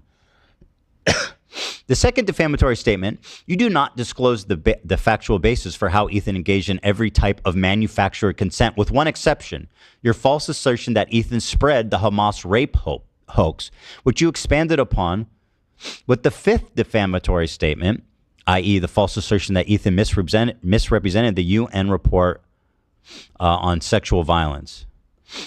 The mass rapes on October 7th were not a hoax. In your defamatory video, you cite paragraph 84 and 86 from the UN report. First defamatory video, from the language you displayed in the defamatory video, it makes it clear that there were mass rapes on October 7th. Quote, overall, based on the totality of information gathered from multiple and independent sources at the different locations, there are reasonable grounds to believe that conflict-related sexual violence occurred at several locations across Gaza periphery, including in forms. Do you see the difference? Noah Samsen is correctly stating that there is reasonable grounds to believe that SA and R word did happen in the, like on October 7th, during the conflict, right? What's being denied here is the accusation that was used to justify genocide, that this was a strategic and purposeful order given by the leadership, that essentially SA and R were being used as a weapon of war, right? That's the part that's bullshit. That's the part that's been debunked. Not that conflict-related sexual violence didn't happen. Of course it did. Of course it did. In terms of rape, gang rape, during the 7th of October attacks, credible circumstantial information, which may be indicative of some forms of sexual violence, including genital mutilation, sexualized torture, or cruel, inhuman, and degrading treatment, was also gathered.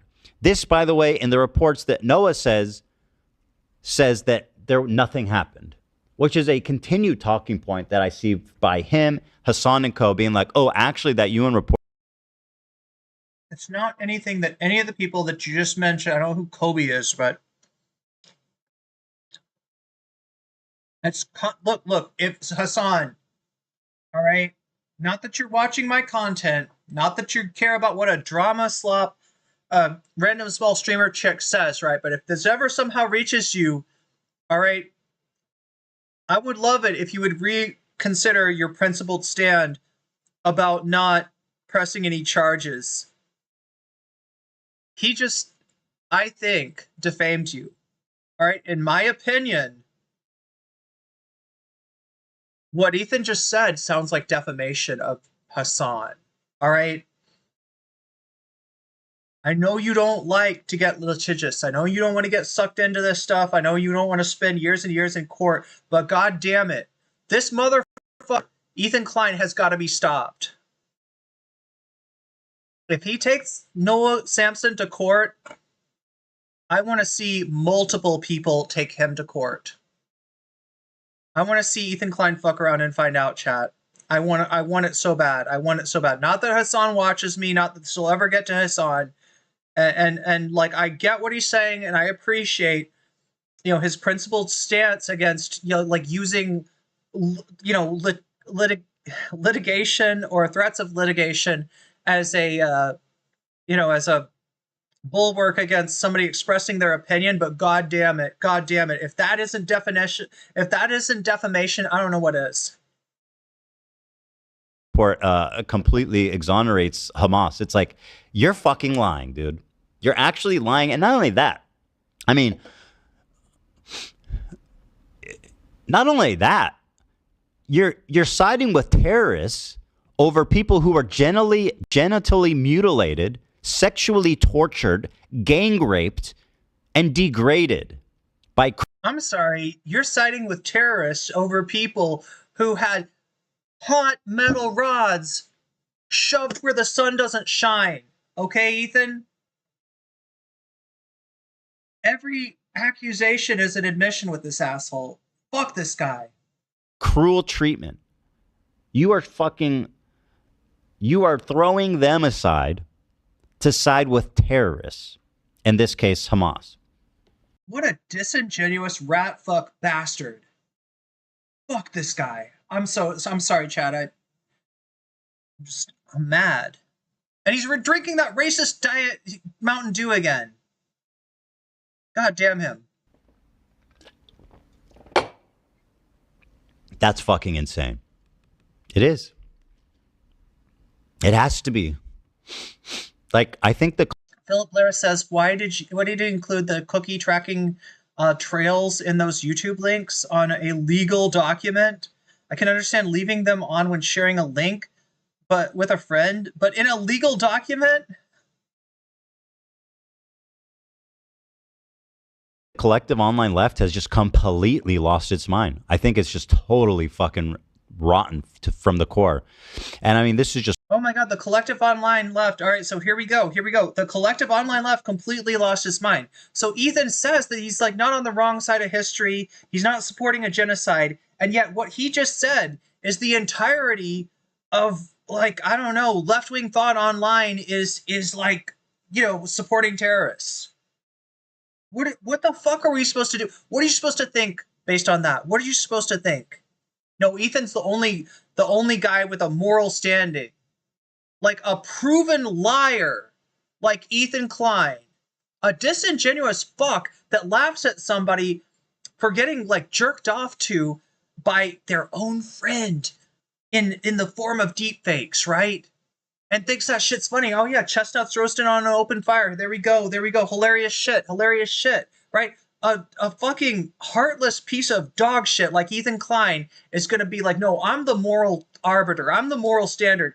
Everybody else has got it wrong. I'm the only one who's got it right. The rest of the online left should be deplatformed, right? Should be banned. Should be got done away with. Only Ethan Klein. If you're for the Palestinian people, he's all we've got, chat. He's the fucking freedom fighter here, right? He's our hero. Just proof of it. Not only is Noah out here saying this shit, he's being propped up by everybody on Twitter. From Hasan has watched all of his videos in their entirety. He's dedicated hours of time watching Noah's videos. And George Janitis, the human STD, watching all of his videos. God, he really is a human STD. That's so good. George Janitis.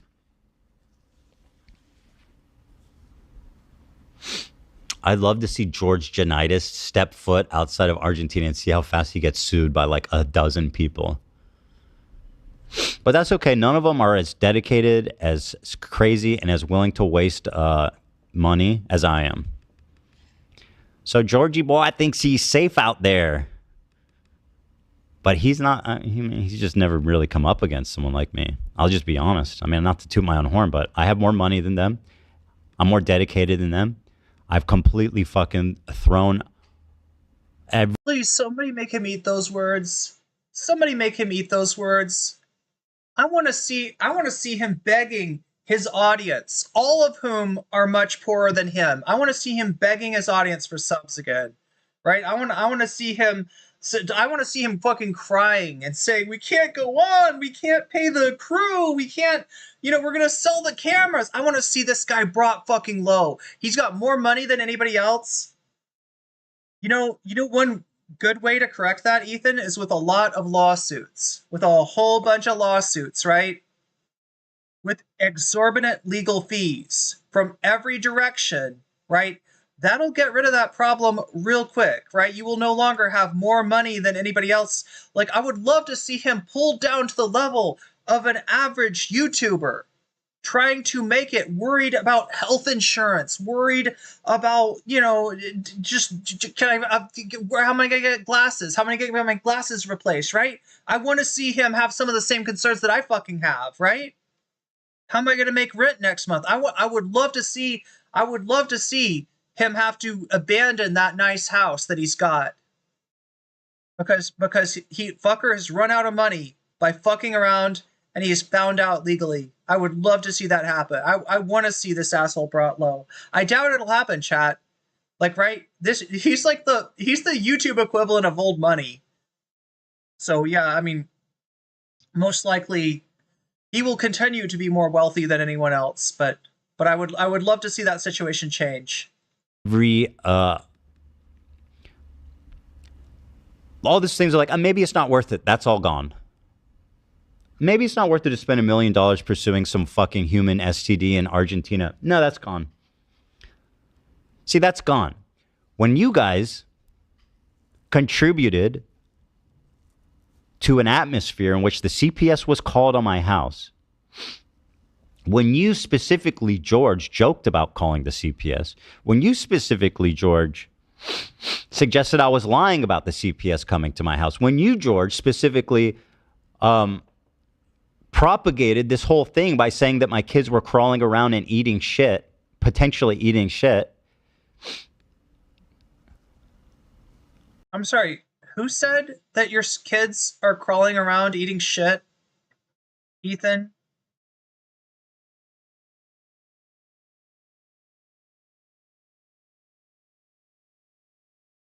Look, I know you hate it when people platform Bad Empanada. And I've had some disagreements myself with Bad Empanada. He's not always been, the nicest, guy in the world to me and friends of mine. But holy shit. Holy fucking shit. You want to see who said that your kids are crawling around in shit? So did you guys know that Ethan Klein advised by people who are not decent?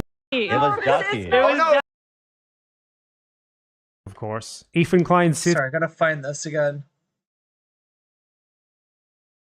Wait until Monday, which is today. We just got it today, and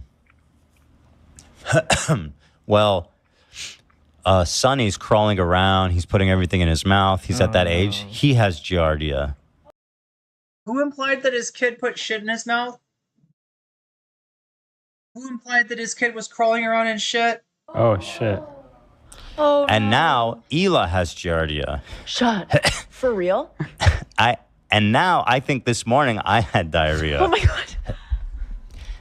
What can I do to not get it from you? I'm trying to... No, but chat, that was Bad Empanada. That was Bad Empanada being bad faith and making unfounded accusations. That certainly was not shit that came out of Ethan Klein's mouth. You opened it. You welcome to my world, baby. You know what I mean? Let's fucking get it, dude. And I've been in a lawsuit with Ryan Kevin now for like over 3 years. And I've spent countless hundreds of thousands. To me, this is just like my free time. Didn't you lose that lawsuit against Cav? Charlie Kelly with the super chat. I got the last dollar you do. You got you got one extra dollar too. You put us to 101. So I guess we can't watch the bonus content because like the idea is to get exactly 100. And since you pushed us over 100, then we're just not going to do... No, of course we're going to do the bonus content. Of course we're going to do the bonus content. Hell, chat, if we get to, 200, we'll do double the bonus content. All right. It's up to 101 here. 101. And what's winning right now? I think it's still Sam Cedar versus Ezra Klein, which is yeah, look at that, 45%. We got a decent amount of so Sam Cedar versus Ezra Klein in first place. Keffels and ContraPoints tied. That's the only time you're ever going to hear that, right? This is the only time that Keffels could ever come close to tying ContraPoints at anything. Is in this poll at 21%, and Amon Animation in fourth place. But it looks like we're going to get some Sam Cedar versus Ezra Klein.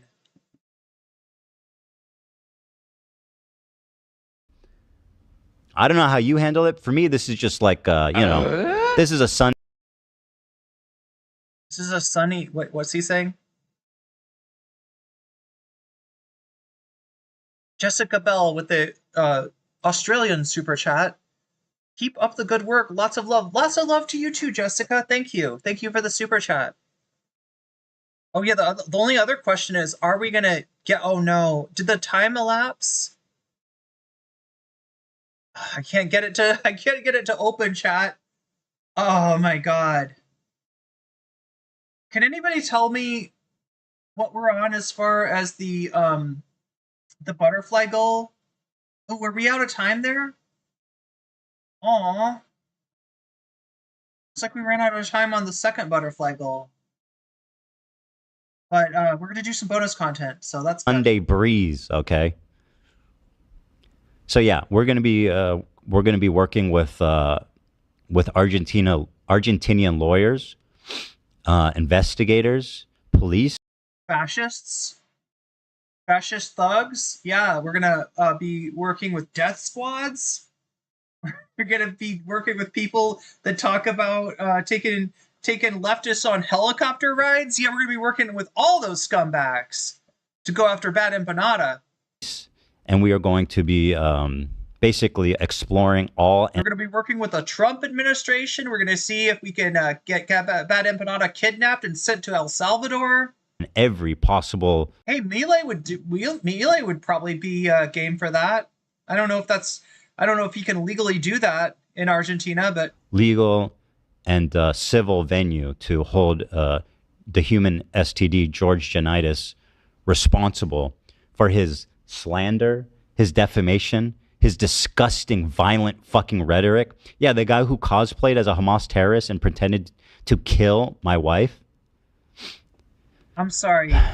That makes it sound like he did a Gokanaru video. Remember Gokanaru, chat? Right, this is a guy that Ethan has recently been saying, like, all is forgiven, Gokanaru. We'd love you to call in. We'd love you to be friendly with us, right? He's a guy that did the first Ethan Klein takedown video, Ethan Klein exposed video. And, this was back in a different YouTube altogether. Gokanaru actually did what Ethan Klein is saying, right? Cosplayed, unaliving Ethan Klein. Like literally dressed up had somebody dress up like Ethan and pretended to unalive that person, right? In his content cop against Ethan Klein. And now Ethan's like, yeah, no, remember Gokanaru? Yeah, we should bring him on the show. So that guy's okay. The guy that literally like cosplayed you're unaliving, right? That guy's okay, but Bad Empanada played a video game and said, where are the secretaries at, right? Which, that was a reference to one of Ila's jobs in the IDF. But I mean, that's the closest Bad Empanada came to cosplaying unaliving Ila. And again, just I have to emphasize, this guy who is so clearly insane is being propped up by Noah, which is less surprising because he's also insane. But Snow says Ethan lost his slap motion in California to Kavanaugh. Slap motion are granted in like 90% of the time. So anti-slap, right? Is what you're talking about. Wait, did Ethan do an anti-slap motion? Wait, I'm sorry. I'm trying to understand the Kavanaugh thing. I thought the Kavanaugh thing was. Are there multiple Kavanaugh cases? Cav. So the one that I know about is that Ethan showed a fight or part of a fight on H3, and Kavanaugh sued over that. But was there a defamation case or something where Ethan tried to get it removed through anti-slap? So yeah, well, it definitely shows Ethan's lawyers maybe not as great as he wants to brag about. Ethan challenged his slap motion loss. Okay, so yeah, is challenging. So he is appealing, is what Snow is pointing out. He's appealing the loss to Cav. Let me get this right. He's saying he spent $1 million to try to force someone to tell, yeah, just tell him you're sorry because they hurt his feelings. Spasibo, who, like the $1 million thing, I didn't see that. All right, that may be true. I didn't see it, but that may be true. But where's that at? We were 60% of the way there. Oh my God.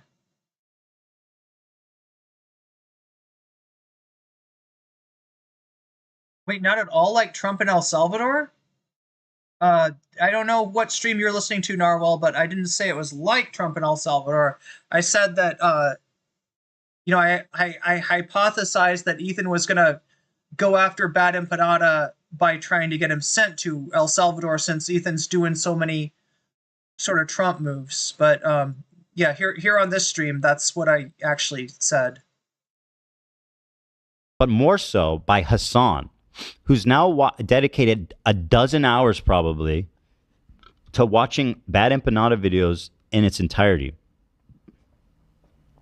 And just nodding along, by the way, when he goes, Elon Klein is a terror. He said something like, Elon Klein is a terrorist that kills babies, like without a hint of irony. And Hasan's just like, That's the sound he made. What Hasan does, you guys are going to learn throughout all this, is that these are his attack dogs. He uses them to say the shit that he wouldn't say, to attack the people in ways that is obviously below the belt, that is unacceptable. And instead of having to say it himself, he rewards them by... Okay, so here's some information about the Cav suit. Rafe says Cav won the defamation suit about being the newspaper article and being part of a Ponzi scheme. Okay, so different thing. Oh, you were speaking to Ethan. Sorry. I'm just so behind on chat because of the...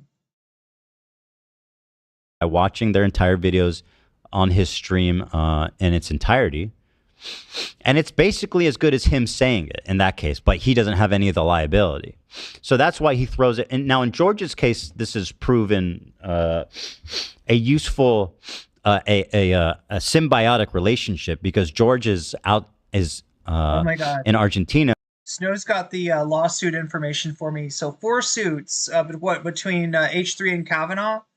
Copyright, that's the streamed fight, that's settled. So he essentially settled with Cav, because probably there wasn't any way he's going to fight that. Cyber squatting, used a website with Cav's name. Oh, Ethan won that. So that's the Ryan Kavanaugh looks like Harvey Weinstein, I believe was the name of the website. Tortious, not torturous. Tortious interference, a bad review on a Triller app. Ethan won that one. And defamation, Kavanaugh won, but it's under appeal. It's under appeal as we speak. Data Swarm says Ethan used to wear tinfoil hats. Now he seems to smoke from them. Damn. With a straw? I don't know, chat. I don't know. I have no experience with that. Away really from most forms of accountability, right? Now, Noah is actually being played as a fucking idiot because Noah is doing his dirty work. Did I see BE's new post? Should I take a look at it? But he's doing it from Los Angeles. Now, what do you think of that? Noah, you're about to find out that you're a tool, my friend. And I look forward to Hasan paying for your lawyer fees too. I mean, that's the least he could do, right? I don't think he'll have to. If on the off chance that Ethan Klein does actually make good on these legal threats, Noah Samsen is going to be able to crowdfund his defense like that, right? You remember how Keffel's raised $100,000 to go after the Ontario Police Department? Noah Samsen is going to make that look like child's play, okay? And he's actually going to spend the money on the defense because he's been, on the off chance that Ethan actually does go through with this. Like, again, people are saying that the behavior of the lawyer is not indicative of somebody who thinks he has a real defamation suit to go forward with.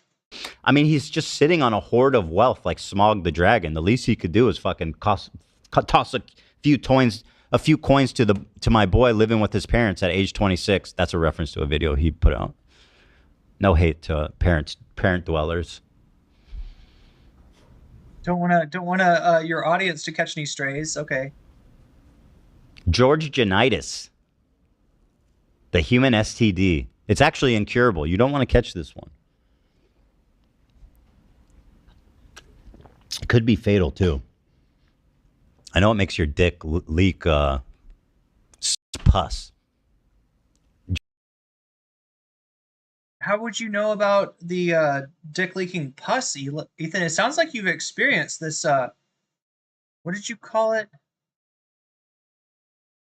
Okay, so I don't know how much of this you can see, how much of this is fitting on screen. I will read it for you, though. This is Bad Empanada's community post. We're going to take a look at here. Bad Empanada says, reporting the H3 podcast for doxing. Today, Ethan Klein of the H3 podcast doxed me live by revealing my full real name, something I have never released myself. He maliciously disseminated information obtained illegally by the Argentine far right, who hacked government systems to steal it. Thanks, Mile.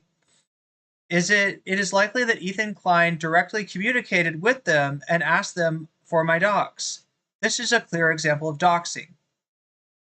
We are presently filing a complaint with YouTube, as this is a clear violation of the YouTube's community guidelines. I mean, it does seem like they have some guidelines in place against doxing. You know, how much they're actually going to enforce them is anyone's guess, but in the meantime, please report this video, says Bad Empanada, for doxing and harassment. So that is Bad Empanada's post. That is the video that he's talking about. Sorry, it's not a video, it's a live stream, but you get the idea. The one that we're watching right now, that's the one he's talking about. Right? So he's suggesting that people, go here. Is this showing up? What is he suggesting, chat? I'm trying to understand this. Okay. Here. I think what he's saying is that people should click on that .. button, and then if you come down here, it says download, thanks, clip, save, and report. I think what Bad Empanada is saying is that he's suggesting that people should click on this last one. But that's just what Bad Empanada is suggesting. George Janitis makes your dick leak yellow pus. That's just a fact. It is. There it is. That's you trying to pee with George Janitis. Yeah, chat. If anyone were to do that, I would caution you, though. Make sure it's something that if you think that there actually has been a infraction, a violation of community, standards on YouTube. That's the only time that you'd want to do something like that. I'm not suggesting that you do that. You make your own determination. Don't go by the opinion of a streamer such as myself or Bad Empanada. It's a determination that you yourself would have to make, and only if you really thought that was applicable, that would be the only time that you'd want to do something like that, right? Because otherwise, it would be a misuse of the reporting function, and we wouldn't want to do that. We would only want to use the reporting function for good, and only if you yourself, independently of what anybody else says, think that is a violation. Think that Ethan is promoting a sort of dangerous environment on YouTube with the negligent release of, at the very least, negligent, if not malicious, release of personal information. Right? That would be the only time that you'd want to do that. So I don't know. You make your own determination. I'm not going to tell you what to do, but that's what Bad Empanada is suggesting.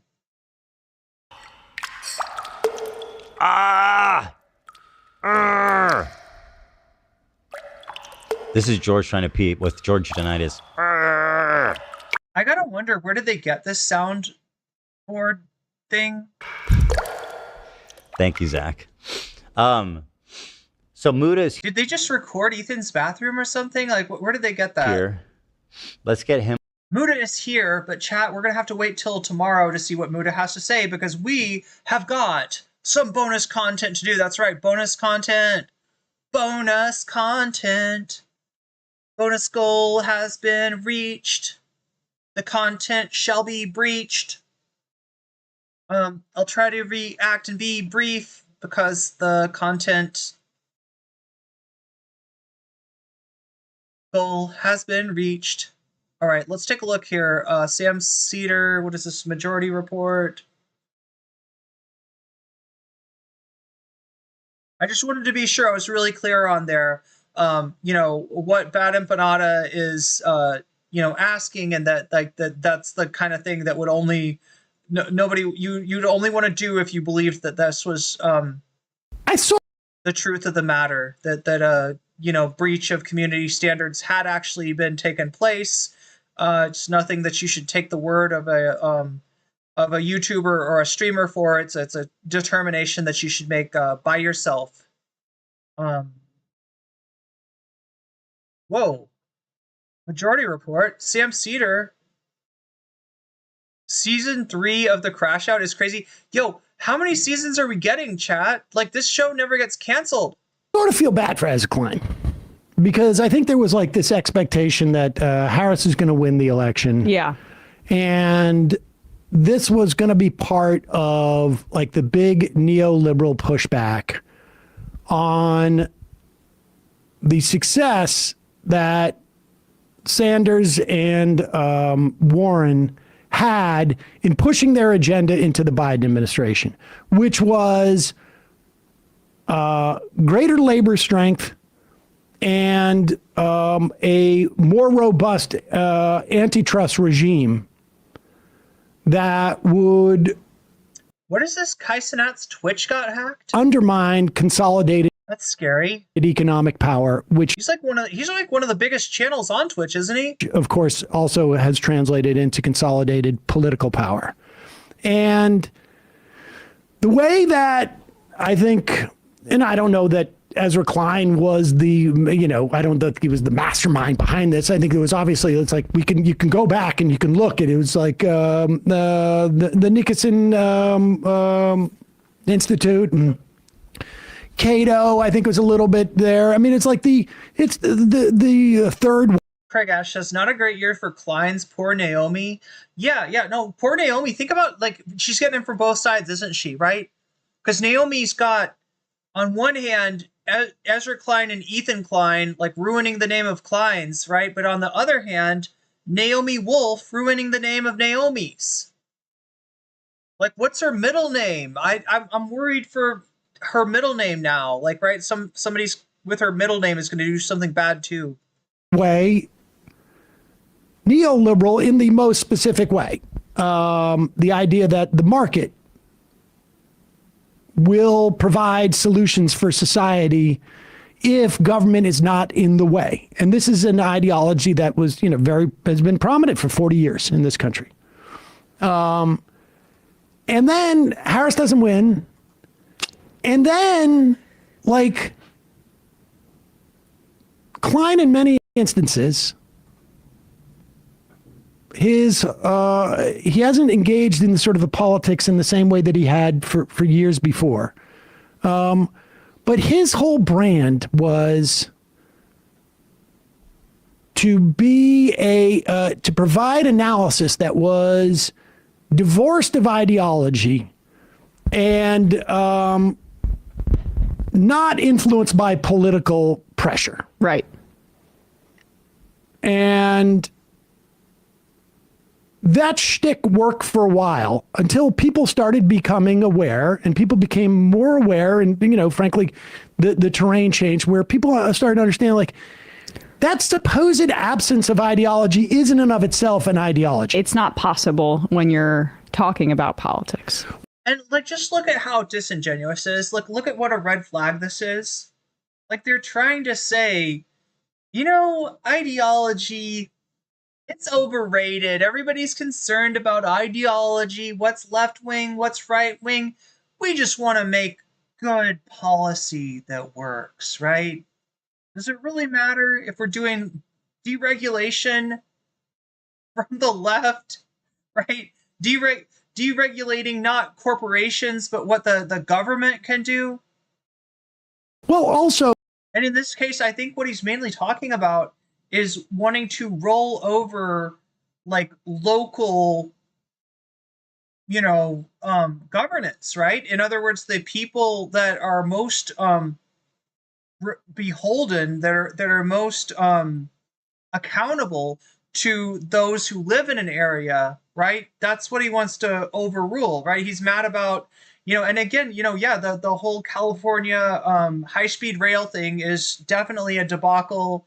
It's definitely pretty ridiculous, how long ago they allocated money, how much money they allocated, how the price keeps on going up and up and up. But Ezra Klein's trying to put this all on, localities having regulations about, what can be built. Right. And so that's his, that's the deregulation he's advocating for. So the idea that any of this technical, that supposed policy stuff is divorced from politics is also silly. But he has an ideology because he's not necessarily going in the way. And then there's also this question of there's not many generalists like Klein. He cut his teeth by becoming the generalist expert at healthcare. That was what his big thing was in the run up to the ACA stuff. And it's look, I know a lot about Social Security, but if I'm sitting next to someone who's worked on Social Security policy, they know more. But nobody's going to listen to that guy. That guy doesn't have a show. Right. That guy's not an op-ed columnist. It's almost like a take on Curtis Yarvin's ideology, but with a liberal mask. Yeah, well, his pining for a unitary executive to act like a governmental CEO. And so this is sort of there's a couple of clips that are out there now of Klein, where one was where he was talking about the with Jon Stewart, where he was talking about in the Inflation Reduction Sam said supposed Hermione Granger Act, there was a provision to expand broadband. And he goes on and on, there was so many roadblocks put up. Yarvin is a monarchist. Well, yeah, that's how he codifies it, right? But it's more of a take-meister. Yarvin says he's a monarchist because it's ooh, you advocate for feudalism, right? And it's his way of getting attention. But in reality, it's basically Nixon's unitary executive mixed with techno-feudalism. That's what Yarvin's talking about. By the Democrats in that legislation, that the Democrats have to get out of their way. And then one of Biden's national economic advisors goes dude, that was the Republicans. Yeah. That was a concession we made to the Republicans to get this bill. Every time Sam says dude, I think of Michael Brooks. Dude. Passed.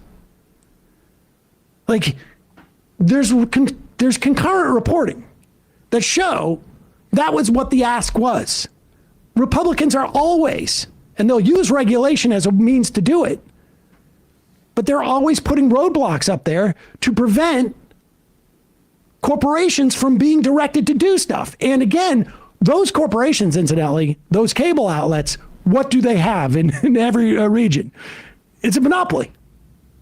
And he would get away with that if we were in a different era where somebody couldn't hop on Twitter and go, dude, there's reporting.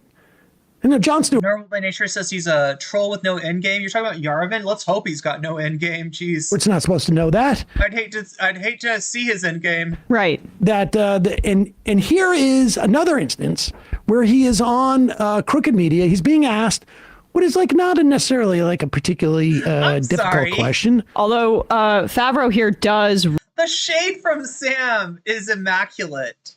The shade from Sam is immaculate. Like, right? He's on Pod Save America is what he's on, right? He's on like Crooked Media's flagship, show, right?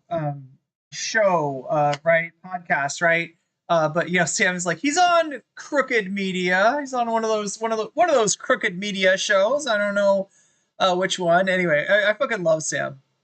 Look, PSA deserves the shade. PSA 100% deserves the shade. Read a very good critique of this book by Zephyr Teachout, who is of the anti-monopolist wing that Sam just kind of described. Very much so. Ran for governor here in New York State is a good voice on this. Well, issue. she It's the definition of a good bean. Zephyr Teachout is, was a colleague of New York would have been lucky to have Zephyr Teachout as governor. Of Tim Woos, who was at one point working in the Biden administration in antitrust and whatnot. And she's also a professor of that as well.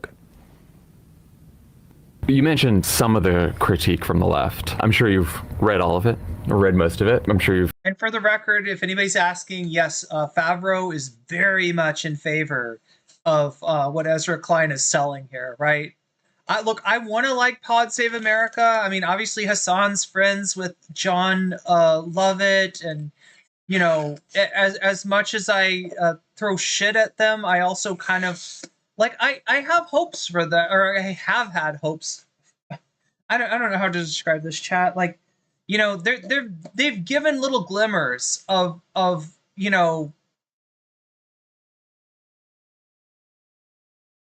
actually representing a more progressive viewpoint at times, but overall, right? John has started off the interview of Ezra Klein by saying, "We're all abundance pilled here," so they're very much in the bag for they're in the tank for Ezra Klein. We've talked about the Zephyr Teachout review of abundance. I wanted to get your reaction to one part of that because I think we should also just add this is cut up by Crooked Media because there was like a good. I think it summarizes a lot of the criticism on the left. I mean, you mentioned the Bernie side. There's also a Warren-esque critique as well. And she writes, I still can't tell after reading Abundance whether Klein and Thompson are seeking something fairly small bore and correct, we need zoning reform, or non-trivial and deeply regressive, we need deregulation, or whether there is room within Abundance for anti-monopoly politics and a more full-throated unleashing of American potential. Some of chat is a little bit disgusted by the fact that I had hope for Pod Save America, and I don't blame you. I just want to, just for context, the last time I had hope for them was when they actually brought up the the black bagging of Mahmoud Khalil, right? They actually talked about this, right? Which, like, look, that like any liberal should, any liberal, like, kind of anti-Trump podcast, they should be talking about that. What's conspicuous about it is that outlets like Midas Touch, which is now the biggest podcast going, has outpaced Joe Rogan even. I haven't seen it from them, right? They conspicuously skip over that particular action by the Trump administration, probably because they either don't want to get involved in the in the questions around student protests of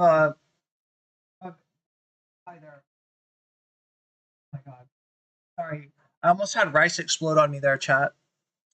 Or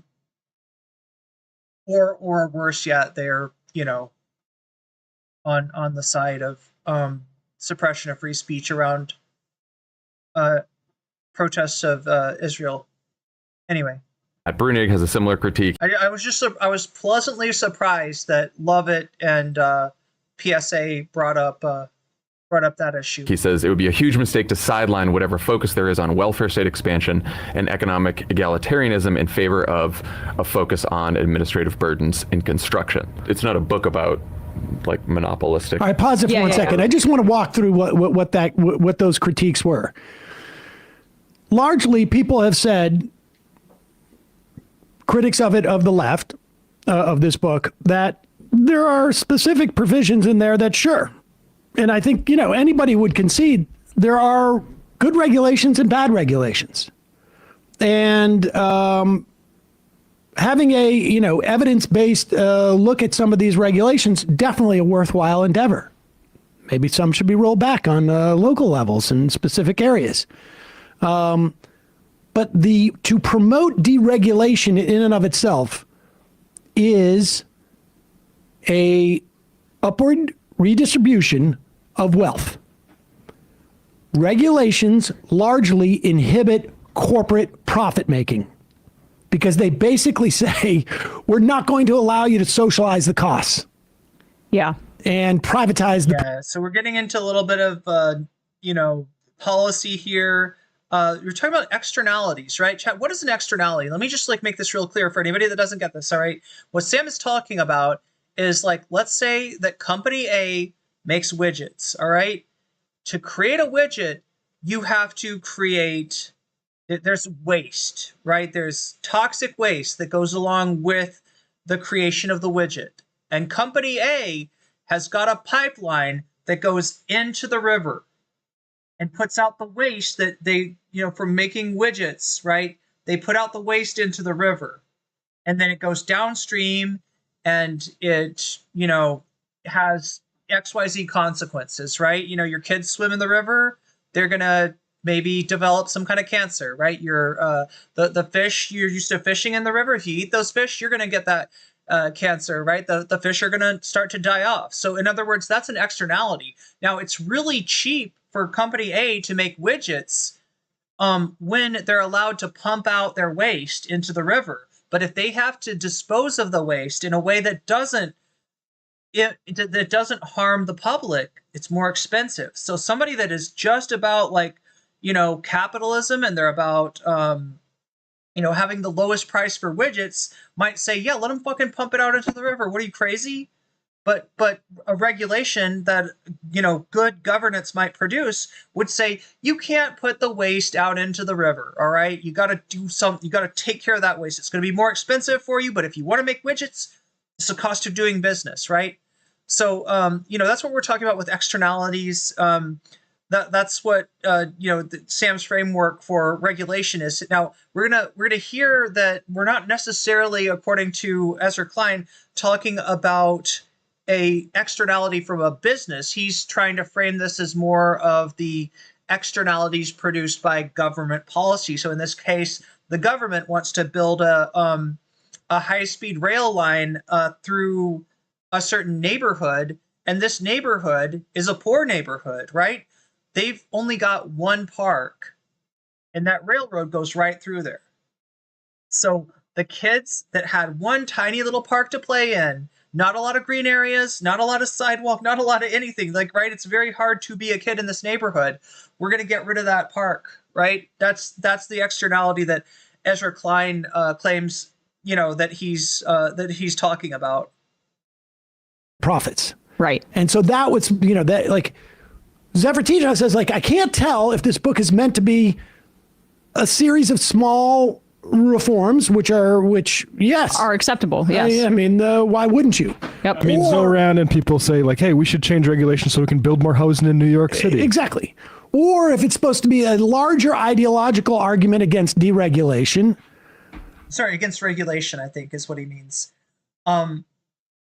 Or if in this whole calculation of where the Democratic Party should go, if it's this big treatise where does anti-monopolistic policy fit into this whole sort of milieu?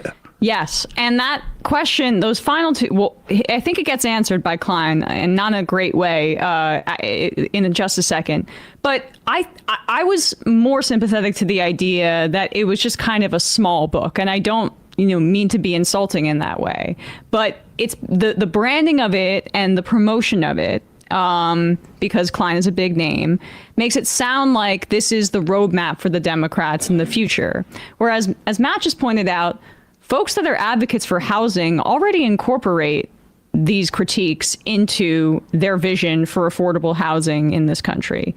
But it is maybe... So in other words, Sam and Emma are not against the idea of looking at regulations and seeing if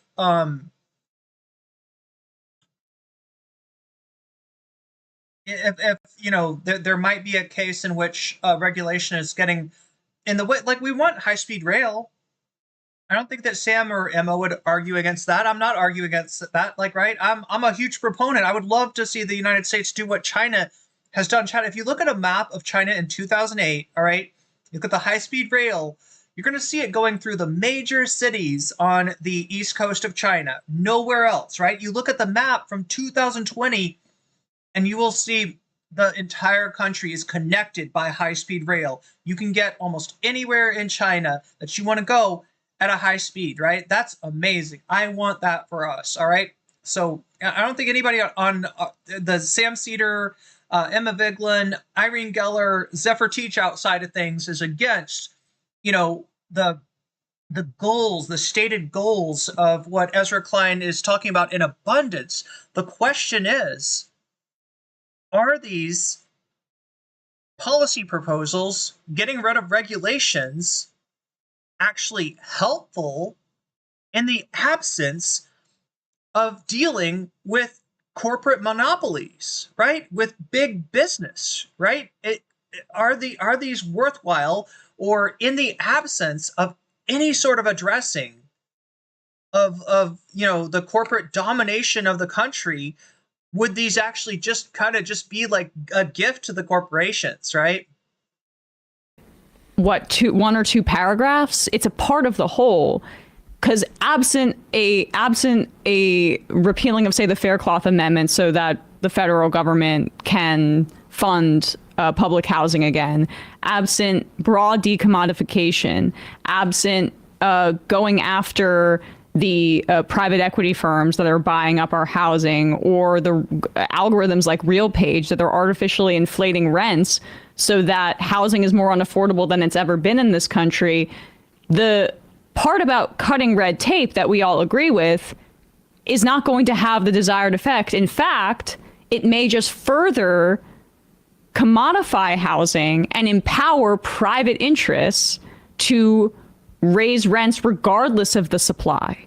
So it has to be paired with a vision that takes on corporate power. And so my kind of view of what he was arguing was, I don't know if Klein's hostile to what's being said there, but perhaps the book just, is presented as if it's a bigger vision for the world than it actually is in practice. But the way he responds to Teachout's critique here makes me think that perhaps the instinct that some of us had might have been a bit too generous. Okay, listen. If Ezra Klein is going to be coy about this, in his attempt of saying, I'm beyond ideology, we're not entering into like an ideological dialogue at all. I'm just for good policy, all right? As I want things to work, right? If he's going to be coy about his overarching opinion about these things, then all we got to go on, because all he's giving us, is vibes. And Emma is pointing out that Ezra Klein's vibes are not immaculate, far from it. About like monopolistic power practices and corporate concentration, so I get that. I guess to the question that Teachout asked, is there room in abundance for a critique of concentrated economic power and anti-monopoly politics and all that? I'm trying to think about the nicest way to say this. My friends in the whole problem is oligarchy part of the party. And I believe a good part of our problems are oligarchy. But there are certain kinds of problems they're then willing to see and certain kinds they're not as willing to see. So in housing, I find a lot of them get obsessed with this idea that private investors are buying up a bunch of rental housing. And this is an extremely small part of the market right now, and it's just not the main problem in housing. But because it is the villain they are comfortable having, it is where they want to put their focus. Kamala Harris, I was very excited when she brought out her big plan to build 3 million units of housing, but her plan never would have achieved anything like it. It did have a big thing about trying to do something about this private investor buying up housing issue, though. So you can really get, I think, taken off the track. A thing I found like really interesting in Zephyr's review was that, is it something good and small like zoning reform? And like, try doing zoning reform if you think it's small, right? Or something bad like deregulation. Okay, interesting, right? Yeah. Deregulation is a word that I think shuts liberals down a bit. And it shouldn't. A lot of what we're pointing out in the book is that the player that is often most regulated is not the market, it's the government itself. If you want to understand why the government can't build public housing effectively, I mean, in many ways, the federal government building public housing is now functionally illegal. It's been regulated out of possibility. If you want to know why we didn't build California high-speed rail, if you want to know why it's so expensive to build affordable housing in a lot of liberal jurisdictions when you trigger public money, it is because of the regulations we put on government. Okay, here's the point. Who's the we? He says that the oligarchy is not the problem. And what is an oligarchy? An oligarchy is people who have amassed so much economic wealth that we go from a plutonomy to a plutocracy. Right. And he says, we put so much of a burden on the government that on itself, that the government can't do things for the public good. Who is the we? Yep. Because what's up, B? Thailand is it's very hot. It hasn't been super humid so far, but it rained a little bit, so now it kind of is a little bit humid. So I'm starting to feel the heat.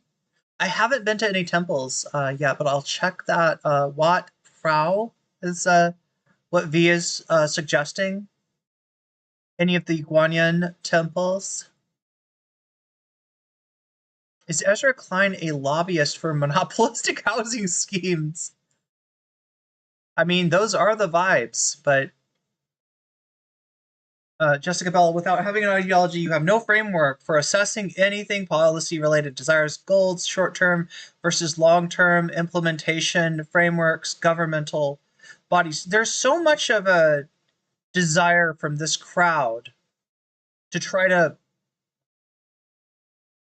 from the abundance crowd, right, to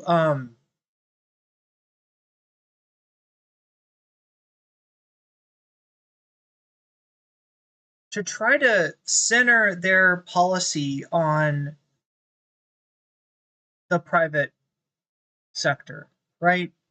And make the assumption that given the chance to do something good, that the private sector is going to be incentivized to given the chance to act on the behalf of the public, right? That the private sector is gonna do that. And it's just such a, I mean, again, they've gotten so far away from FDR, which was the reason that people liked Democrats in the first place. It's the reason that Democrats dominated chat. 1940s, all right, late 1940, or maybe even earlier than that. Like from the 1940s to the 90s, I believe, the Democratic Party controlled the House of Representatives, right? There was maybe a few years where the Republicans held the Senate, but the House of Representatives, the Democratic Party held it. Why is that? Because after the New Deal, right, Herbert Hoover, his measures for, dealing with, economic catastrophe amounted to austerity, right? FDR comes in there, he does the,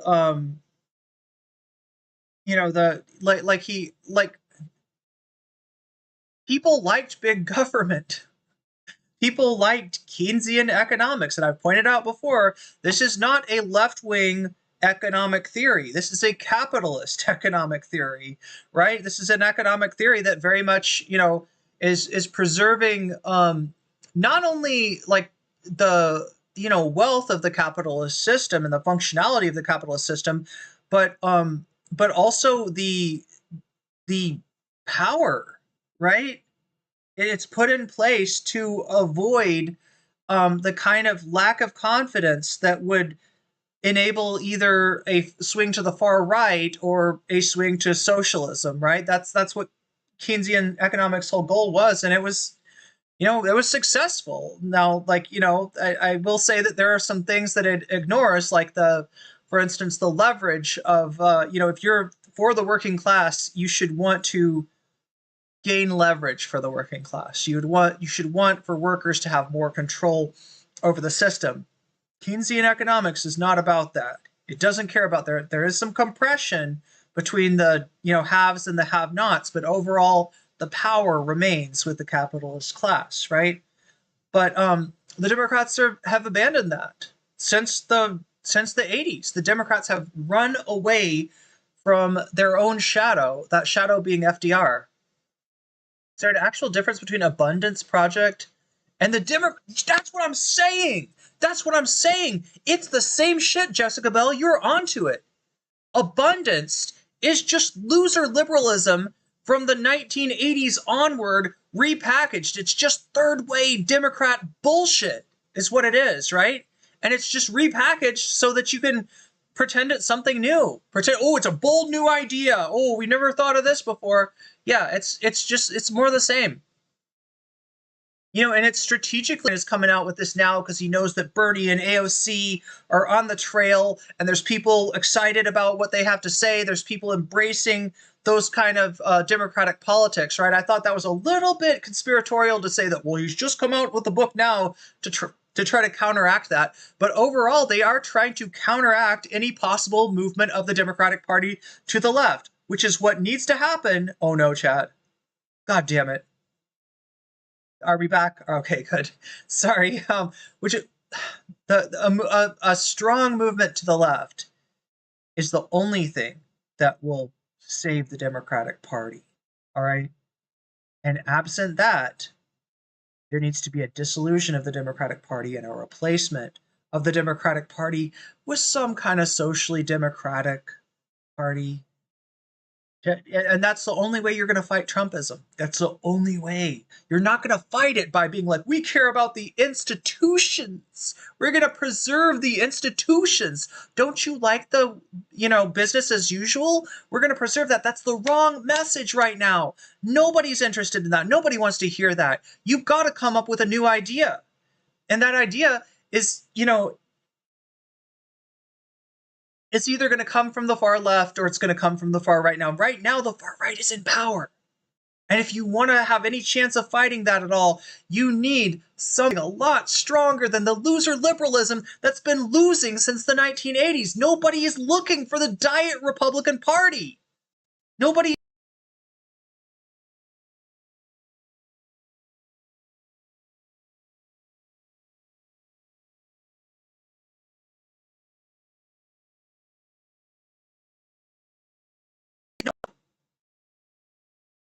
Am I back? Okay, fuck. Sorry, Chad, I got animated and it was apparently too much for my laptop to handle, so. When we say, does he mean like 90% of the people out there? Or does he mean the we being the people who send the lobbyists, who have the money, who buy the elections, who buy the legislature, who provide all of the roadblocks to doing what supposedly we are trying to do? I mean, this is the fundamental flaw in his thinking, is that he thinks there is some sort of like entity that is static, that there is no such thing as power dynamics, that he has no sense of power. And this is what has always been absence of his politics. And the reason why you don't recognize power from his position is because you're not on the losing end of it in his politics. The horse knows the rider more than the rider knows the horse. And when he's talking about the regulations, we, as you say, who is the we that we put on government, I'm not necessarily sure what he means by that. I would have to read more of his book to figure that out. But it seems like he's ignoring the fact that oftentimes this red tape and the lag in delivering for people, it seems like a bit kind of reheated deliverance arguments for the Biden administration from 2020, by the way. The reason that government doesn't deliver for people is because of the regulations we put on government. Or could it be the fact that, unfortunately, we have legalized campaign finance, almost bribery in this country, where there's an influx of corporate money. And on the local level in particular, the yield for corporate interests is higher because they can get more for their money, basically. So there's all this self-dealing that happens on the local level, and they have to take into account this campaign contributor and not run afoul of them if they want to build something here. Or this real estate investor is mad that we want to build affordable housing near their complex or whatever. That's the issue. That's the issue with stuff not being delivered quickly enough. And he seems to ignore that. Well, that's the whole point. He doesn't even seem to be aware of it, because even in that question, if he had an awareness of it, he would stop and say, he wouldn't say we. Because it's like, who is the we? Yeah. Like, are we preventing more public transportation? Minneapolis literally did zoning reform. Right. It's a progressive government. The other thing is like this is all a sort of a larger problem of like, how do we get back to building things in America? And it is so insane to me that we are having this concept without reference to, say, the country that's actually building things, which is China. Like, they greenlit flying taxis the other day. They definitely don't have a shortage of housing and things like that. It's not because they're letting the capitalists, bequeath abundance to them. They are controlling their activity strictly and channeling it towards social ends. Our infrastructure is falling apart, although, the Biden administration did make some good investments in that, but it's not as efficient as it could be because these are subsidies oftentimes for private contractors. And that is where we see, because under capitalism, these guys have to get rich, where we see some of the lack of efficiency and the frustration that he's describing there. And I also just don't understand, when he talks, he mentions there that You mentioned some kind of, I forget his exact phrasing, but when he mentions that it's kind of illegal for the government to build public housing, shouldn't be. But why is that the case? That's that regulation by the capitalists. He never. That's the whole point. It's like, it's not like, it's as if it's just sort of like dropped out of the heavens, and we need to be very cautious about this. No, that's not the way legislation is formed. And that's what the very bizarre thing about it. He is standing as if the we is not like an amorphous thing that at different waxes and wanes at different points. Yeah, it's this annoying kind of habit that I think this Yes, this is exactly the good point. But it's this annoying habit of gesturing towards what the left is saying or what critics are saying without addressing it at all. Well, yes. But what it ultimately is a critique of government. By saying that we can't, government just can't do this. Yeah. It is there as if there is something structurally wrong with government, as opposed to there's something structurally wrong with our society. And that being that money is hampering government's ability to do it, because when government does something, it cuts into private money's profit. Yep. They don't want public transportation. And that they, in that instance, is the fossil fuel industry. Or Uber. Or Elon Musk with his Hyperloop. And self-driving promises. You can put that in. I mean, that's the dynamic. That's why the people who are obsessed with oligarchy, it is because it fundamentally, almost definitionally, the existence of an oligarchy undermines the capacity of government to do things that benefit the vast majority of people. That is definitionally the problem with an oligarchy. Not that I hate that guy because look at the way he dresses, or, like they have so much money, or just like pure. He reduces the issue with oligarchs and with concentrated wealth to an aesthetic. Right. As opposed to fundamentally undermining government's capacity to provide for a wide range of people. And again, all governments redistribute wealth and benefit. And it's just a question of which direction does it go?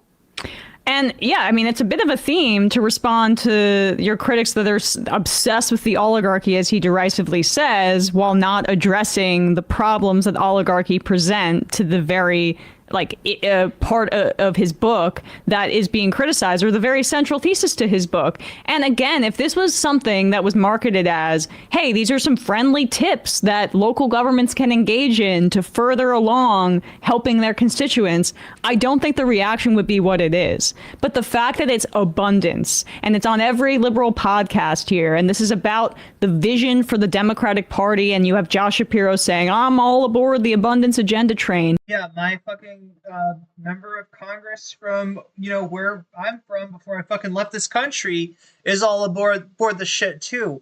And Chad, I'm going to say it now. This shit, this abundance agenda, all right, I'm making this call.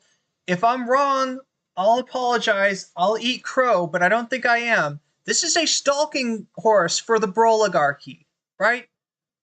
This is the tech bros hand up the ass of the Democratic Party puppet, all right? And you cannot let this continue, right? This is them controlling you've heard of controlled opposition? This is how they do it. This is them controlling the opposition. And what do you do to a hand that's sticking up the ass of the supposed party of for working people? If you care about those working people, you got to cut that hand off. You can't let it control. It's already running the Republican side of things. You can't let it run the Democratic side of things. All right. I don't know, Chad. Am I being too histrionic? Anybody think I'm jumping to conclusions here? It is a really bad time to be making this argument. Well, also, and it's a really bad time to be making the argument that government is the problem, especially as we have that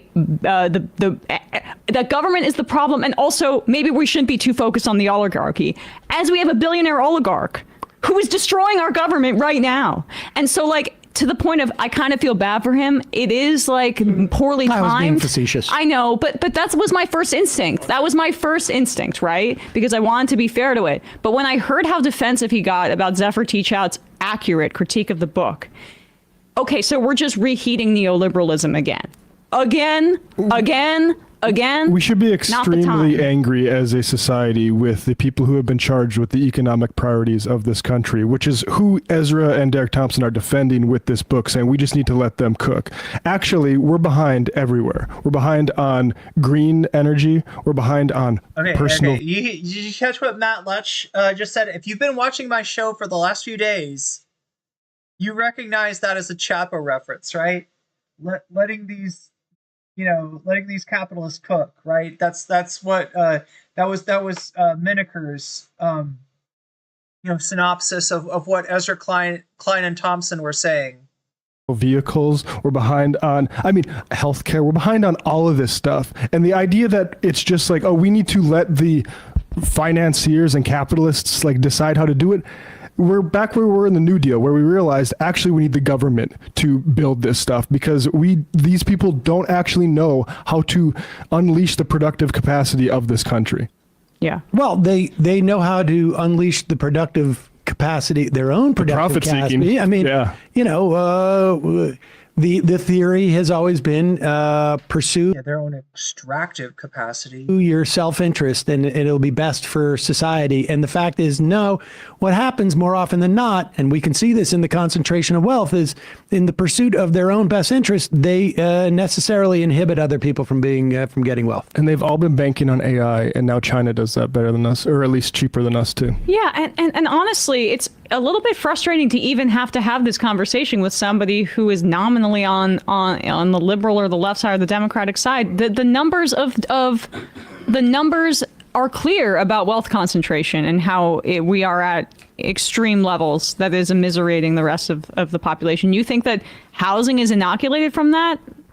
I mean, I would guess he would say that's too simplistic of an argument, and it's okay. It's a question. That's exactly what this is. Yeah, and he'd pat you on the head and act like you're a fucking idiot. That's what he'd do. Fine, but I mean, they talk about housing without talking about the 2008 financial crisis. So I mean, they're not deep here. The point is just that it's about what are we emphasizing. We've said this before in the context of being in the news. You have a finite number of things that you can focus on a day-to-day basis. I mean, we're going to always have fun, whatever, for on our show, but what you choose to focus on is even more, I think, indicative of your ideology than what you say, and that's the problem with this book. I don't even care about the book as much as I do the movement. I mean, the fact of the matter is, the fact of the matter is, well, yeah, that it's giving Democrats something to do to like claim that they understand, they know stuff's got to be different. They want to move in a bold way, and it's aesthetics. It's aesthetically packaging up the same old shit that Americans are tired of. The same old shit that hasn't worked electorally or pragmatically or policy-wise or in any other way, in any other significant way since it's been implemented in the fucking, early 80s. Right? It's just an excuse for the Democratic Party to keep doing the same shit. And you shouldn't stand for that. You shouldn't put up with that. You shouldn't let them drag you down that road again, just with like, oh no, it's abundance now. That's like, it's almost like they've tried to hollow out the policies, the New Deal policies, the pro-worker policies, and they've draped the skin of that over the same old shit against over the third way, Democratic, mentality that they've been kicking around since the mid 80s, right? Just with a new shell. Don't fall for that. Don't fall for that. A guy with a New York op-ed. I mean, these guys are not writing a book that is meant to be small bore, technical housing reform on a small exactly level. That's not what they're doing. How do we square the billionaire circle with the democracy square? Exactly. This is like, how do we make the Democratic Party Mark Cuban safe? Hey, folks, don't forget. How do we keep oligarchs on our side? In other words, and like the answer is by giving up on any policy that's going to help out the American working class, and that's been their answer since the mid 80s. All right, chat. I gotta say, I am a little bit encouraged by the fact that given the choice between, look at this, what were our choices today? Drama slop, video essay, okay, vegetables,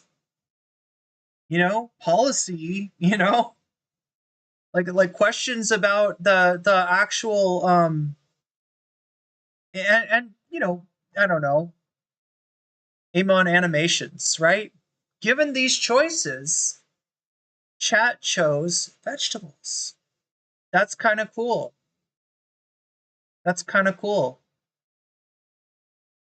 Abundance is UBI. I mean, I wish, Philip. I don't think they're talking about that.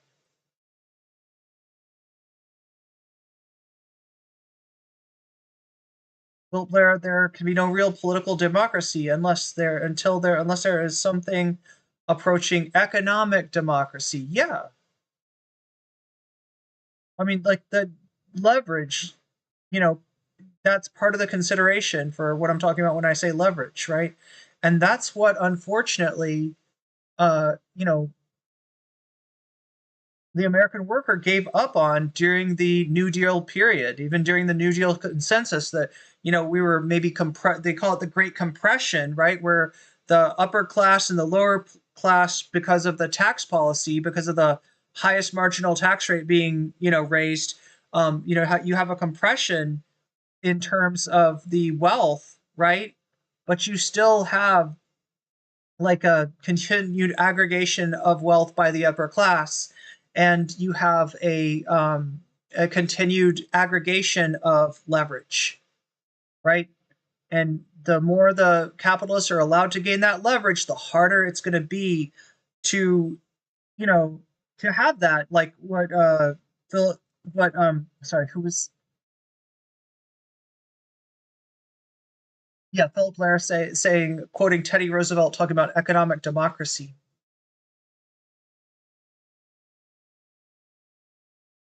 Wait, they had cheese on top too? Didn't Mark Cuban name his yacht after something from Ayn Rand? I wouldn't be surprised.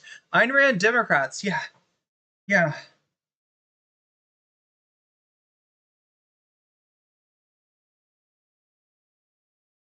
Normal by nature, unless you're black in the 40s or a woman. Yeah, noting that the New Deal policies were not economically democratic across identities. Ask them if they considered means testing poor people a regulation. Oh, interesting, Kayla. That's Amon Animation says candy. ContraPoint's conspiracy video is mashed potatoes. Keffel's drama was a big greasy pizza, and we chose the veggie tray. Yes, we did. Chat. Yes, we did.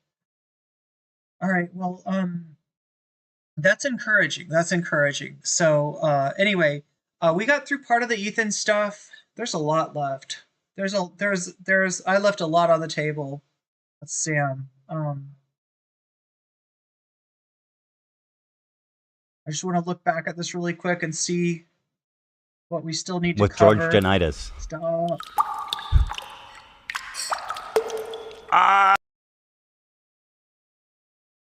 Okay. Anyway.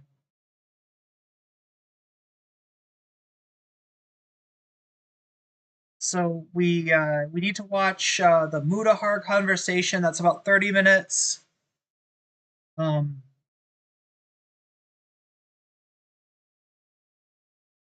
He goes over to Bad Empanada, then starts reading the demand letter again.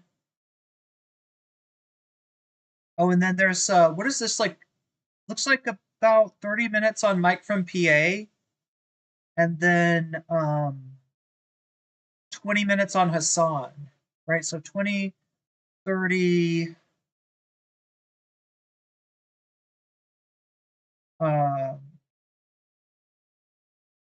1 minute and 20 second, or 1 minute, 1 hour and 20 minutes, and then, yeah, looks like about 2 hours left, right?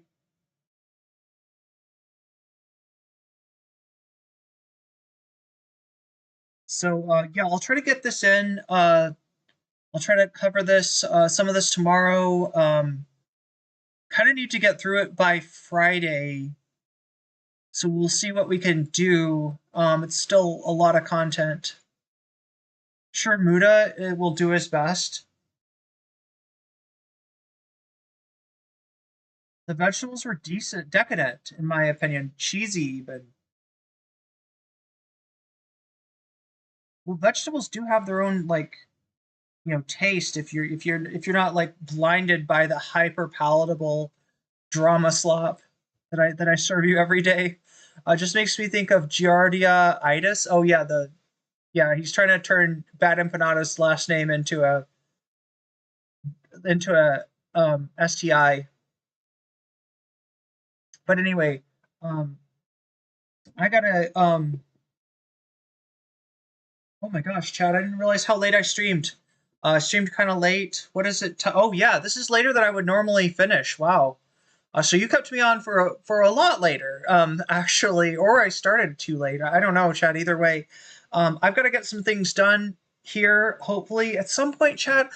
What I'm trying to do now is to get my I want to get my hair like dyed, and I want to get it styled, right? Because I have like a ton of split ends back here. This is like all split ends. And I also want to do a new color. I'm like trying to decide between like strawberry blonde and just like leaning into the ginger thing and going kind of red. I'm not sure what I want to do yet, but like I've got some idea to do like braids on the side or something like that. So that's what I'm looking to do. I also got to get that XLR cable for my microphone and maybe try to get a power strip so that I'm hoping to at some point plug in my actual computer so that I don't have to deal with all these issues with the like we were freezing a lot today, and I don't love that. So yeah, I'm looking to deal with that. So that's what I'll be doing after this, and hopefully come back to you with a slightly better stream if I can manage it. At least bring in the microphone. Chat, how bad is the sound? I'm curious. Like, right? I feel like we had a huge step down. We had a huge step down in terms of the audio, and I'm kind of worried about that. But yeah, we'll get back to it, and I will see you again tomorrow. Much love, everyone. Have a good night. Take care of yourselves and each other, and know that Waluigi is watching out for you. Okay? Waluigi is still here. Anyway.